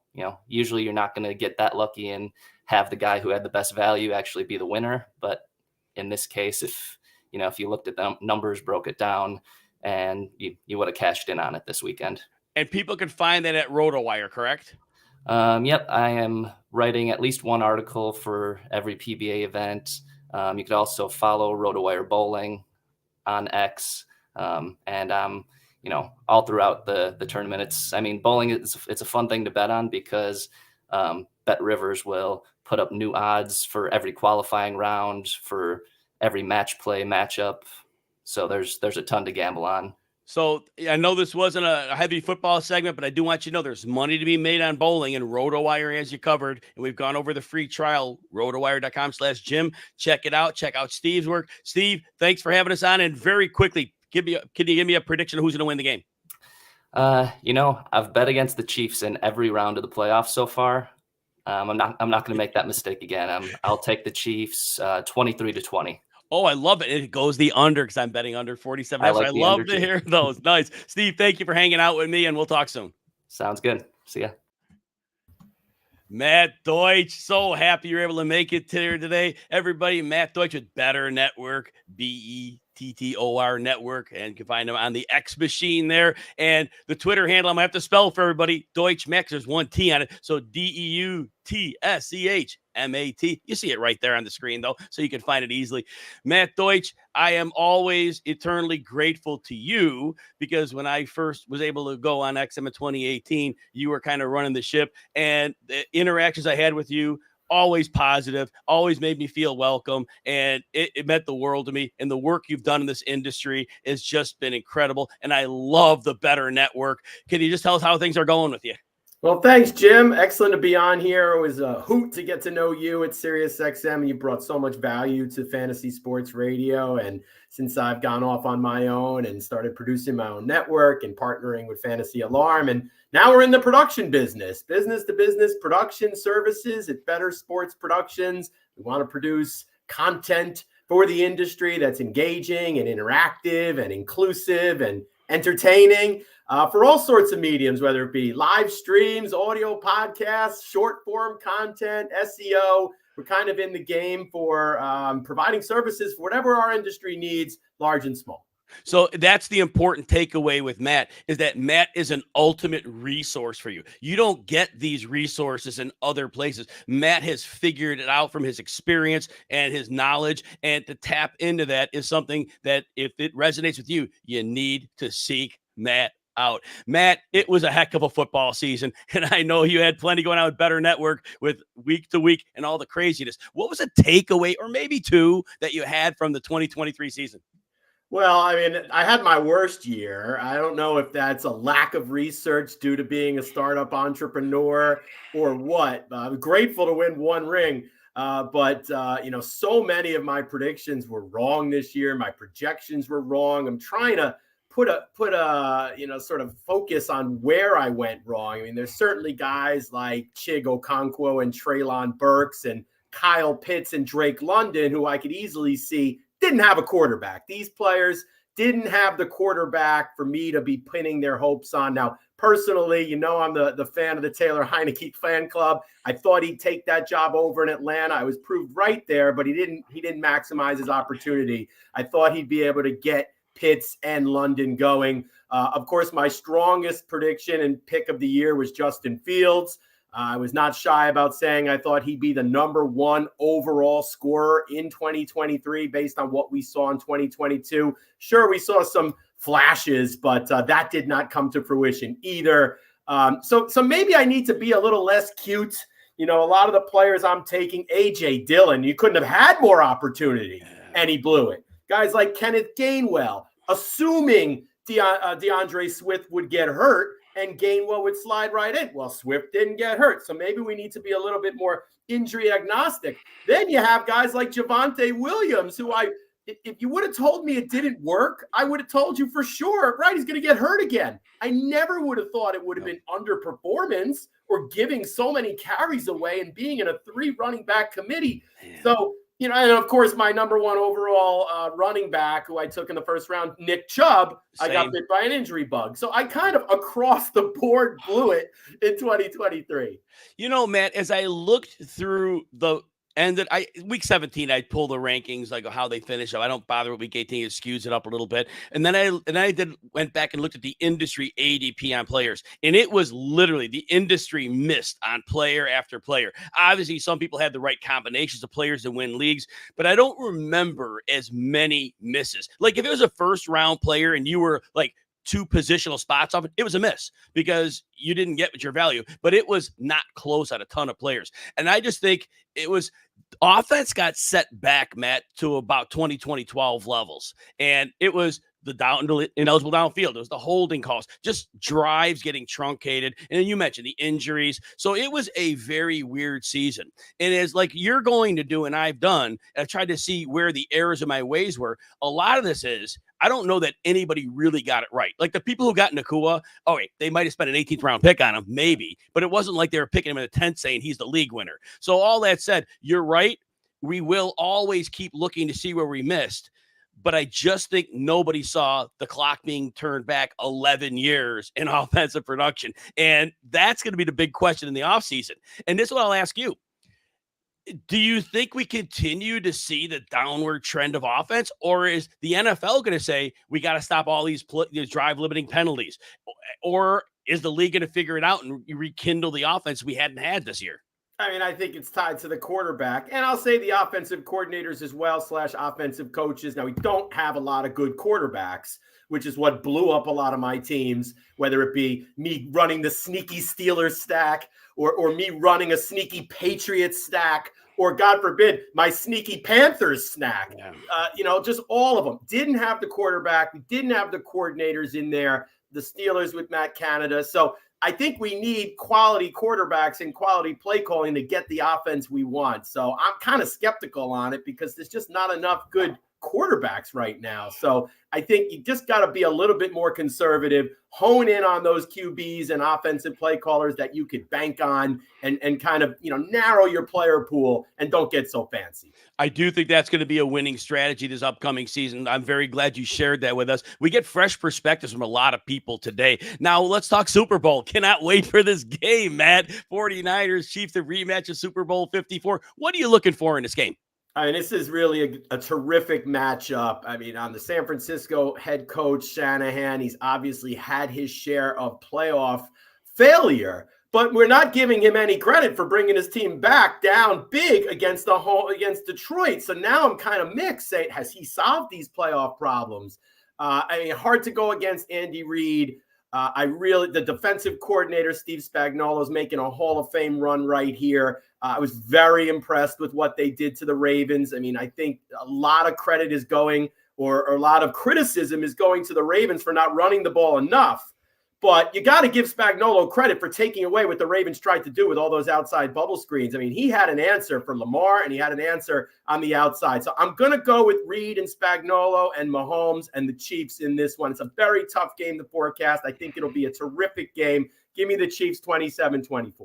Oh, nice. A nice close 3-point. Oh, I hope it ends up that close because that's what I'm hoping to see. Any secondary bet in this game? Maybe a prop or something else? Yeah, I'm going to go with Nick Bosa over a quarter sack. It's -115 on DraftKings. He hasn't had the best sack season. The right tackle on the Chiefs is more likely to get a penalty than to give up a sack, but it's only a quarter sack because I love these quarter sack bats because you can get that half sack credit. And I'm just going to put my money on Bosa to wreck this game. I think that Kansas City has to have a plan for him, but I think that it's just one half of a sack, and I think he'll get that. So that's really the only bet I'm making on this one. No, I love that. Jawan Taylor is outmatched. I grade him as just slightly below average as a pass protector, and I do think they're not going to put the tight end to help on his side all the time. It's going to often be on the other side with Donovan Smith. And so I do think there'll be times when Bosa has had a great opportunity. And look, Mahomes can shake away from sacks, but I think Nick Bosa can track him down. He is elite. So I love that call on that. Matt, tell everybody where they can keep up with everything you have going on and where they can find you. On Twitter and X, it's @Better Network, BETTOR Network. I'm a hack on LinkedIn. I love sharing all my fun industry secrets, and I love helping people and exploring ways to grow our industry and help people get their voice heard and create great production for groups out there that want to grow their business. So find me on LinkedIn, Matt Deutsch, and find us on X @Better Network. Matt, I always appreciate you. I continued success on what you've been building. It's going to be dynamite more than it is now, and enjoy the Super Bowl. Thank you for doing this, Jim. Thanks for amplifying all our voices. You're a good man. Enjoy the Super Bowl, everybody. Thanks, Matt. All right, everyone. Hey, now is the best time to take advantage of a generous welcome offer on BetMGM. When you sign up today, you go to RotoWire.com. At the top of the RotoWire page, you see a sports betting tab. Go ahead and click that on. You can claim the exclusive BetMGM bonus code. Now, the bonus code is ROTOBONUS, ROTOBONUS. You'll unlock a bet and get welcome offer. Then once you make a first bet of at least $5, you get $158 in bonus bets, presenting an excellent opportunity for new users to use the bonus to bet on popular sports like the Super Bowl, any other sport, but it's on BetMGM Sportsbook. Again, everybody, if you're on RotoWire YouTube, if you would hit the like and subscribe button, we would appreciate it greatly. It would mean a lot to us. This show will be on today. We'll be on about 5:20 Eastern. We'll pick this thing back up tomorrow evening, right around 6 Eastern. And so you'll want to catch both days of this. We'll have, again, 2 days, 58 analysts for Super Bowl 58. As I keep saying, it is quite the spectacle. When we're looking at the Super Bowl, a matchup I'm excited to see. Now, the 49ers will play Deebo Samuel in the slot 30 to 40% of the time, not exclusively, certainly, but you see the Chiefs. Trent McDuffie was a first-team All-Pro slot cornerback, and I am very excited to see the matchups when Samuel is in the slot against McDuffie, because that could be quite the matchup. Now, the 49ers certainly could get Samuel involved as a runner, use him on the outside, but when that specific matchup happens, I am very excited. My friend Lindsay Rhodes is with us. Did you hear me chirping about the Trent McDuffie and Brandon Ayuk stuff?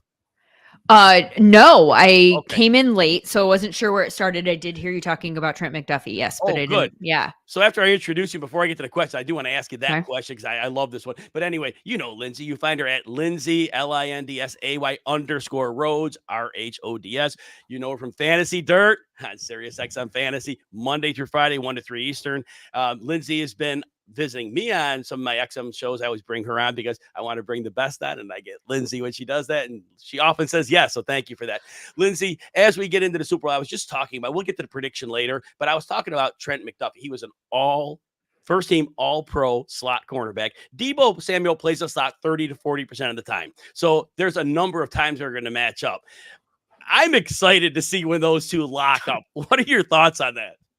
Yeah, I mean, it's one of many one-on-one matchups in this game, right? Like, I've got my eye on L'Jarius Sneed and Ayuk, who, I mean, he's just been incredible this year. I mean, the entire Chiefs defense has been, but I kind of think that it's interesting that you keyed in on the one matchup and I keyed in on a different one. And I think the key to the game is whether or not the Chiefs can put the Niners in a position where those people actually matter. Like, I think that the obvious weakness of the Chiefs defense is stopping the run. Like, it's a massive drop off, right?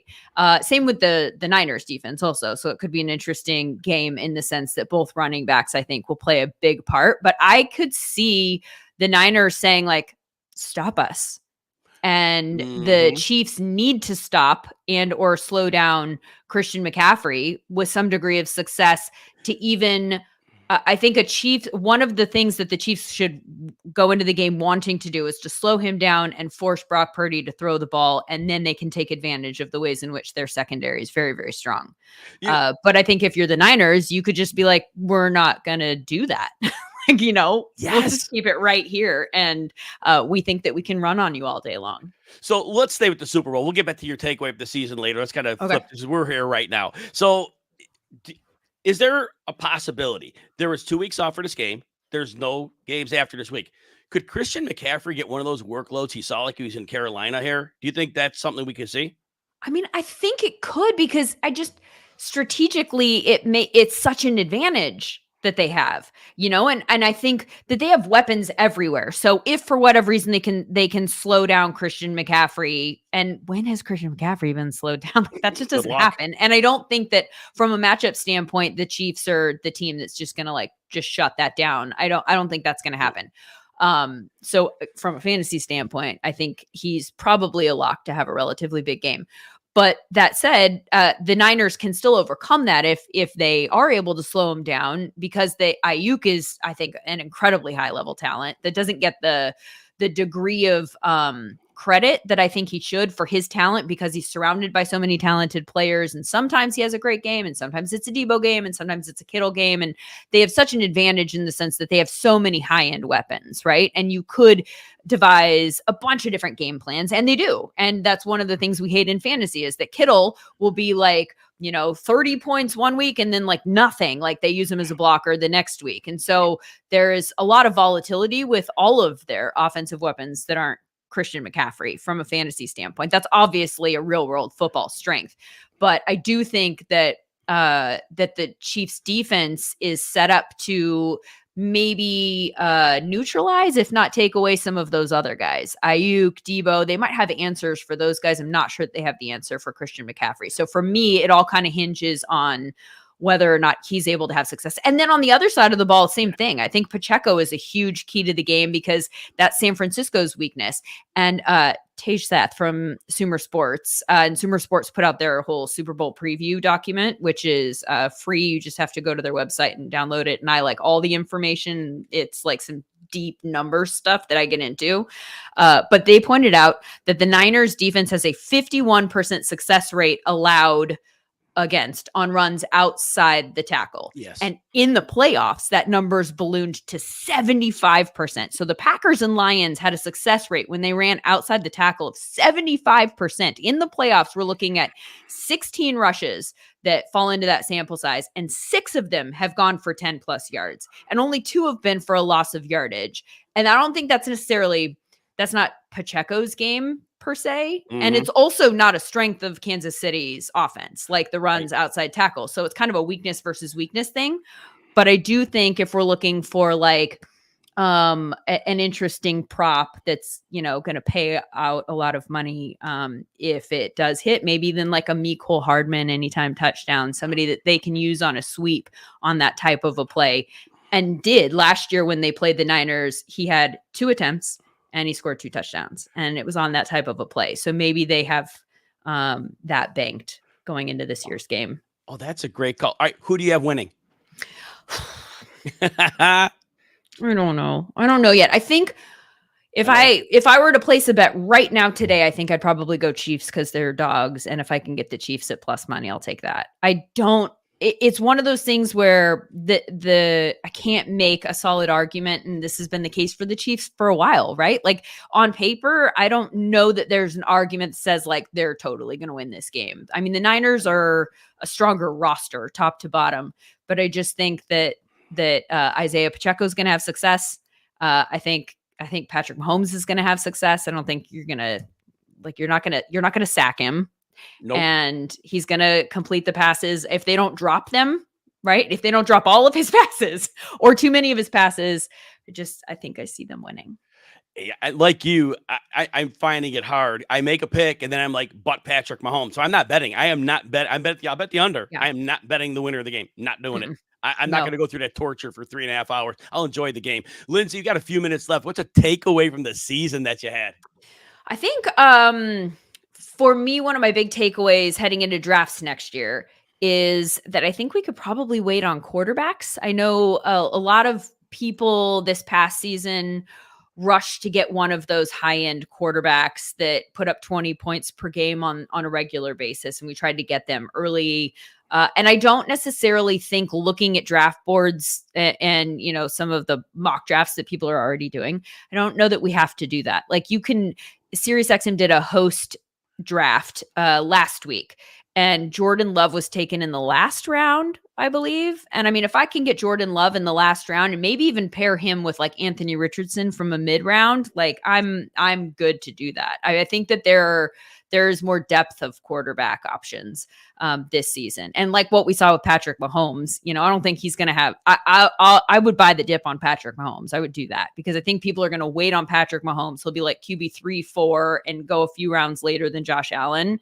And I'm in on that. Like this is an anomaly type of year, and they're clearly going to address wide receiver in the offseason. And if they do, then this will be, it is his worst fantasy year yet, and it will continue to be. This is the year that will be his worst fantasy year. It's only up from here. So I would buy the dip on him. Also, I need to nail the running backs. Like the running back dead zone last year there were good options in there. You could have gone in with a 0 RB strategy and come out a winner.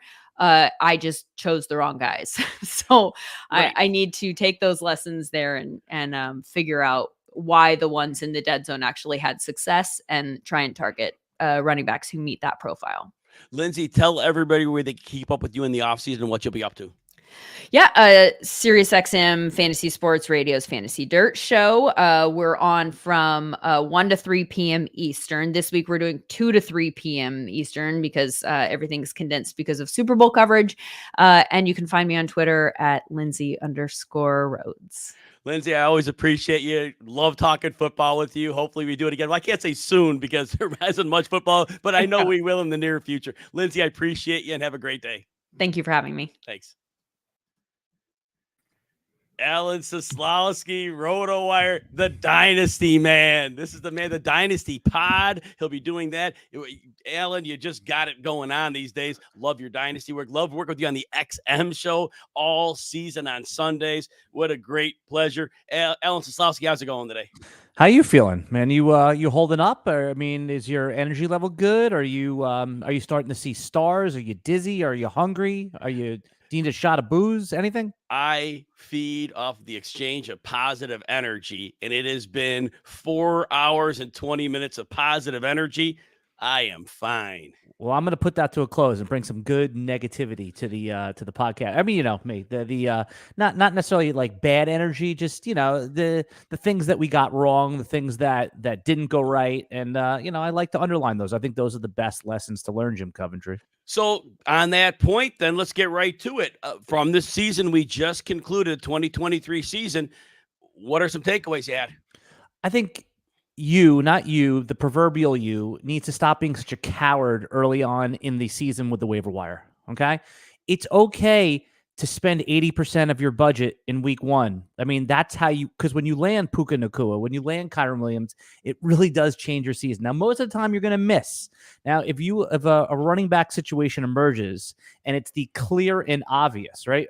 Which Kyren Williams kind of was, right? Like it was, I don't know if that was week 2 or week 3, but it's okay to like put an obnoxious amount of money because it really does change your season. It erases a lot of mistakes that you made in fantasy football because there's going to always be somebody, Jim, and you know this because we talk about this all the time when we do podcasts together and stuff, is that the league winner is not here are your 5 league winners that we're doing a YouTube video about. It's someone that no one's talked about all summer long or not in a league winner sense, and that's on the waiver wire when the season starts, right? It happens every year and to some capacity. So I think that people, myself included, need to like say, hey, you're such an idiot. You're putting 73% of your budget on Puka Nacua. Okay, what's the difference? If you miss, you miss. But when it hits, man, that's truly the league winner stuff. I love that because you're right. It's like no risk, no reward. And oh man, Bruce Arians, no risk it, no biscuit.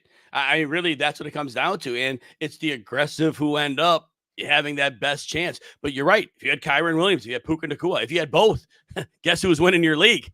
And a lot of people had both, right? I mean, because I think they could be picked up.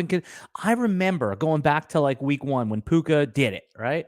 And if you had put anything more than like a novel bid on Puka Nacua, you were considered an idiot, right? Look at these morons. Even after he did it again, like in the Dynasty world, you referenced, and thank you for doing that, all the good Dynasty stuff we're doing over at RotoWire, that when Puka popped off, and most people got him in their rookie drafts in like the 3rd or 4th round of the rookie draft, standard 5-round draft. And then it was sell him for any 3rd round pick you can get. Okay, wait a second. He does again. Sell him for any 2nd round pick you can get. It doesn't matter. Next week, no, you're not buying him for a 1st round pick. Yes, you are. Then it's 2 1st round picks. Point is that sometimes buying at the peak, if you bought Apple stock at like, at $200, like you're pumped, right? If you bought Bitcoin at $20,000 and now it's $40,000, you always thought those are the peaks. Sometimes it's okay to buy high. We always hear about buy low, sell high. Sometimes buy high is good because it may not be the absolute peak, Jim. And I think that's something that I need to do better moving forward into 2024 drafts. Is there any other takeaway from the season, or is that the key one you wanted to hone in on? Yeah, it's the key one. Kyren Williams, again, is going to be a point of contention. People are going to call you a moron if you take him in the 1st round, but why not? We've seen it happen already. So if it happens, believe what you see. I'll quickly speak on Kyren Williams. So what really worked for him, Sean McVay, we talk about him being a genius, and he realized the generic approach that NFL defenses were taking to the running game was susceptible to the duo or downhill running scheme. Cam Akers wasn't that guy, but Kyren Williams was. And so basically, McVay ran duo, and that's what propelled Kyren Williams to a fantasy superstar. And I don't think the league is going to make a unilateral change next year. I think that could come in 2 years. So I think Kyren Williams is going to benefit from McVay's approach to the running game for at least 1 more year. In terms of a talent, Alan, he's ordinary as a talent. He's okay. Right? He's okay. Yeah. I mean, he was a 5th round pick for that reason. He didn't test well, but sometimes, there's like it's not the most talented that wins. It's who can do this particular thing well on this particular team. And In 2 years, we could all be dead. So let's just go with what's for next year, Jim Coventry, right? Oh, great. Yeah. Say that to the old guy. Thanks. Right. By the way, will you take Kyron Williams at the end of the first round? I'm probably taking a receiver. I'm probably taking a receiver. Okay. But I'd be open to it. I would be open to it because I think the points are still going to be there. I think in that offense, I think the points are still going to be there. And Fair. we already see McVay's going to use him. McVay's going to give him 20 touches a game. That's not going away. So as long as Stafford, as long as the band is back together, I'm in. If they add, a marginal running back, if they add like a Gus Edwards or someone like that in free agency, I'm still going to be in as long as nothing major changes. Correct. What's your take on the Super Bowl, Alan? It's going to be 3-0.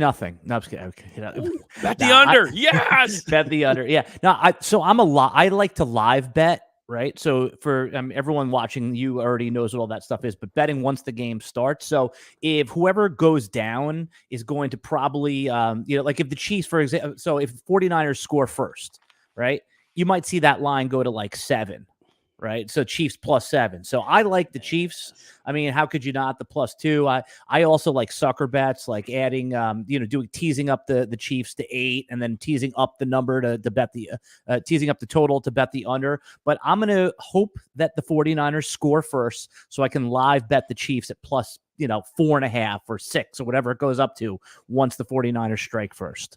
I think that's the beauty of this show today. We bring in all these people today and tomorrow, of course, 58 analysts, and you're getting these different perspectives, and there's nuggets of wisdom in each of them. And nobody had talked about the in-game betting until you did. And I don't know, at this point, what are we, 24, analysts deep? But I think that's a great piece of advice to monitor the in-game betting. And the same could be said for the over and the under, depending on the game starts out. So Alan just kind of hips you to that. Alan, are there any ancillary or secondary prop bets that you might like in this game? Yeah, I love prop betting content. I listen to your show on RotoWire all the time on the YouTube page, and I listen to 1,000 podcasts with prop bet it. So here's like a list of I'll do like lightning round of 3 or 4 prop bets that I've gathered from listening to other people's content that I liked. All right, so no 4th down conversions +300. All right. And the backup numbers on those: Kansas City converted 10 of 20 4th downs this year and 2 of 3 in the playoffs. San Francisco converted 7 of 13 4th downs, 0 for 1 in the playoffs. So that's basically more or less a 50-50 bet. You're getting it at +300. The other one quick is non-QB to win the MVP +200, Jim Coventry. 4 of the last 10 were non-QBs. Oh, those are great bets. Yeah. Oh my gosh. I can't say I did the research on these. I took these from other podcasts, but those are the ones that popped out to me. The last 10 MVPs, Jim: Malcolm Smith, Tom Brady, Von Miller, Tom Brady, Nick Foles, Julian Edelman, Patrick Mahomes, Tom Brady, Cooper Kupp, Patrick Mahomes. So 4 of 10. That's so important to point out because I think everybody thinks it's quarterback. We kind of know in the back of our mind other positions win, but that's a good rate of non-quarterback wins. And I think that adds a lot of value to that potential bet. Alan, tell everybody what work you'll be doing in the offseason and where they can find you. Yeah, sure. So RotoWire is going all in on 5-day-a-week podcasts. So RotoWire Fantasy Football Podcast. Jim's going to be doing a podcast there. I do a Dynasty podcast there. And then from time to time, you'll see us pop up on SiriusXM Radio. But RotoWire YouTube is the place for everything. We're going to basically turning the RotoWire YouTube into just a 24-hour television network, and then we're going to spin it off and do a RotoWire football only channel as we get close to the NFL draft, which will be spearheaded by Jim Coventry. Excited, Alan. Always appreciate you. Appreciate your work. Thanks for hanging out with me today. If you need another pee break, just text me. All right, gotcha. Thank you. Later. Well said.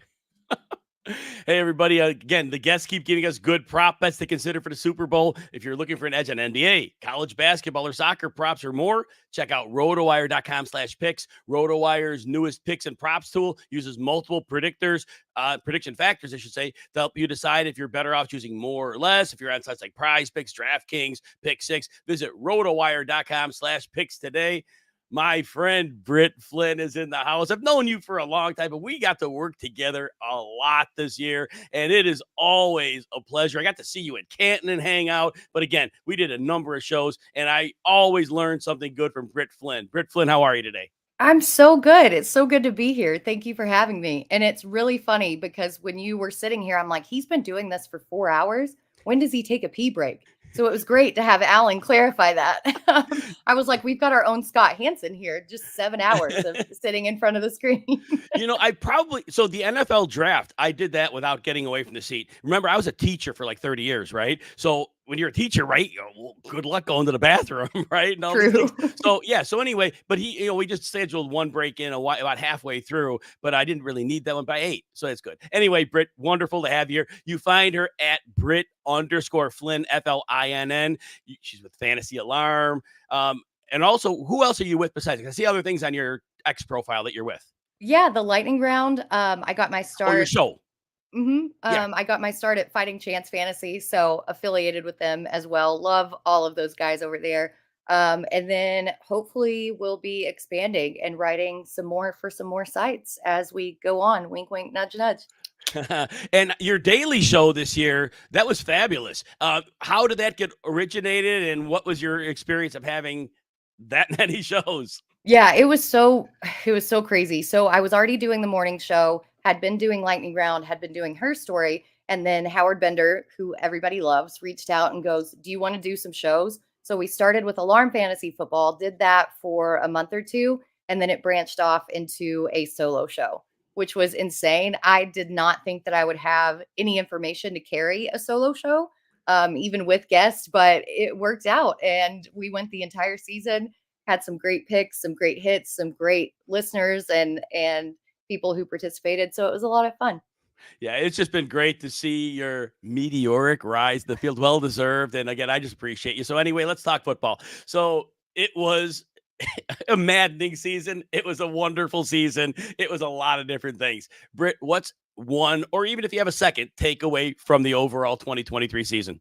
Yeah. So you mentioned the draft, and this is where I think my takeaway started, was at the draft, and it is the Detroit Lions and the fact that they have cracked the code to a rebuild and what a rebuilding team should do.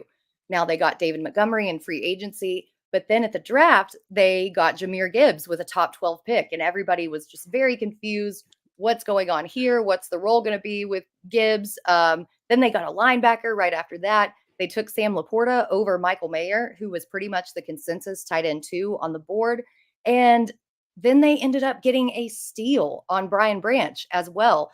I remember being at the draft, and as the second day went longer and longer and longer, I kept looking over and whispering to people, when is Brian Branch going to go off the board?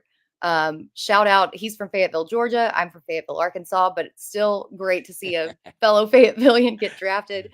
Then you talk about Amon-Ra St. Brown, who they got in the 4th at a steal a couple years ago, trading for Jared Goff when everybody made fun of the situation, saying that the Rams actually paid the Lions to take Goff off of their hands. He had the highest completion percentage this year of his entire career, going to the Lions and playing with who he was playing with. Both running backs had over 1,000 rushing yards and 10 touchdowns. Obviously, keeping Ben Johnson helps after he didn't go anywhere in this wild head coaching carousel that we've got going on. Even keeping Aaron Glenn, I think, helps, because although the secondary got banged up, they did not have a good end of their season. That front 7 is an absolute unit, and I would be very scared to face them going forward. So for me, it's the Lions, and we're going to have to be afraid of them for several years to come. Man, the roar has been restored. That's a great takeaway from the season. Britt, let's talk some Super Bowl. This is a game I just can't get enough of talking about. What are your thoughts on this game between the Chiefs and the 49ers?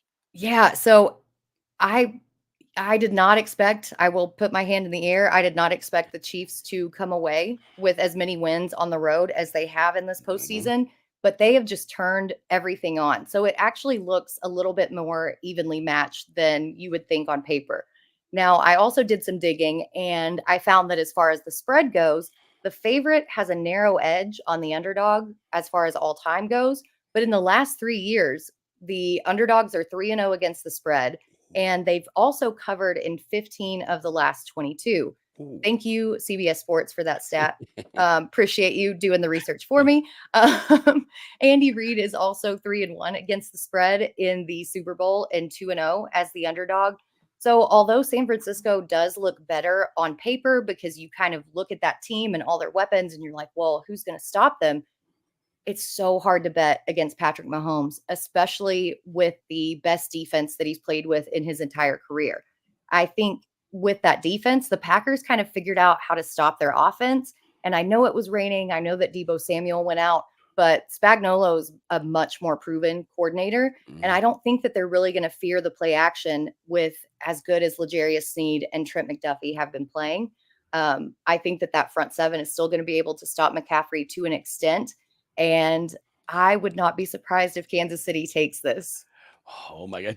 Have you gotten to the point where you've picked a score, or is that coming later in the week? It's coming later in the week. It's too evenly matched. There's too much movement. I need to see what's going on with the Chiefs as far as some key injuries. We know that Omenihu did suffer an ACL injury, but he's still questionable. He hasn't been ruled out. So if he returns to practice, that's going to change some things.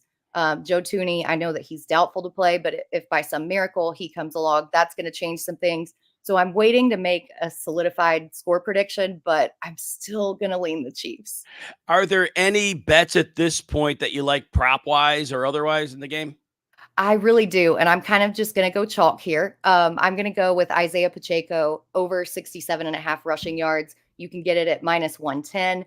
This guy has been on such a tear lately, and I'm really not ready to stop that streak. Even going into San Francisco or against San Francisco, he's gone over this mark in all 3 of his playoff games, including 68 yards against the Ravens. Even though his efficiency wasn't great, he carried the ball 24 times. Like, they're giving this guy the rock.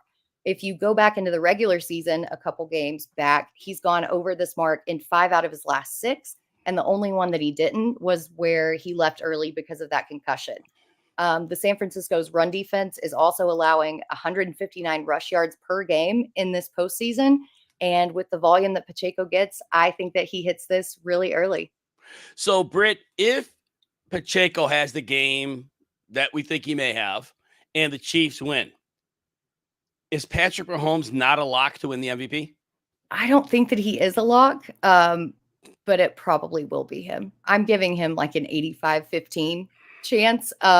It just seems that this is a quarterback award in recent years. I know that, we went through the stats with your last guest, but just a gut feeling makes me feel like it's a quarterback award. So if we bet this game, you could get plus odds, not much, but it's better if the Chiefs are going to win and that's your take, you'd get better odds taking Mahomes to win the MVP than the Chiefs to win.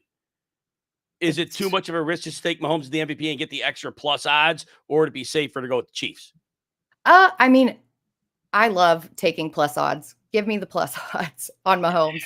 That's what I'm thinking. I like throwing darts out there. Obviously, if the Chiefs do win, it's going to be because of Mahomes and Travis Kelce. So throw a little extra sprinkle on that. Yeah, so I think so. Britt, tell everybody where they can keep up with you, what you've got going on in the offseason and all that good stuff. Yeah, so you can find me over at Fantasy Alarm, also on Twitter at Britt_Flynn, FLINN.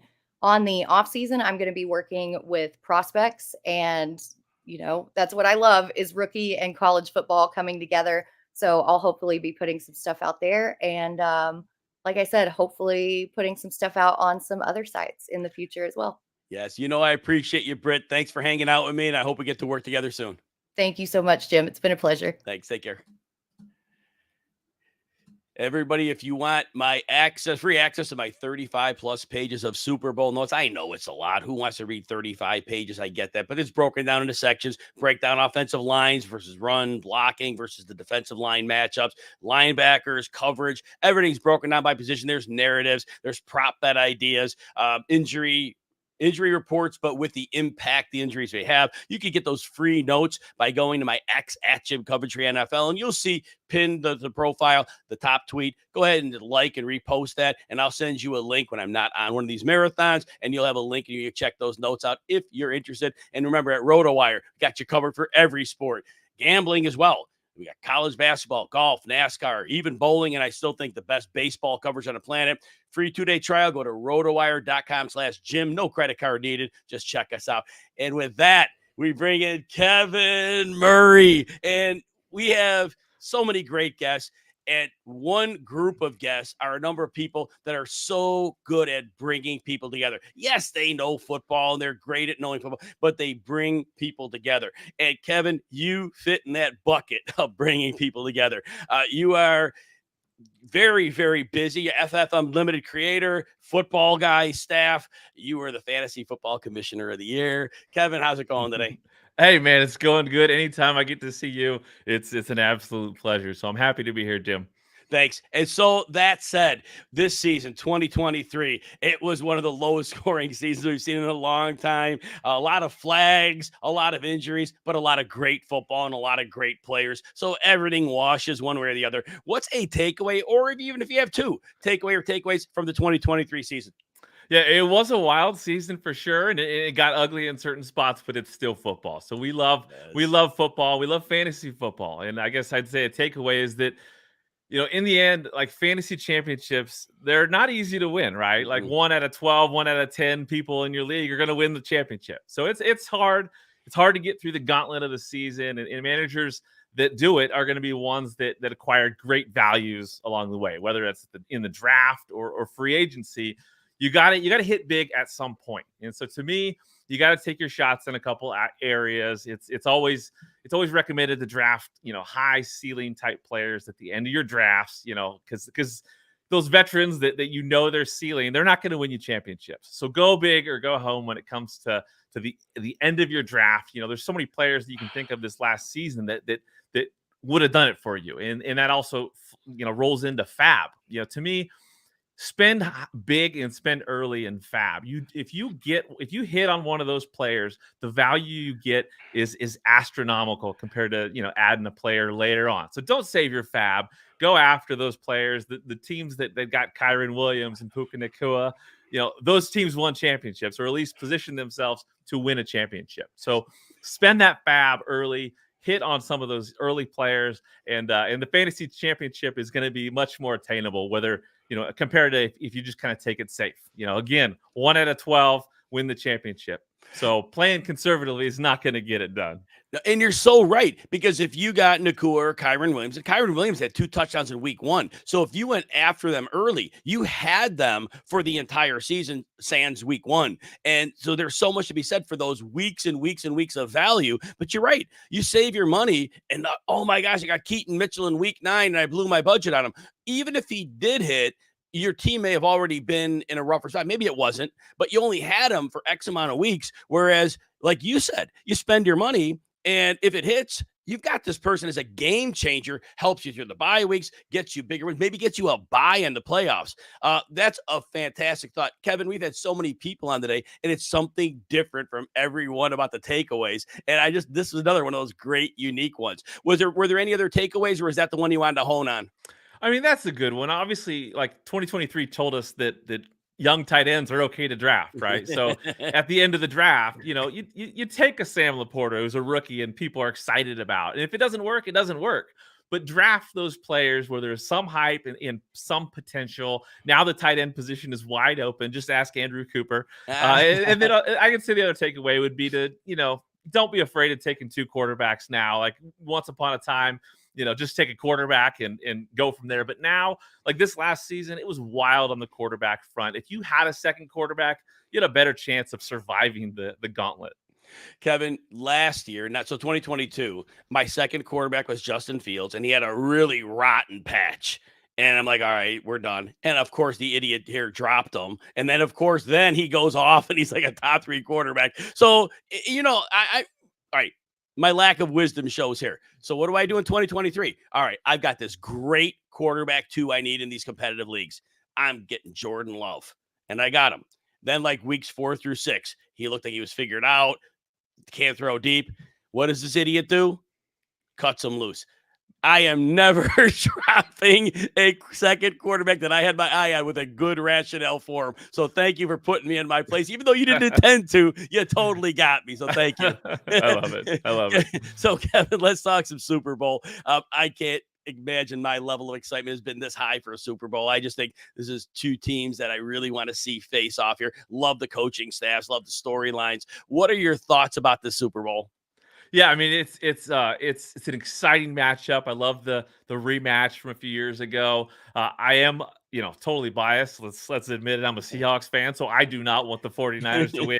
I wanted them to lose to Green Bay. I desperately wanted them to lose to the Lions.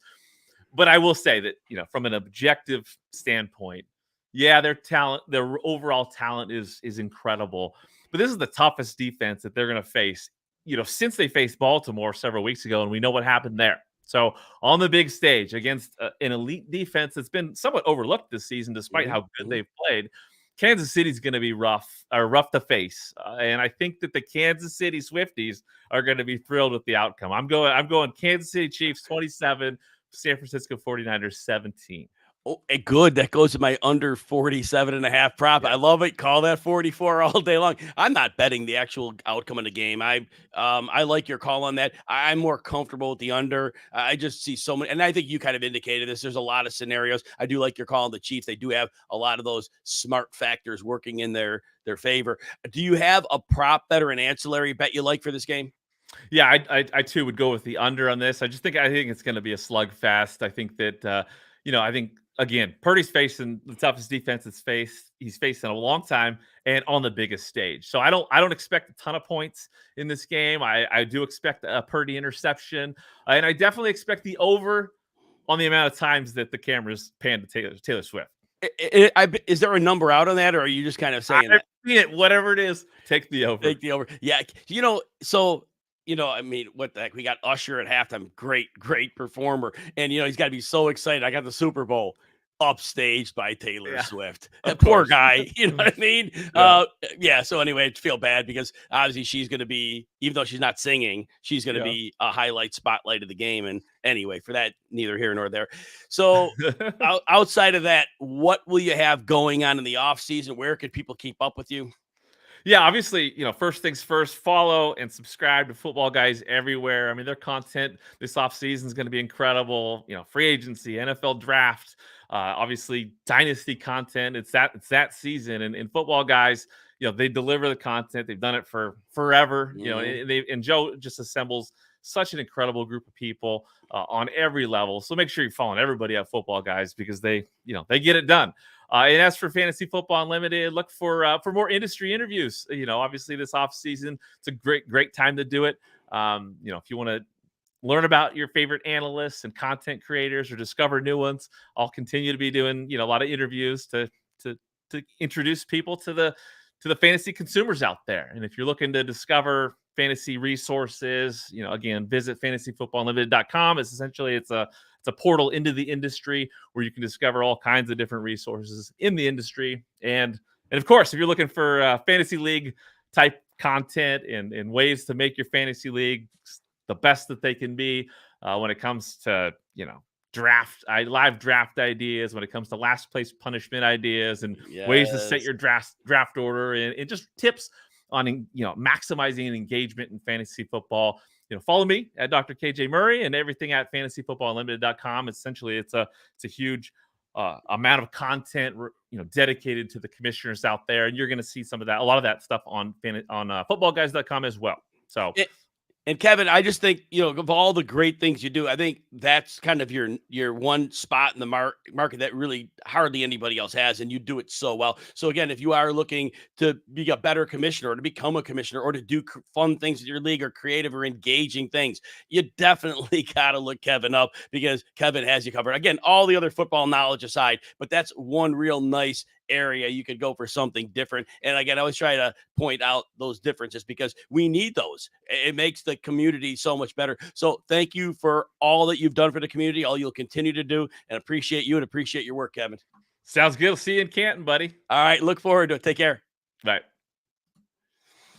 All right, everyone. Hey, we always appreciate you tuning in. We're still going to be here for another hour and almost a half, and we'll be back on Tuesday for more. But if you're enjoying the content and you want even more insights and exclusive updates, make sure to connect with us across all social platforms. You can follow us on Instagram at RotoWire for visuals and stories that bring you closer to the action. On Twitter at RotoWire. It's going to be a theme here for the latest updates and discussions. If you're just an NFL fan, you can give just at RotoWire NFL on the X. Catch us there. All things football. On TikTok, at RotoWire. A number of our personalities are there. Good thing for you, I don't dance. You don't want to see any of that. Just talk some football and we're good here. Facebook, way to engage with us there. Facebook.com/RotoWire. Get live updates, community interactions, more. And so again, just keep up with us. We love you at RotoWire. And if you want a free trial, go to RotoWire.com/Jim. Get you 2 days of free access.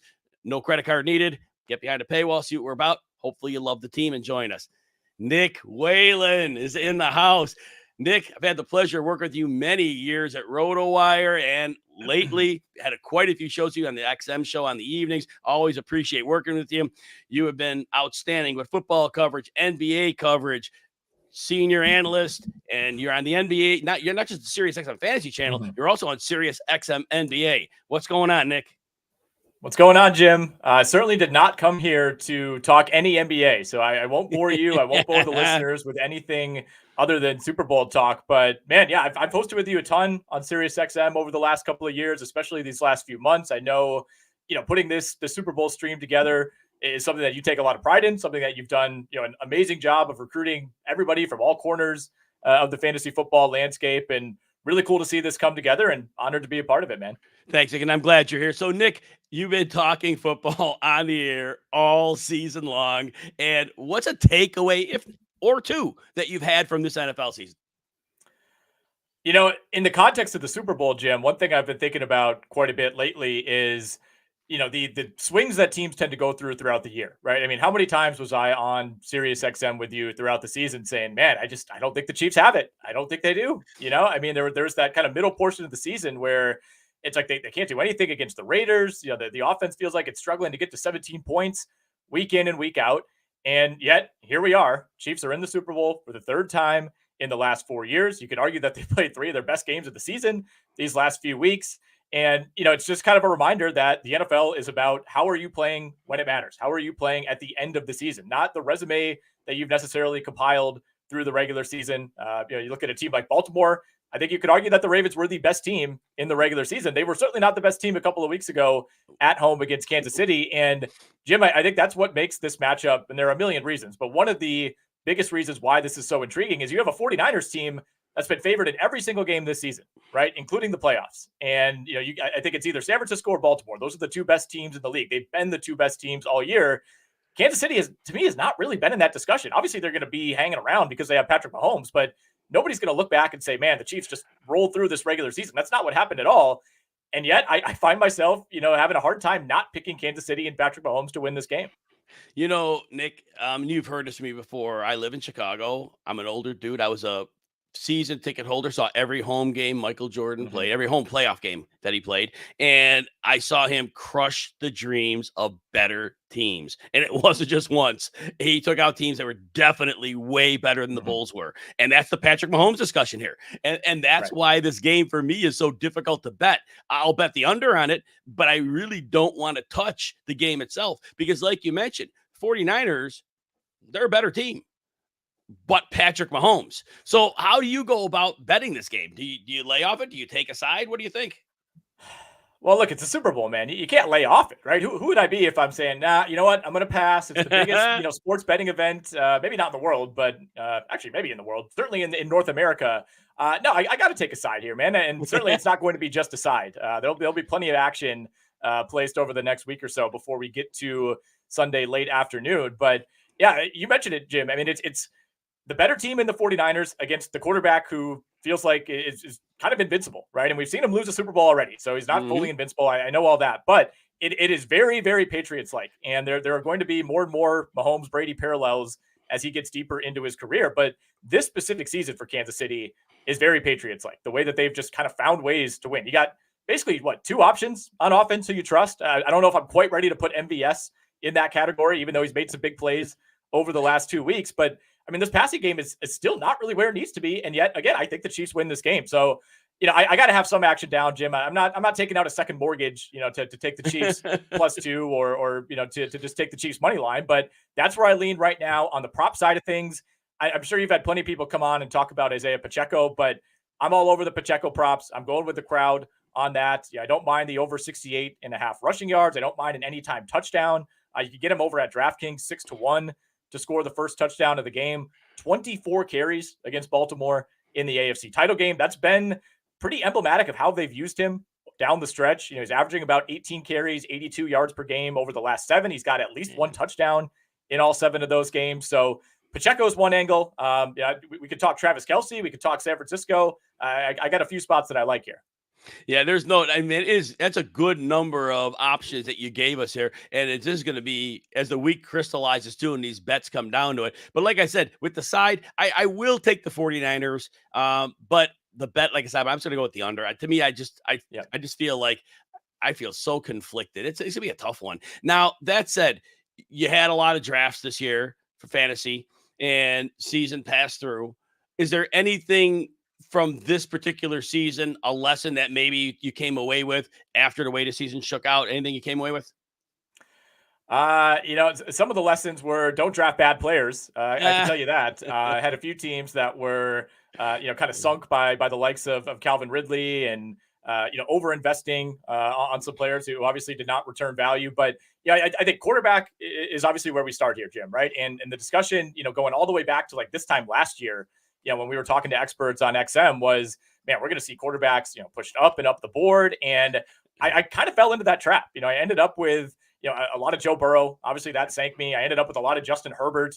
That sank me even more. The quarterback position was something that I was targeting going in. I wanted to make a point to not be, left with a Geno Smith, at the end of the draft. And the way it turned out, I think we might see a reversal now heading back into 2024 where, obviously Patrick Mahomes, Lamar Jackson, Josh Allen, maybe Jalen Hurts.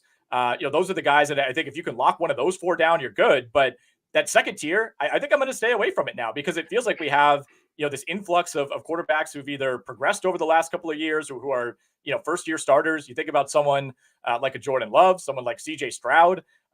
There's so much talent available now in that second or even third tier that I don't think I'm going to be over investing in the quarterback position in 2024. And the other thing is tight end, Jim, right? I mean, we saw last year, we were talking, man, there's like 3 tight ends that you really feel comfortable with. Maybe you could scratch a claw for someone like Evan Ingram, but now this position feels like we've like tripled the amount of talent that we have available. So now I'm kind of doing the opposite with tight end, where I'm really excited to dive into that pool in 2024. When you mentioned the quarterbacks, Nick, it was like this year, I think we thought there were just 8 quarterbacks. I think we all thought there was a chasm between quarterback 8 or 9 and then the rest of them. It's like, all right, you don't want any of these. And what you're bringing up, and it didn't happen that way with the injury, but your point out is next year, I don't think it's anymore. There's just 8 quarterbacks. Now it's like, oh, there's enough for everybody in your league. And so you're right, along with what we learned from this year and with, as you're mentioning, the emergence of more quarterbacks, there may not be a good, beyond the startable players, but there's enough for everybody. So I think you're right. I think we will see more of a weight on quarterback approach. Nick, tell everybody what you'll be up to this offseason, where they can keep up with you and all that good stuff. Yeah, you can follow me on Twitter, and I'm going to get out ahead of this. It looks better written out than it does spoken aloud, but I'm at Whalen, my last name. You just got to replace the L with a 1. So WHA1EN. Between a lot of NBA over the next 5 months or so, as we get through the All-Star break and close to the playoffs. You can hear me on SiriusXM Fantasy. For now, that show airs 7 to 9 p.m. Central over on XM Fantasy. In a couple weeks, once baseball kicks in, we'll be moving back to a daytime slot that should be 11 to 1 or 12 to 2 p.m. Central. We'll keep you posted on that. And through the end of the NBA playoffs, you can find me over on SiriusXM NBA Radio. I do a preview show talking gambling, talking fantasy every night, Monday through Friday. Myself and Alex Barutha from RotoWire, the RotoWire NBA show over on SiriusXM NBA. You can catch that from 6 to 6:30 p.m. Central. And Nick, you'll notice I didn't say your Twitter handle. I let you say that yourself. Yeah. It was so much easier, and you said it's so much better than what I would have done. Always appreciate you, Nick. Look forward to working with you soon. I think we have 2 shows the week after the Super Bowl. We're going to want to work together. Looking forward to that. Again, thank you for hopping on, and enjoy the Super Bowl. Hey, always fun, man. Thanks for having me. Thanks. And remember, if you're betting on the big game, there's a better way to track and analyze your sports bets and pick 'em tickets across the leading sportsbooks and fantasy sites. You can check out rotowire.com/mybets. You start monitoring all your tickets from DraftKings, BetMGM, FanDuel, Underdog with and more in one secure location with my bets. And again, if you want to get free access to the RotoWire site and get all of our stuff, go to rotowire.com/Jim. Check us out. Hopefully you like what you see and join the team. If not, at least you got a free peek at it to see what we had to offer. We got the Drake in the house, Brian Drake. Always love talking football with Brian. Brian, you find him at Drake Fantasy. Works at Fantasy Points. He's a writer. He's a podcaster. Basically, I remember the FF Hustle podcast. I've always loved that. And you probably still have that going to a degree. You were at PFF Sirius XM Fantasy. Love that evening show on Sundays you were doing. You're a 3-time FSWA award nominee. Brian Drake, so happy to have you here. I'm so excited. You went mute for a second. Can you hear me now, Jim? That sounds like a commercial. Can you hear me now? Oh boy, hang on one second. Settings, audio. Okay, yeah. It's funny when you're a podcast professional and then you try to do a podcast and your microphone goes out immediately. So that's fantastic. I could probably take these off at this point. Yeah, I'm actually going to the Super Bowl, Jim. So I'm more excited than most folks today. So yeah, it's really gonna be incredible. I'm so excited to get out there and take my wife and enjoy the Super Bowl. So yeah, I might even lay a little money down on it. No, so as if it matters, do you know where you're sitting? I mean, it probably doesn't matter. You're in the stadium, but where are you sitting? I don't know exactly. SiriusXM has not told me that yet. I know I'm staying at Mandalay Bay, so that'll be fantastic. They said last year the seats were good, and they were around the 40-yard line first level. So crossing my fingers. I'm not going to sell the seats, so stay out of the DMs, folks. My wife and I are going to the game. The 6-digit offers will be rolling in. All right, maybe I will sell the tickets. Let's be honest.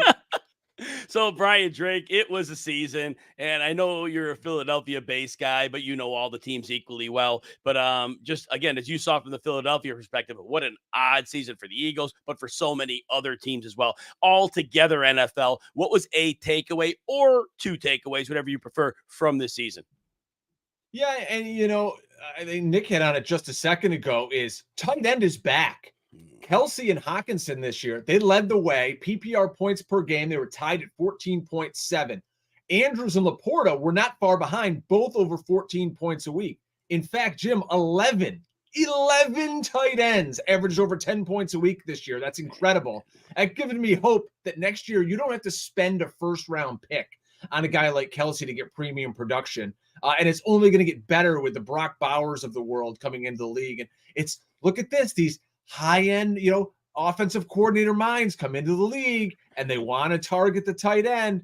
And lo and behold, it's a fantasy bonanza. So I'm so happy about that because I'm a guy that doesn't want to spend a first or second round pick on a tight end. So all this tight end love, and what about Kyle Pitts? Oh my God. I know we forgot all about him. Well, he's going to have a new offense, new offensive coordinator, new head coach. So I think it can get better. I mean, how can it not, Jim? So he could be the guy right now in the offseason with all this love for Laporta, Hawkinson, Kittle even. No one talks about Kittle anymore. This is when you're in that keeper dynasty league. You send that sneaky offer off for Kyle Pitts. See if you can get him on the cheap for next season. I think Dallas Goedert too, could be a guy that's climbing up boards. You mentioned my love for the Eagles. Kellen Moore coming in as the new OC in Philadelphia. They're going to be pushing the ball down the field. And I got a feeling, secret might be out. They might throw the ball to the middle of the field this year. They've shied away from that. They're going to go back to it. You could throw in between the hash marks starting in 2024.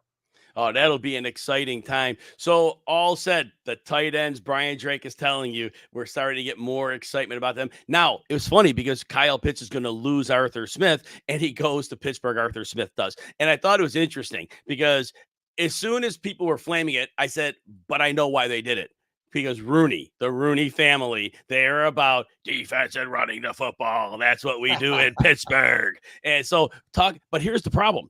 I think they were negligent in their studying because Arthur Smith had a good run defenses before NFL defenses learned to defend with lighter boxes against the run much better. And that was a problem Arthur Smith ran into. He went in with the same successful system he had in 2022, but the league in general was shooting gaps better with less personnel. And all of a sudden, that advantage he had was gone. So now Pittsburgh is bringing him in, and it may be like a false bill of goods. Any thoughts on that?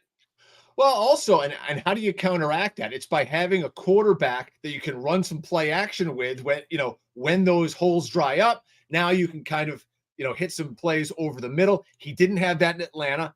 I don't think he has that in Pittsburgh either, to be honest. I think Pittsburgh's going to be looking for a quarterback. You can't sell me right now on Mason Rudolph or Kenny Pickett or any of these guys that they've got there. So we'll see if they draft someone. We'll see if maybe they take a shot at a guy like Kirk Cousins, who would be fantastic there. But they've got all the weapons in the world on the outside. But this is the time with Arthur Smith there. Go find their third string tight end. Pick him up off the waiver wire. If they've got a fullback, add him because they're going to be fantasy relevant at some point with Artie Smith. Oh, man, that's beautiful stuff. All right, let's get to the Super Bowl, Brian. You're going to be at the game. Let's hear your thoughts on it.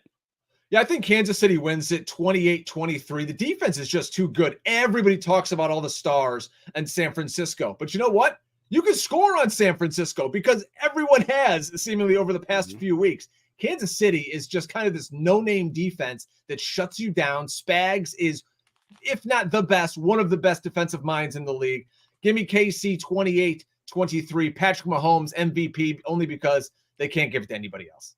So, Brian, if you're betting Mahomes as the MVP and you're having the Chiefs win, the odds are better on Mahomes winning the MVP than on the Chiefs, with the 2 points or obviously the money line. So would it be wise for a gambler if they expect the Chiefs to win to bet Mahomes to win the MVP? Oh, absolutely. If you think the Chiefs are going to win, just bet Mahomes to win the MVP. And the prop I like for this game, actually, Jim, too, is I like Kansas City on DraftKings for the most time of possession. They've had the ball for over 34 minutes, 2 of their 3 games, including 37 minutes against Baltimore 2 weeks ago. San Francisco hasn't had the ball for over 32 minutes in any game this postseason. I think KC runs the ball better than anyone thinks. Just remember, the Packers ran for $138. The Lions went for 182 on this 49ers D. Give me Pacheco over 100. And he hasn't done it since week 1 of the playoffs, but I think Mahomes goes over that 26.5 rushing prop.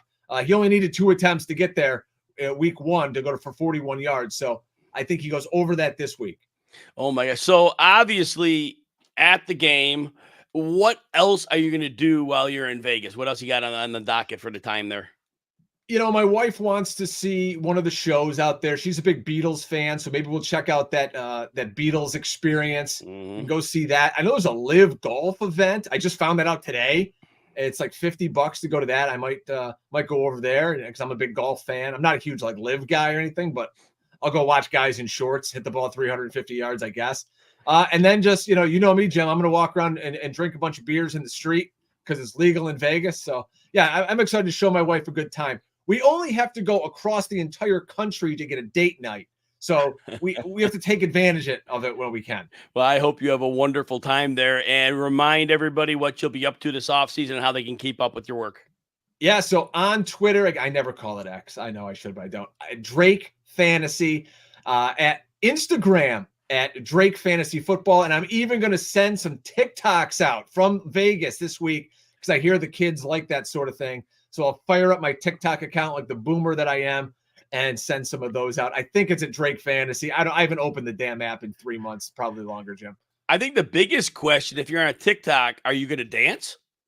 No, TikTok is a failure because there's no landing page. You open it up and it's just blah, blah, blah, blah, blah, blah, blah, blah, like people screaming at you. Like, I need a calm entrance without everyone, in the doctor's office knowing I just opened the app and there's 50 people booty shaking in my face. I don't need it. Yeah, and I asked that half joking because I'm on there, and you definitely ain't getting no booty shaking from me because people would swipe that page faster than it appeared. So I know, stick to football, Jim. Brian Drake, always enjoy talking football with you. I hope you have a blast at the Super Bowl. Thanks for appearing today.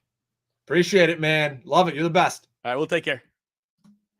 All right, everybody. Hey, now's the time. Take advantage of a generous welcome offer from BetMGM. When you sign up today using RotoWire.com. Now, you go to RotoWire.com, you at the top, you'll see the sports betting tab at the top of the page. You can click on that, and then you'll claim the exclusive BetMGM bonus code. It's called Roto Bonus. That's the bonus code. So it's ROTOBONUS, Roto Bonus. You'll unlock a bet and get welcome offer. Then once you make your first bet of at least $5, you'll get $158 in bonus bets, presenting an excellent opportunity for new users to use that bonus to bet on popular sports, including the Super Bowl, on BetMGM Sportsbooks. So you won't want to miss that at all. And as we're waiting for our next guest to come in, talking about specific matchups in this game. And look, Travis Kelce, it's going to be interesting to see how the 49ers defend him. The Ravens, in my opinion, had no plan for him. It was interesting because what the Ravens did was, it was whoever was near him. Brandon Stevens, the corner someplace. Arthur Millette was on him at times. And then sometimes it was Kyle Hamilton. But frequently, when Kelce in the first half especially was out in the route, you weren't seeing multiple people on him. They were just kind of saying, all right, whatever. And 9 catches, 96 yards, and a touchdown later in the first half. The Chiefs had done enough to already have won that game. And the question here is, do the 49ers come in and say, look, Kelce's had 3 great playoff games, and we haven't seen a great plan for him. And of course, in the Buffalo game, AJ Klein, who, was subbing in for injured players, he was the mark in that game. But is there a world where the 49ers say, hey, we're either going to bracket him, or they haven't done it a lot this year? Are we going to put Fred Warner on him? Fred Warner is elite in coverage and athleticism through the roof. And if he's on Kelce, which I don't know they'll do or not, it'll be interesting to see, because I find it very difficult to think that he's going to have a big game if that's the case. But again, we don't know what that case is. Kelce is running red hot right now, and the yardage prop is one that it's conservatively priced, because if he plays the way he did in the last 3 games, he's sailing over that. But again, you have to think with 2 weeks to prepare, the 49ers have a plan, but other teams haven't. So that's the interesting point. So that'll be wild to see. And then Rashee Rice, what's interesting with him is, so he plays 40 to 50% of the time in the slot. Otherwise, he's outside. And the question is, when he's on the outside, will the 49ers put Charvarius Ward, an outstanding elite cornerback, will they just put him on him? Because they shouldn't be wasting their time worried about Valdez-Scantling, and they shouldn't be worried about Justin Watson. So it'll be interesting to see what they do in terms of defending Rashee Rice when he's on the outside. That'll be a pivotal part of seeing this game. John Daigle, it's been a long season, and of course, we're always so busy we don't get to keep up, but you're here today. Always excited to talk football with you. You find him at Not J Daigle, NFL fantasy and betting, used to be with NBC, FSWA award winner, Emmy. Tell me about the Emmy. The Emmy was actually for behind the scenes work, because we all have day jobs and different journeys that eventually led us to what we do now. And for me, that was actually being a producer for road events for Fox Sports. That's why I lived in Santa Monica and LA for 5 years. And I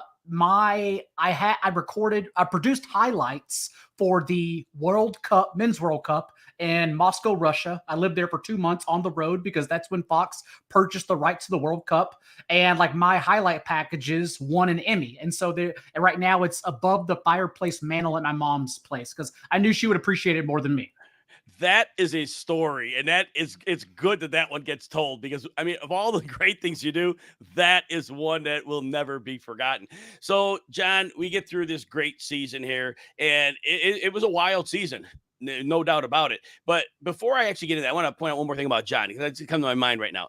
I always tell people, if you want to be great at fantasy, my recommendation is you get 2 things. You get yourself an ultimate stat person, and you get yourself an ultimate like X's and O's person that understands the game inside and out. John, you know both, but I consider you that ultimate like stat. You are like the top of the rock. You have all the trends, all the details, and I don't think anybody really does it better than you do. Like I said, you know the game as well, but that is something that I think that if somebody out there, you're looking for somebody to crush that, it's John Daigle. Tell me about how you become that good at that part of your game. I appreciate the compliments greatly. And honestly, what I would tell anyone is to have a good database. Like, it's not a coincidence that I can look at a trend or look at like running back touches or wide receiver target shares and then suddenly do the math on when this player missed time or when this player was a full-time starter. And the dogs agree with that too, by the way.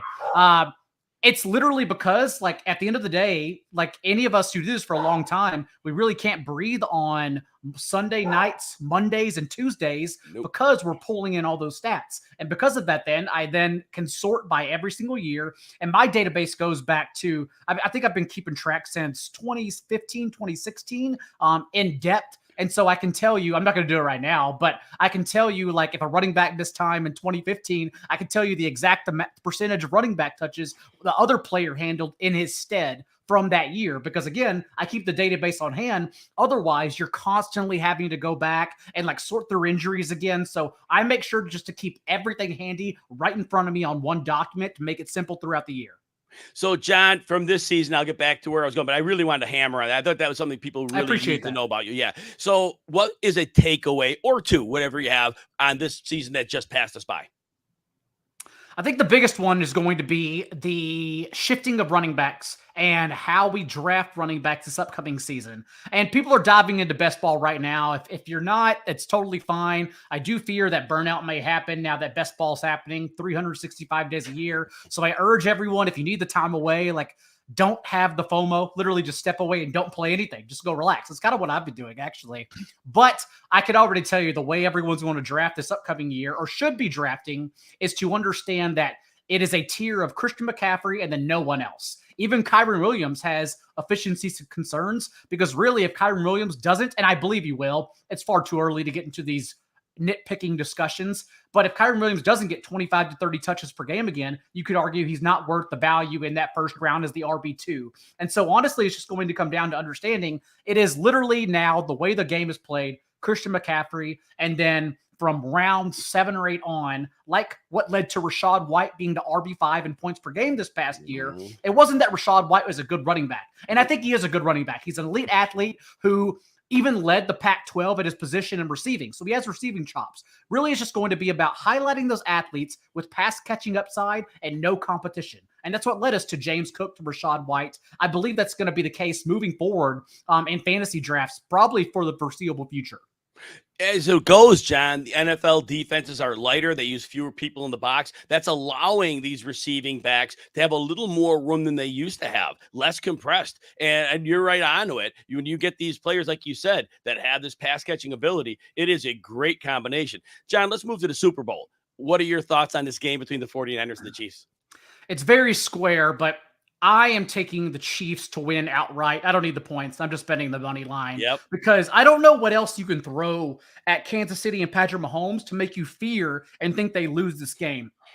Everyone to that point of last week, whenever, or I guess a couple weeks ago now, whenever they had mentioned that the Baltimore Ravens defense, by all accounts, is one of the best defense historically, not just this year, historically we've ever seen, and it didn't matter at all. Patrick Mahomes and the Chiefs moved ball thieves. But for the week before that, everyone said that about the Bills and what they had done to address their injuries throughout the year. It didn't matter at all. And then you go back to this past regular season, they played the Jets before the Jets really stopped tackling those last 2 weeks of the year. They were just trying to get to Cancun and end their season. But like, they played the Jets, they eked them out, and the Jets defense didn't stop them. They played the Dolphins when they had Bradley Chubb, Jalen Ramsey. Everyone was at full strength. And literally the Dolphins were a top 3 defense in the league when everyone was healthy. Again, didn't matter. The Chiefs won and still scored enough points. And then they also played the Broncos whenever they had turned the corner after the first month of the season. So let's start there. I don't think the 49ers can stop the Chiefs at all, especially given how abysmal the 49ers defense has been in the playoffs. But then you go into the weaknesses of the Chiefs, and everyone, even Andy Reid and Steve Spagnuolo, know that run defense is what has been leaking. But now they have 2 weeks to address that. And I guarantee you, they put the ball in Brock Purdy's hands. They say, we will let anyone beat us but Christian McCaffrey. And can Brock Purdy beat them? I don't know. He played an amazing second half last year, but we've now seen that in the 10 full games this year that Nick Bolton, L'Jarius Sneed, and Chris Jones have all been healthy for. The Chiefs are literally first in EPA, and they're allowing a touchdown the lowest rate of drives of any defense in the entire league. That's a 10-game stretch. That's over half the season. It's a big sample. So I just think literally on both sides of the ball, the Chiefs are the better team. I want the money line. Oh, and I love that. Right. Why take the points? It's 2 points. money line, way to go. So is there a prop bet that you like in addition to the game bet? I think the square one is probably going to be Isaiah Pacheco, anytime touchdown. And last I checked, I believe it's minus 135. So go line chopping for sure. I'll tell you the one that's sneakier that I like a lot. And the Super Bowl they just lay out the props. Even by Monday morning, we all woke up to props 2 weeks in advance. And we don't ever get that nowadays. But every book had them ready. I think my favorite one is to take the longest kick return by a Chiefs player. And you have to go through your books on DraftKings, for instance. It is available out there. On FanDuel, I believe they have it too. But it literally just asks which team will have the longest kick return. And I'm going immediately to the Chiefs because Harrison Butker, the kicker for the Chiefs, actually leads the league with an 83% touchback rate. So if we think the 49ers really aren't going to get opportunities to return the ball anyways, I'll gladly take any return the Chiefs give us. So I think that's a little bit of an edge here to have that prop ready to go. That's a great bet. Love that advice. John, tell everybody what you'll be up to this offseason and where they can find you. At @NawJDaigle on Twitter. I have changed companies. We are currently going with a different venture, and it will be announced shortly after the Super Bowl. So you can tune into my Twitter account at @NawJDaigle, and it will all be unveiled here in a week or two. And like wherever John goes, like I said, he is top of the rock when it comes to data analysis. He knows the game too. But again, if you're looking for that numbers person as well, John Daigle's your guy. John, I always appreciate you. Look forward to talking to you soon. Appreciate having me out, Jim. Can't wait to have a drink with you. We have to plan it. We're local. We will. Right. All right. Bye. Good luck. Thanks.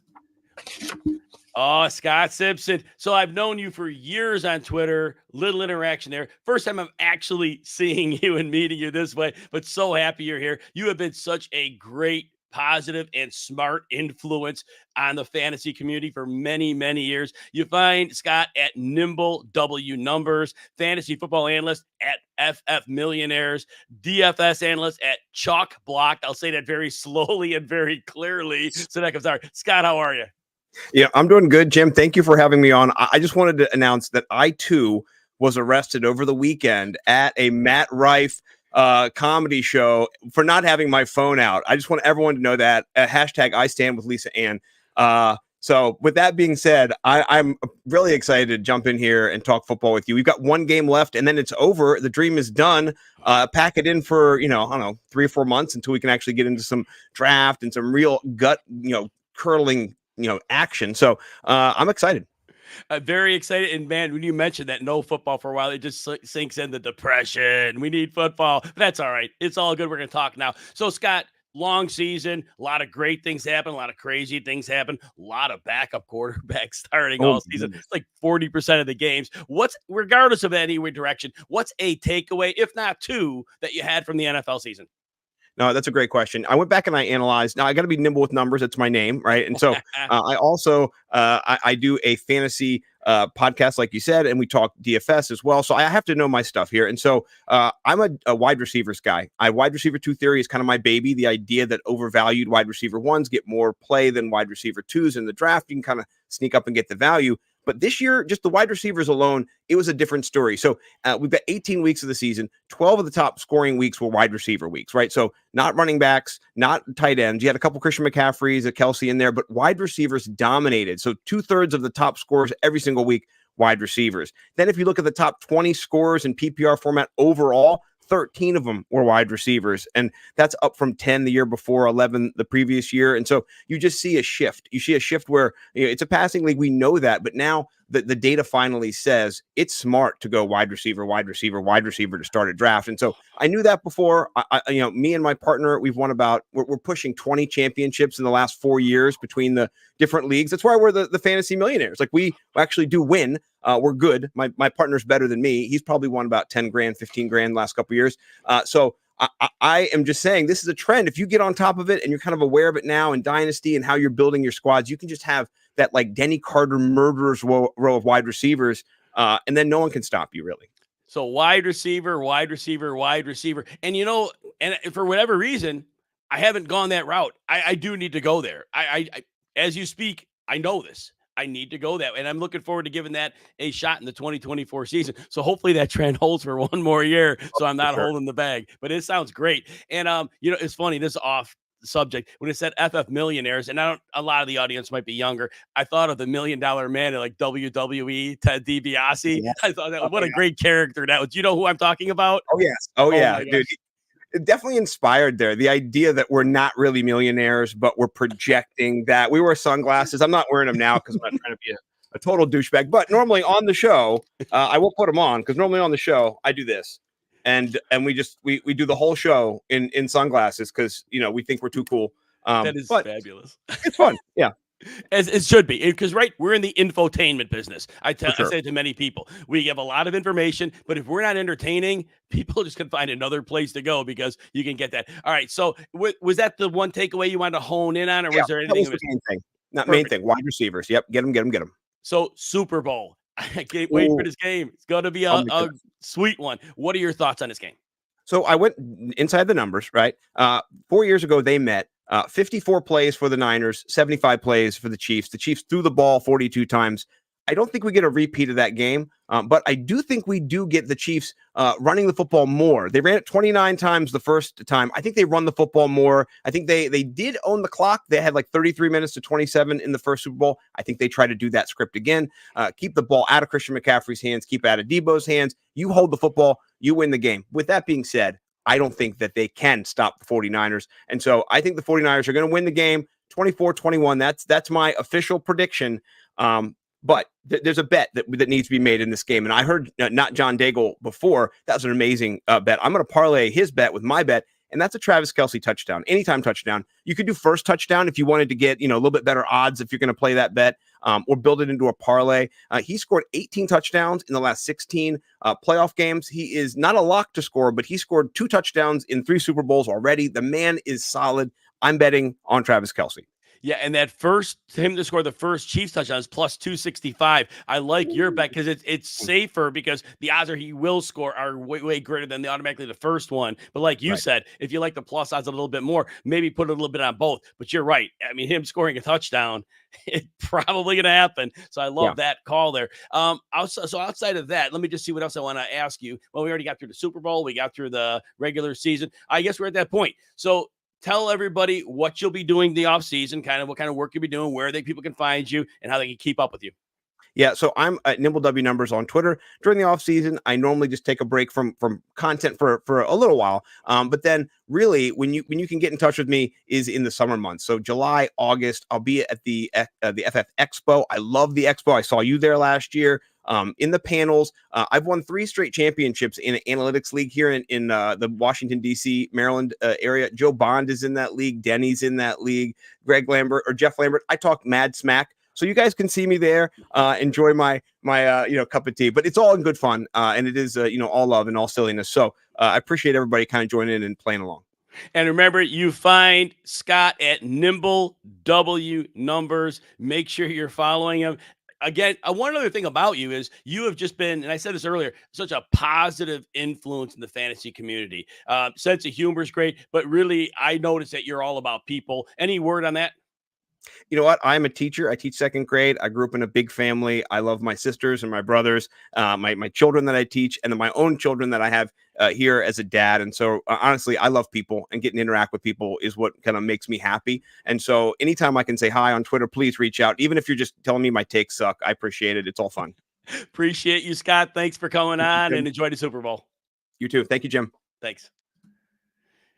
All right, everybody. If you want access to my 35 pages of free Super Bowl notes. Again, you may not want to read 35 pages broken down into sections. You could get offensive line against the run or the pass. You get the matchup against the defense. You can get the linebacker matchups. Everything that you need broken down into areas. You get those by going to my X profile at Jim Coventry NFL. Just like and repost the pinned tweet, and I'll DM you a link to my notes. And remember, you can catch those, and hopefully they help you make some money, some props. I'll tell you the pros and the cons on a number of those. And also at RotoWire, we've got your fantasy and gambling content for every sport: college basketball, golf, NASCAR, even bowling. And I continue to say, best baseball coverage on the planet. All free, 2-day trial, no credit card needed. Just go to rotowire.com/Jim. Very excited to bring in George Reed. Known George for a while, but I got to talk with him quite a bit at the Fantasy Football Expo last year. I remember that Thursday night. We were at that one dinner venue, got to hang out a bit there, and so glad I had some time to actually kind of hang with you. But it's been great ever since. I appeared on one of your shows. That was wonderful. And you find George at George Reed FF. And you have also raised over $30,000 at Toys for Tots. You want to talk about that a little bit, and then your Yes, sir. Titles podcast? Yeah, absolutely. So in a former life, many moons ago, I was a young, fit individual who was in the United States Marines. The Marine Corps Reserve is one of the big sponsors for Toys for Tots. So when I got out, a friend of mine, Jason, and we started up our own little podcast. It was called Break from the Grind. And what that basically was is we took people within the fantasy community and we bring them on the show for interviews, but it wasn't to get their fantasy information, because we believed if we wanted Jim's information, well, first off, all we have to do is like and quote tweet one of his posts, and he'll send you some amazing notes. But if you wanted Jim's information on fantasy football, just go to Jim, ask him, and he'll tell you. So what we would do is we'd bring people on who had amazing stories. And we'd ask them about their stories, their journeys to where they got to where they're at, less about the fantasy football. And it was so much fun to do that. And we spun that into creating these fantasy leagues. And what we do is we typically charge $40 a league for the individual to join. 100% of that $40 goes to Toys for Tots. The winner of the league every year gets a signed autographed memorabilia from Pristine Auction. Matter of fact, I'm getting ready to ship a couple of them out this week. I got 2 Tank Dell jerseys and a Devon A-Chain jersey that I'm getting ready to ship out for some of our league winners. We take that money every year and we do the same thing that Scott Fish does. We go to Target, we spend a whole bunch of money on toys. We bring them over to the Brevard County local Toys for Tots chapter, and they tell us every year we are the largest non-corporate donor that they have every single year. So we're not sponsored by any large corporations. I live on the Space Coast. You got United Space Alliance, you got SpaceX, you got Lockheed Martin. Like, you got these large corporations that donate thousands and thousands of dollars, and it's absolutely amazing that they're able to do that. But we've done it now. I need to change that. We're up to about 35,000, including this year. So that's being a Marine. The Toys for Tots, that hits home for me. I grew up in a very poverty situation. I had to receive Toys for Tots many years for Christmas. That was the only way I was getting anything for Christmas. So it's my way of giving back, and I'm absolutely blessed and honored to be able to partake and help every single year. And I thought that was important to start out with that because, look, we talk football, but humanity is a way bigger story. And there are so many people like yourself, George, that are in this for far more than football, making a difference in the world. And hopefully you continue to inspire more people to go down that path and find their own creative way to just help humanity with this great hobby we love. But let's talk some football, because I know that's what we're here to do, but this was so much more important. Absolutely. But it was a great season. It was a crazy season. A lot of injuries, a lot of flags, but still it was football and we loved it. George, what's a takeaway, or if you have 2 takeaways from this 2023 NFL season?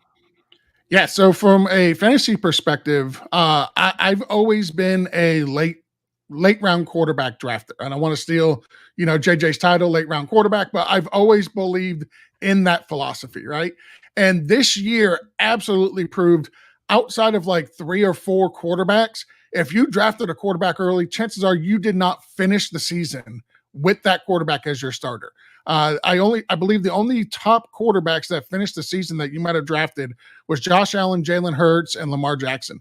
Other than that, like, the point per game average is absolutely insane. And these are guys you never went into the season thinking that you would need to start. So if you drafted a quarterback, especially in a 1 quarterback league, within the first 5 rounds, 6 rounds, you probably did yourself a disservice. And I'm even getting to the point now where in a super flex league, I won't draft a quarterback in the first 3 rounds.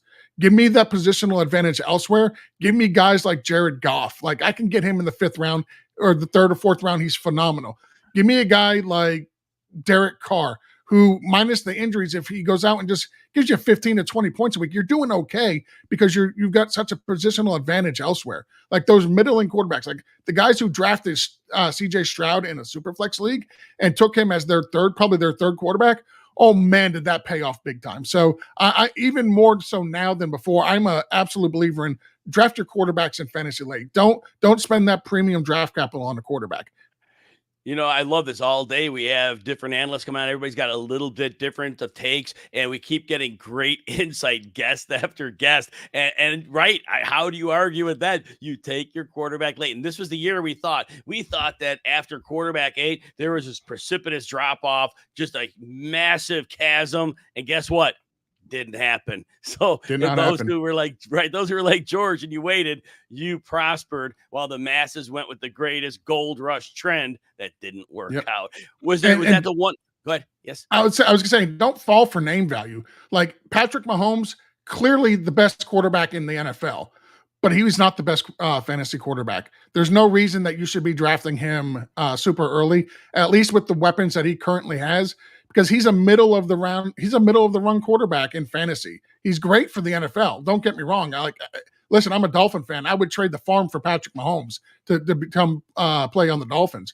But for as far as your fantasy team goes, like don't get caught in that name value. He's not putting up 5,000 yards. He's not putting up 50 touchdowns again, at least anytime soon. At least not with the weapons they have there. They're still a great NFL team, but they're just like he's not a great fantasy quarterback at this point. So was that the one takeaway you wanted to hone on, or was there another one you wanted to add just so I know whether to move on or stay here? No, let's move on. Okay. I think there's so many other people that are coming on and other people that are giving great takes. They've stolen all of mine. Right. Because at some point there are only so many takes, and we're gonna have 58 people on. So yeah, the well's gonna dry up. So Super Bowl, everybody wants to know about the Super Bowl. That's why we're here. And so there are never enough takes on the Super Bowl. Everybody adds a little bit of a twist to theirs, so we always continue to glean knowledge. What are your thoughts on this game, George? I think the 49ers are going to win this game. I think Christian McCaffrey is going to go up over 130 all-purpose yards. I think he'll end up being the MVP. And I think the final score, I think it'll be a lower scoring game. I don't think either team hits over 30 points. I think you're looking more like 27-21, 21-28, somewhere around that range. But I think ultimately the 49ers, as good as the Chiefs have been, I think the 49ers top to bottom are the most complete team in the entire NFL. And I'm not just saying that because I cover them for High Point Sports. So there's absolutely no bias there at all. But I do think that they are going to be the team to win the Super Bowl this year.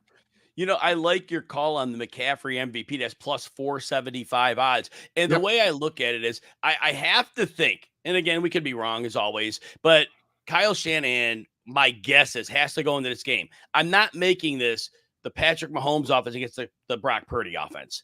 I'm making this. You can't do that. Right. I'm making this the Patrick Mahomes offense against the Christian McCaffrey offense. And with 2 weeks off, he's rested. With no game afterwards, and I've been saying this all day, they could give him the Christian McCaffrey Carolina Panthers workload in this game because they don't have to rest him. You could see that happening then? Oh, yeah, absolutely. I can see. I forget who it was, whether it was Scott or who was on before Scott. If it was John Daigle. Yeah. I forget which one said it, but they said if you're betting the Chiefs to win, bet Patrick Mahomes as MVP. Same thing applies for 49ers. If you're betting the 49ers to win, bet Christian McCaffrey as your MVP. Yeah, either way, so both of those, right? Whoever you like, that's kind of the take that we both have as well. So other than that, George, tell everybody what your off season will be like, where people can find you, keep up with you. Yeah, so my off season actually gets pretty busy. I do a 32 team off season review. Basically, I bring in experts and beat reporters that cover the team, all 32 teams. We sit down, we do an off-season review show, talk about, what happened last year. We talk about their draft and what to expect going into the season. I do that with Toilets and Titles. You can find all my work there at Toilets and Titles. I also do the 49ers coverage for High Point Sports.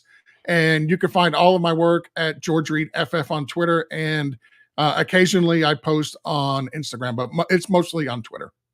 So, George, how much podcasting will Toilets Titles be doing in the offseason? What can listeners expect? How often are you thinking? Oh, we're busier in the off season than we are during the regular season. We don't take much time off right now. I just got back from the Senior Bowl, so we're going over all the rookies that I got to watch there, and we're doing a review. I think we're reviewing like 250 to 300 rookies this year. We're going to do write-ups on them. You can find them all at toiletsoftitles.com. Yeah, it's the off season for us is really where we do a ton of work. And we even take a break every once a month. We do a show. It's called the Round Table, and what we basically do is we draft stupid stuff, it's a break from fantasy football this year. This week that we're doing it, we're going to be drafting first name. So everybody who's on the show, you have to draft like 8 rounds of the individuals by their first name. So like if you want to draft George Washington or Prince George or anybody George, because I'm going to be on the show, you can. But those are the rules. You can only draft people with the first names on the show. So it's fun. It's a break from football. George, fabulous to have you on. Thank you for dropping out. Just thank you for having me on your show recently. Appreciate that greatly. Thanks for coming. And absolutely. And enjoy the Super Bowl. Thank you, my friend. I appreciate it, Jim. Thank you. Thanks. Take care. All right, everybody. Hey, we want to thank you personally for tuning into the RotoWire Fantasy Football Live Marathon today. If you're enjoying the content and look forward to even more insights and exclusive updates, make sure to connect with us across our social media platforms. You can follow us on Instagram at RotoWire. This name's going to get old, but we're going to keep using it.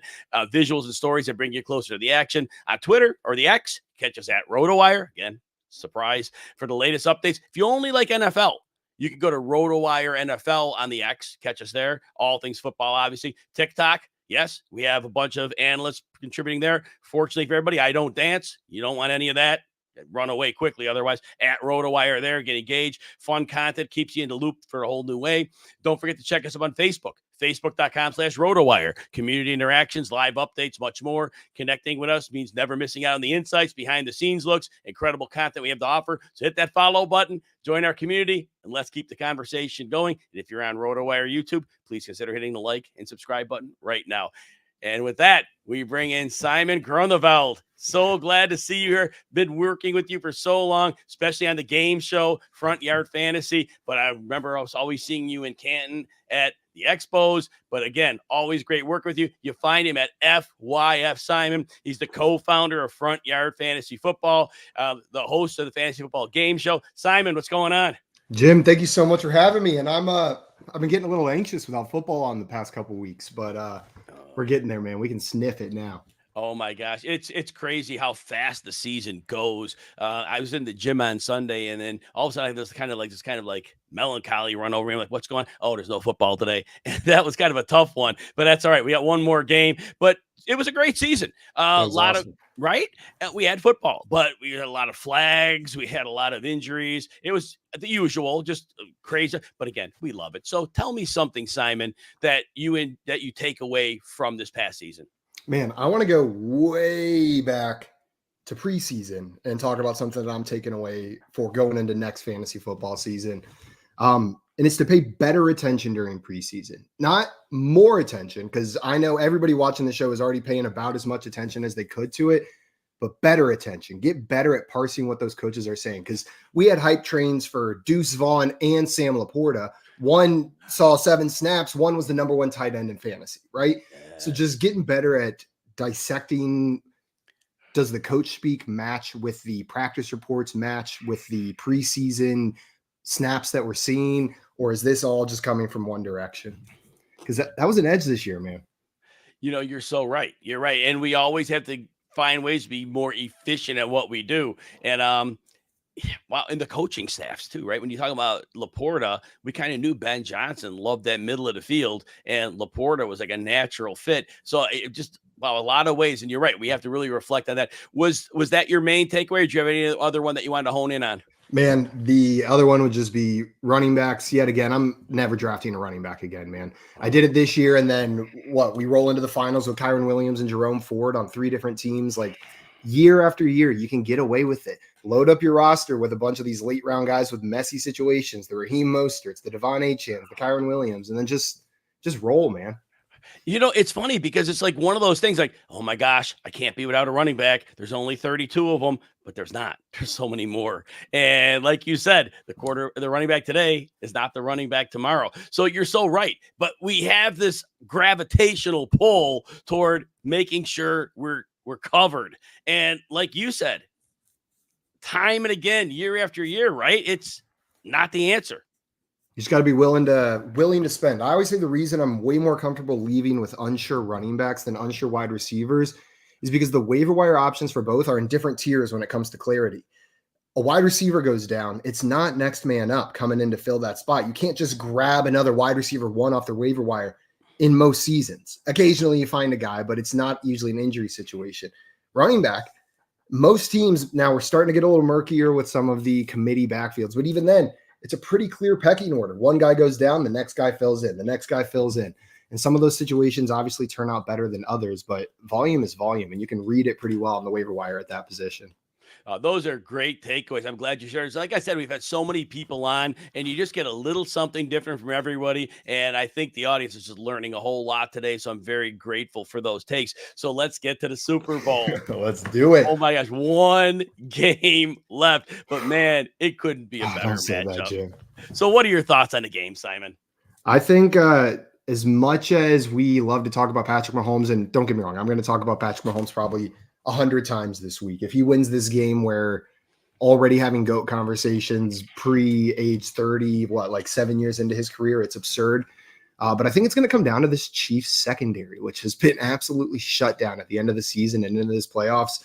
And this is going to be a Brock Purdy versus the Chiefs secondary match to determine who wins the Super Bowl. And I think the Chiefs secondary wins it for him.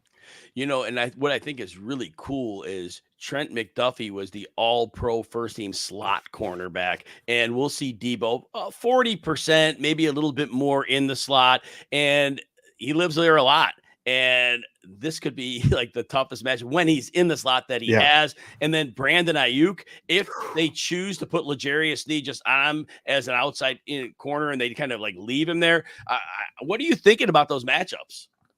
I think the Chiefs have the slight edge, and maybe I'm underestimating yet again Brock Purdy's ability to get the ball to these receivers. Debo will make some plays across the middle of the field. It's what he does. It's what this 49ers offense seems set up to do, create opportunities like that for the playmakers like Debo. But I think by large, this Chiefs defense will keep them in check.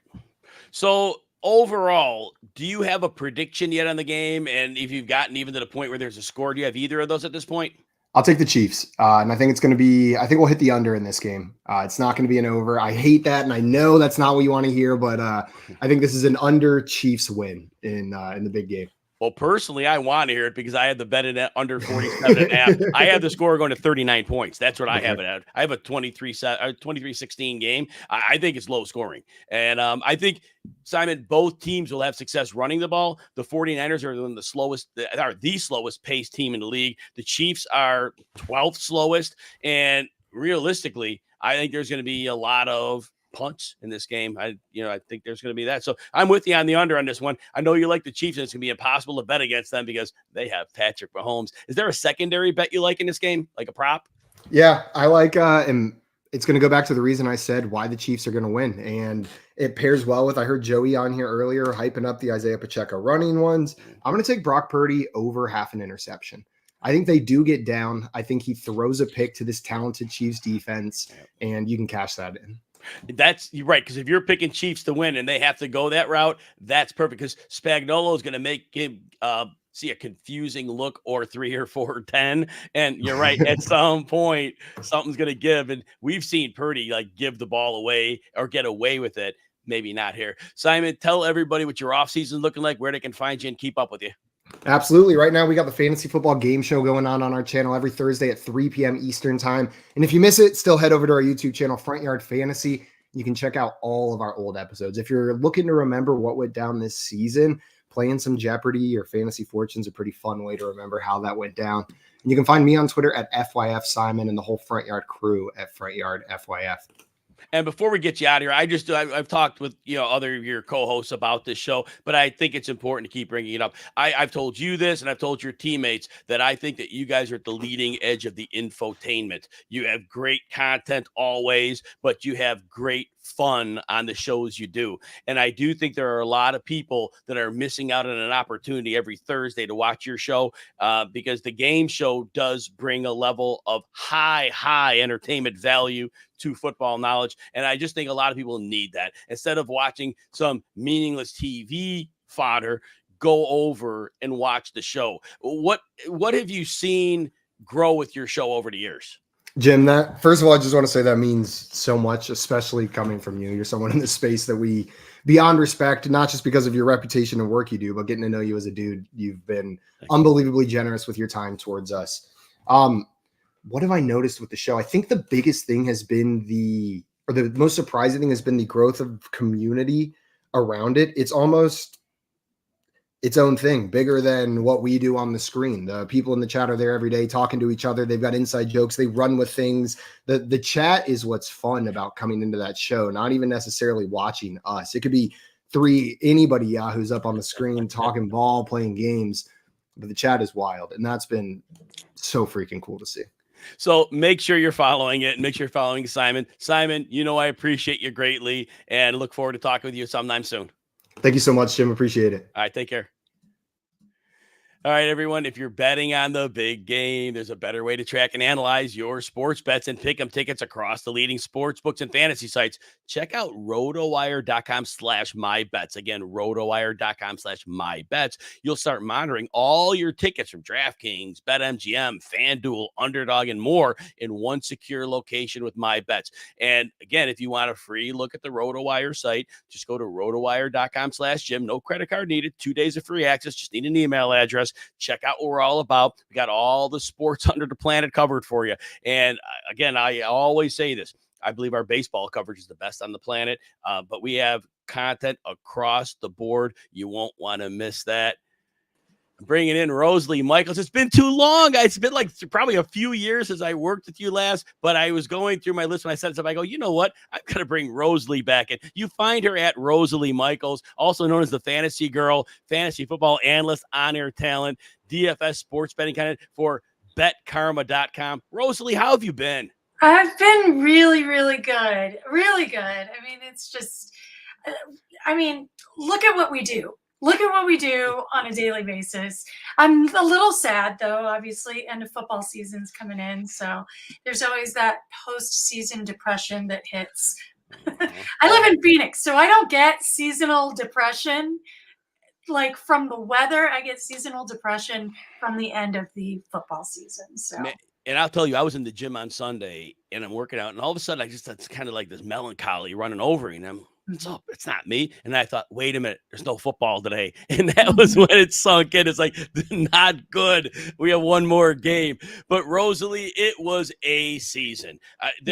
It was the season of the unders, because I know you do a lot with betting, heavy unders, a lot of flags, a lot of ineligible men downfield, holding, and just keeping those scores. It was like 2012 levels of scoring.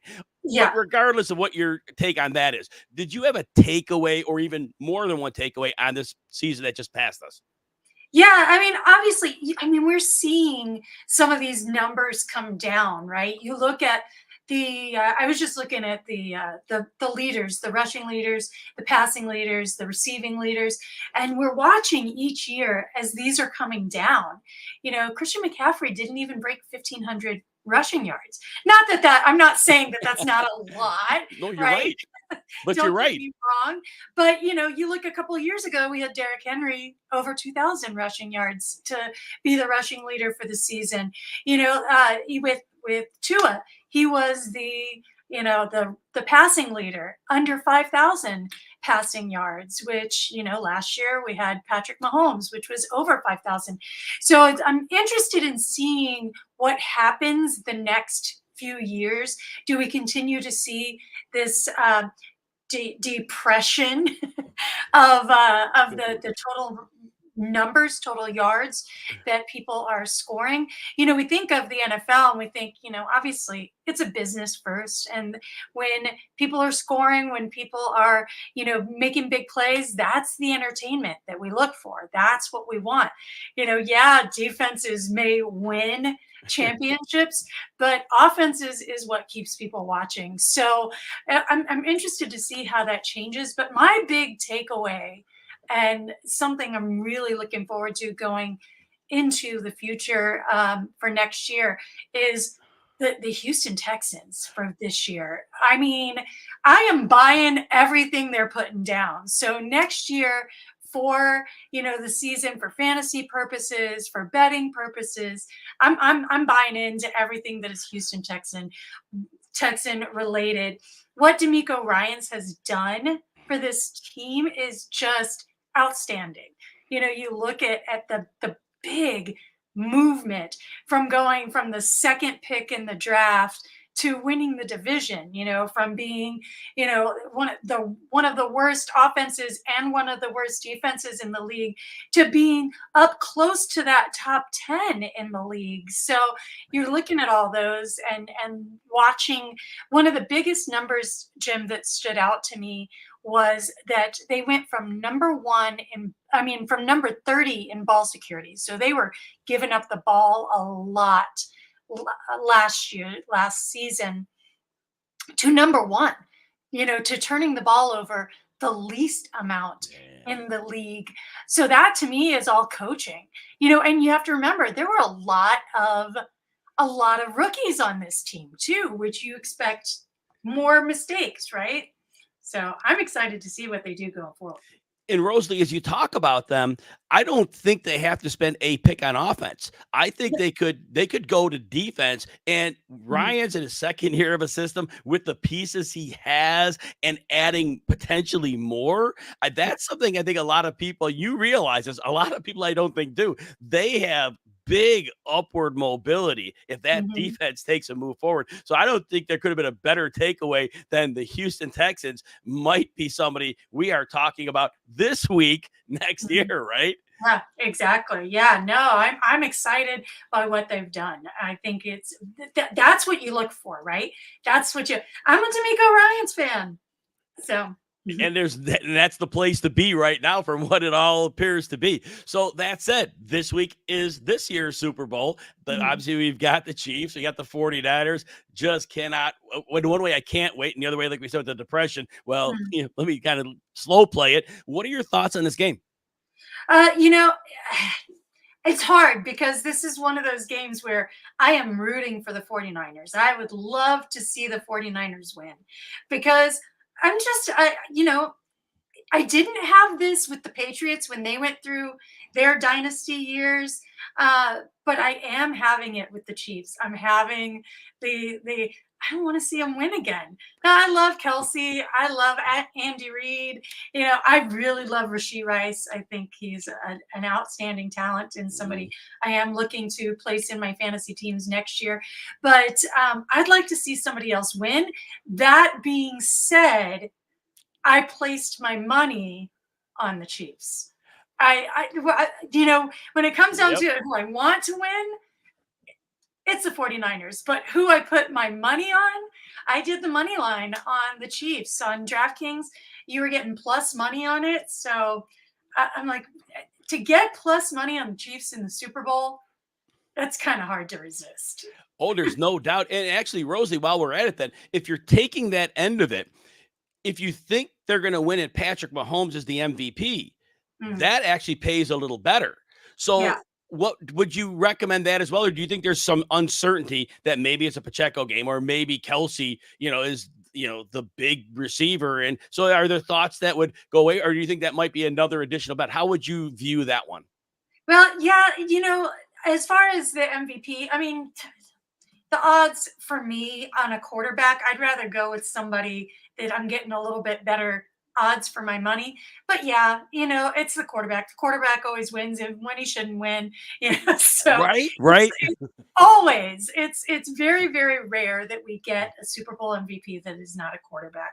But I'd rather, I've got some prop bets that I'm really loving for this Super Bowl. So I do the prop bets on Underdog Fantasy, the Underdog pick'ems. I really like it.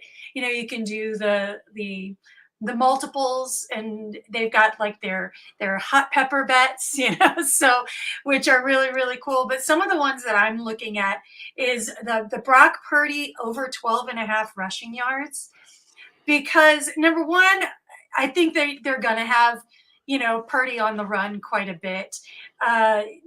Just because you look at what the Chiefs have done against, the rushing games in these playoffs against, good rushing teams. They're not getting anything out of the running backs. They're getting it out of the quarterbacks, right? So Lamar had 54 rushing yards. Josh Allen had 72 rushing yards. And yeah, Purdy is not Josh Allen or Lamar Jackson. I get that. But you look at what he's done, and when we saw last week, when he has to have the game placed on his shoulders, he can get moving. He can do some stuff. So you look at the rushing yards. He had 42 rushing yards last week versus Detroit, and he had 14 versus Green Bay. So this over 12.5 rushing yards for Purdy looks pretty good to me. Oh, that's perfect. Play on words. Did you say you had another prop, or was that the one you wanted to keep? Yeah. I'm also doing the Pacheco anytime TD and a Debo anytime TD. Because number one, Debo can get it done on the ground, in the air. He's that X factor for me. So with Debo anytime TD, I really liked that as an option, simply because you look at where the Chiefs were weak. I just said how good they were against the run, but where they were weak, each week. Yeah, Zay Flowers had 115 yards and a touchdown. Shakir had a touchdown. Tyreek had a touchdown. So those number ones, obviously Shakir's not the number one. Diggs is. So a little bit off there, but I think that because Debo can get it done on the ground or in the air, I really like the odds of the anytime TD for him. And then with Pacheco on the other side, I really like that because Pacheco he's been money. He's been really, really somebody that the Chiefs are looking to.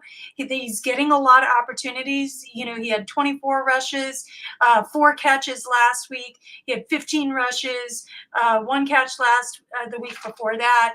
He had 24 rushes the week before that, and he's had a touchdown, at least 1 touchdown in every game. So a Pacheco anytime TD for me, pretty sweet. Those are some great bets. Rosalie, great to have you on. Tell people where they can find you and your work. So you can find me at Rosalie Michaels. I'm going to be starting up with next season doing my own content once again. I took some time off doing my own content because I was working with a number of different companies, but I miss doing my own content too. So I'm going to be doing my own content. So look for me on YouTube, The Fantasy Girl, Rosalie Michaels. Great to have you back on. We'll have to make sure that happens again soon. Rosalie, enjoy the Super Bowl. All right. See ya. Thanks. Mario Puig, always excited to work with you. You find Mario at the Posting Scout. I've had the pleasure of working on Saturdays on SiriusXM Fantasy Channel 87 with Mario for numerous years now, getting to talk football, learn from one of the best in the business. Mario breaks it down like very few others. Mario, always happy to see you here. How's your day going? Great to see you too, Jim. It's going good, going better now that I'm getting a chance to talk with you. And we're going to get right on with it. So look, it was a season and we talked about it every Saturday. We had fun doing that. But when we boil it down, what was a takeaway or even 2 takeaways that you had from the 2023 season? Well, for me, Jim, the big takeaway from the 2023 season is that quarterbacks do not matter. And the reason I say that is league passing is at an all-time high, yet the league scoring the last 2 years is the lowest it's been in nearly 15. The 49ers are the most dangerous offense in the league. It's defined by elite running back play and all-decade yards after the catch. The Giants signed Daniel Jones to a contract that pays him roughly 4 times as much per season as Saquon Barkley, but they got better numbers out of Tommy Cutlets and Tyrod Torchinelli. So, and meanwhile, the Brown season didn't take off until Joe Flacco took over. So, those are the main points for me on that theme. Oh, wow. You couldn't have said that better. The way you worded that was entertaining as heck as well. Was that the one takeaway, or did you have any other ones, or are we good with that one? I didn't have any other ones particularly. Fine. That was just that's my main and it was a good point. One. That was a totally good one. So, Mario, and I know we already talked a little bit about this on XM, but obviously people here may not have seen that. So what are your thoughts about the Super Bowl matchup between the 49ers and the Chiefs? Well, I think we can say the 49ers have the better overall roster, and the Chiefs, they're banking on the difference between Mahomes and Purdy, or really any week that the Chiefs play, they're banking on Mahomes to just be the overruling factor if it comes up. So this game is no different. And similarly, I think the 49ers, they need to win by kind of not putting too much on that quarterback. Don't ask that quarterback to be Mahomes. It's not fair to put that on any quarterback. And particularly when McCaffrey looks like he can do so much damage on the ground, it seems like easy yardage. Just take it in a big game. Just take those easy yards. And I think the Chiefs, meanwhile, they want to try to tempt the 49ers into specifically putting too much on Purdy and making putting Purdy into harm's way instead of doing what got them here, which is give him cover, make it a not a safe job exactly, but one that's not as putting as much on his plate as a guy like Mahomes. So that's the challenge for the two teams, and I don't have any personal lean on which way it goes. I always say the Chiefs if I have to call it, right? But to me, it's like a coin flip, and it's more like the way the outcome of the game is going to just be told by the story of whether the 49ers were able to lean on McCaffrey with impunity, or whether the Chiefs were kind of able to make them make turnover mistakes that they usually don't. So, Mario, there's a number of high-profile defensive players in this game. 49ers have got Nick Bosa, Fred Warner, Dre Greenlaw, Charvarius Ward. Those are the four. I mean, obviously, Javon Hargrave. Those are the ones that come to mind. That's a lot for a starting defense, and you can make a case for others. And on the other side, we got L'Jarius Sneed. You got Trent McDuffie. You've got Chris Jones, and maybe to a lesser degree, Nick Bolton.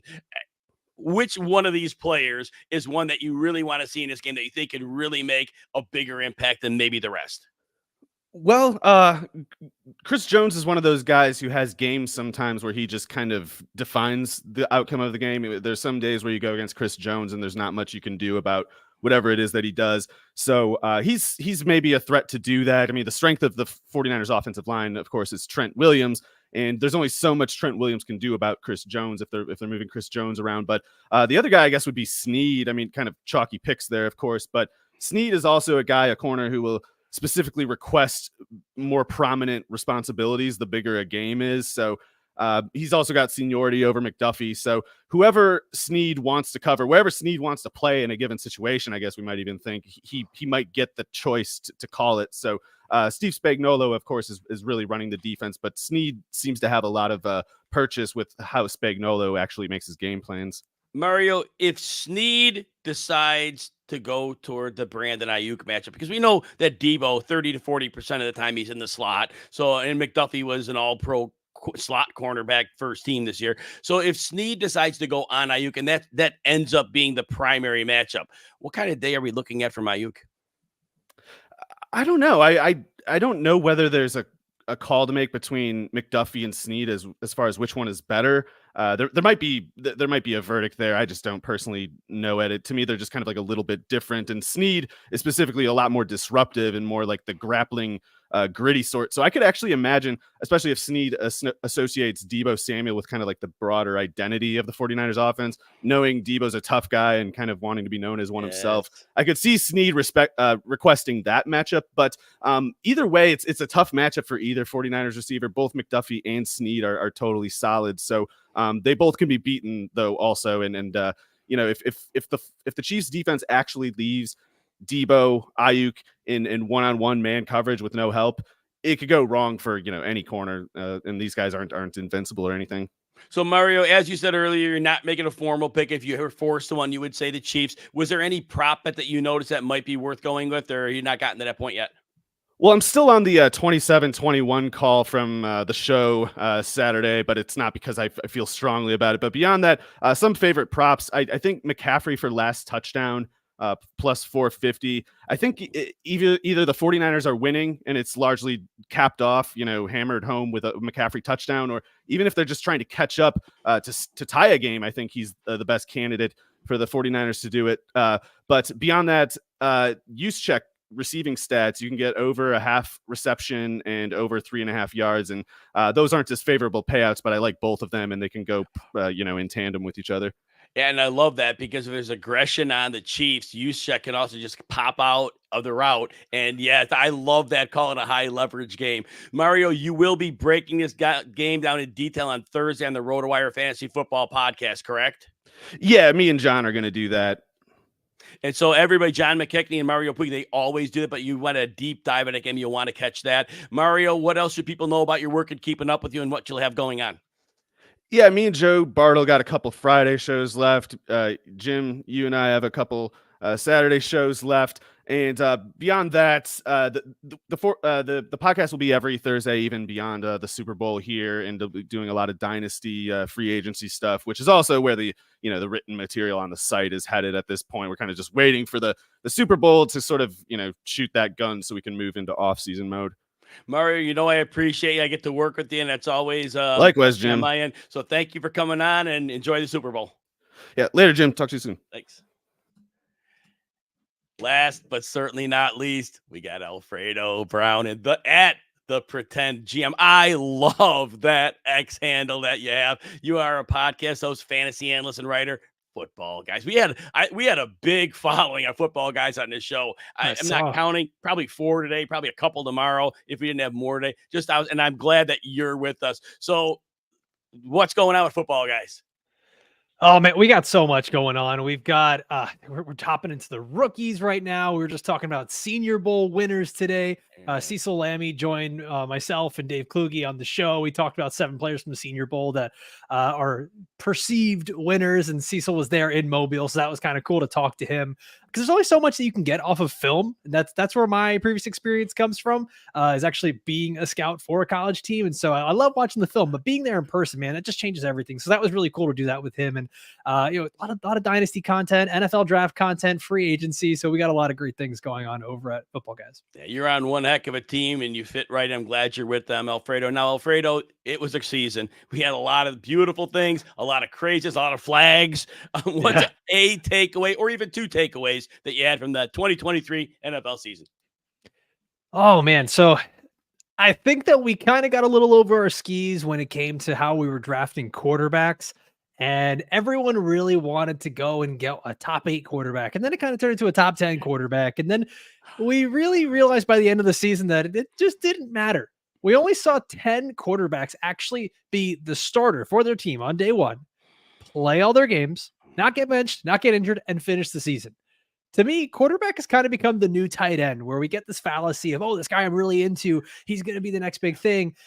And it's kind of like at a point where we either have to go and grab one of the top tier elite guys like Josh Allen or a Jalen Hurts or a Lamar Jackson, one of these guys that have incredible rushing upside, or just wait. Just wait. Like we saw it this year. CJ Stroud ended up being a top fantasy quarterback. Brock Purdy ended up being a top fantasy quarterback. Year before that, Daniel Jones and Geno Smith. We keep seeing it. I'm not saying it's foolproof. I'm not saying it's easy, but there's definitely still a path there where late round quarterback strategy is not dead. No, 100%. And that's a very important takeaway from the season. Was that the one you wanted to focus in, or was there a secondary one? Because I don't want to cut you short.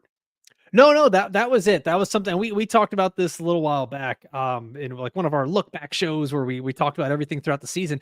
And it was just crazy to me because I mean, as a Dolphins fan, I was sitting here thinking like, you know what, that's kind of nice. Tua made it through the season, didn't get hurt. And then I was just like, wait a second, we lost a lot of dudes. Joe Burrow, Kirk Cousins, Anthony Richardson. And I mean, and it's not even the guys that got hurt, it's the guys that got benched and the guys that just weren't around. And it was just absolutely wild. And that we get to the end of the season, we're like, yep, CJ Stroud, Baker Mayfield, these are the guys. We're like, okay. Oh, couldn't have said that better. So Super Bowl's coming up. We are so excited. 49ers Chiefs. Alfredo, what's your take on the game? Oh man. Okay. So the way I look at it here, it's just so hard to bet against the Kansas City Chiefs at this point. The everything that they're doing, and it's not just that they're winning, it's how they're winning. They're going up against really good teams and just dominating them, dominating teams that have good offenses that can score. Lamar Jackson, MVP candidate, or excuse me, MVP of the league. And they go ahead and I don't want to say shut them down, but they kind of shut down the Baltimore Ravens. Miami Dolphins, I get that game had circumstances with weather. They shut down that offense as well. And I think that Patrick Mahomes, Travis Kelce, the whole Chiefs offense, they get their flowers, but I just don't think there's enough people that are talking about the Chiefs defense and how good they really, really are. And I think if you look on the other side of it, the Niners, I get it. They won their games. They made it here. They earned their spot in the Super Bowl as well. 3-point win against the Lions. I get it. Great comeback. But 3-point win against the Packers. I get it. The Packers were a little bit better. All in all, 6 points over some, let's call them good, but not great teams. The Chiefs are out here just dominating good teams. And I kind of think that trend is going to continue. So that said, have you gotten to the point where you predicted a score, or are you just going to right now saying Chiefs and you're good?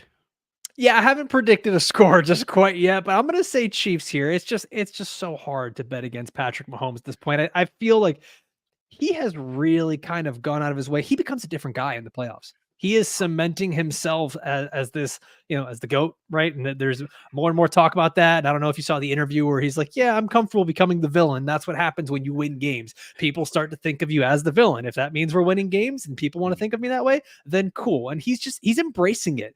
And we're seeing a real passing of the torch from Brady to now Mahomes. And I think this is going to be one of those games where it just really cements his legacy. And that passing of the torch did not take long. Alfredo, is there a prop or other ancillary bet that you've identified in this game that you like? I've been saying a lot of good things about the Chiefs, but I would be remiss if I didn't, give some props here, no pun intended, to the 49ers. And George Kittle, I think, is a guy that he tends to go unnoticed in this 49ers offense. And I like right now his receiving prop over 47.5 receiving yards. He's been over this total in 5 of his last 6 games. We all kind of know that Kansas City likes to play a lot of man coverage. And so Kansas City and their secondary, their best guys are going to be their corners on the outside. It's McDuffie, it's L'Jarius Sneed. They're going to have their hands full with Deebo Samuel and Brandon Ayuk and really trying to shut those guys down. The tough part is that you still have Christian McCaffrey, you still have George Kittle, and where the 49ers can be beat, or excuse me, where the Chiefs can be beat in that secondary is with those linebackers in coverage and with their safeties in coverage. Mike Edwards isn't always the best in coverage there. So I do think that we do see George Kittle go over this 47.5 yard mark. He tends to play a lot better in man coverage. And that one I'm pretty comfortable with. Yeah, I think that's a fantastic bet. And Kittle won't need many looks to probably get there. I think you identify the coverage deficiency that the Chiefs have there. Well, man, you got through that pretty well. You were right concise to it. I love it. Can you tell us where everybody can keep up with you and what you have going on as we turn the page from Super Bowl to postseason? Yeah, so you can always follow me on any social media platforms like X or Twitter. I still call it Twitter, but you can follow me at the Pretend GM, and you can check out all of my work over at Football Guys. I know you've had all the Football Guys crew on here all day. And we always have the Football Guys Fantasy Football Show over on YouTube.com/Football Guys, and you can subscribe anywhere you get your podcasts and Apple, Spotify. We just started diving into these rookies here. We're going to keep going. For all you Dynasty heads, there is no off season. We're ready to keep going for you guys. Alfredo, appreciate you. Looking forward to working with you more in the future. Enjoy the game, and thanks for coming on. Yeah, thank you for having me, Jim. Thanks. All right, everyone. We will be coming back tomorrow, Tuesday, February 6th, 6 p.m. Eastern. We'll be going till 10 Eastern, so there'll be plenty more content coming. But this was day one of the Fantasy Marathon. 58 analysts for Super Bowl 58. I'm Jim Coventry. If you spend a minute here, if you spend an hour here, if you spend 6 hours and 17 minutes here, we appreciate you for hanging out with us. And we will be back tomorrow. Thanks, everyone. Have a wonderful rest of your day.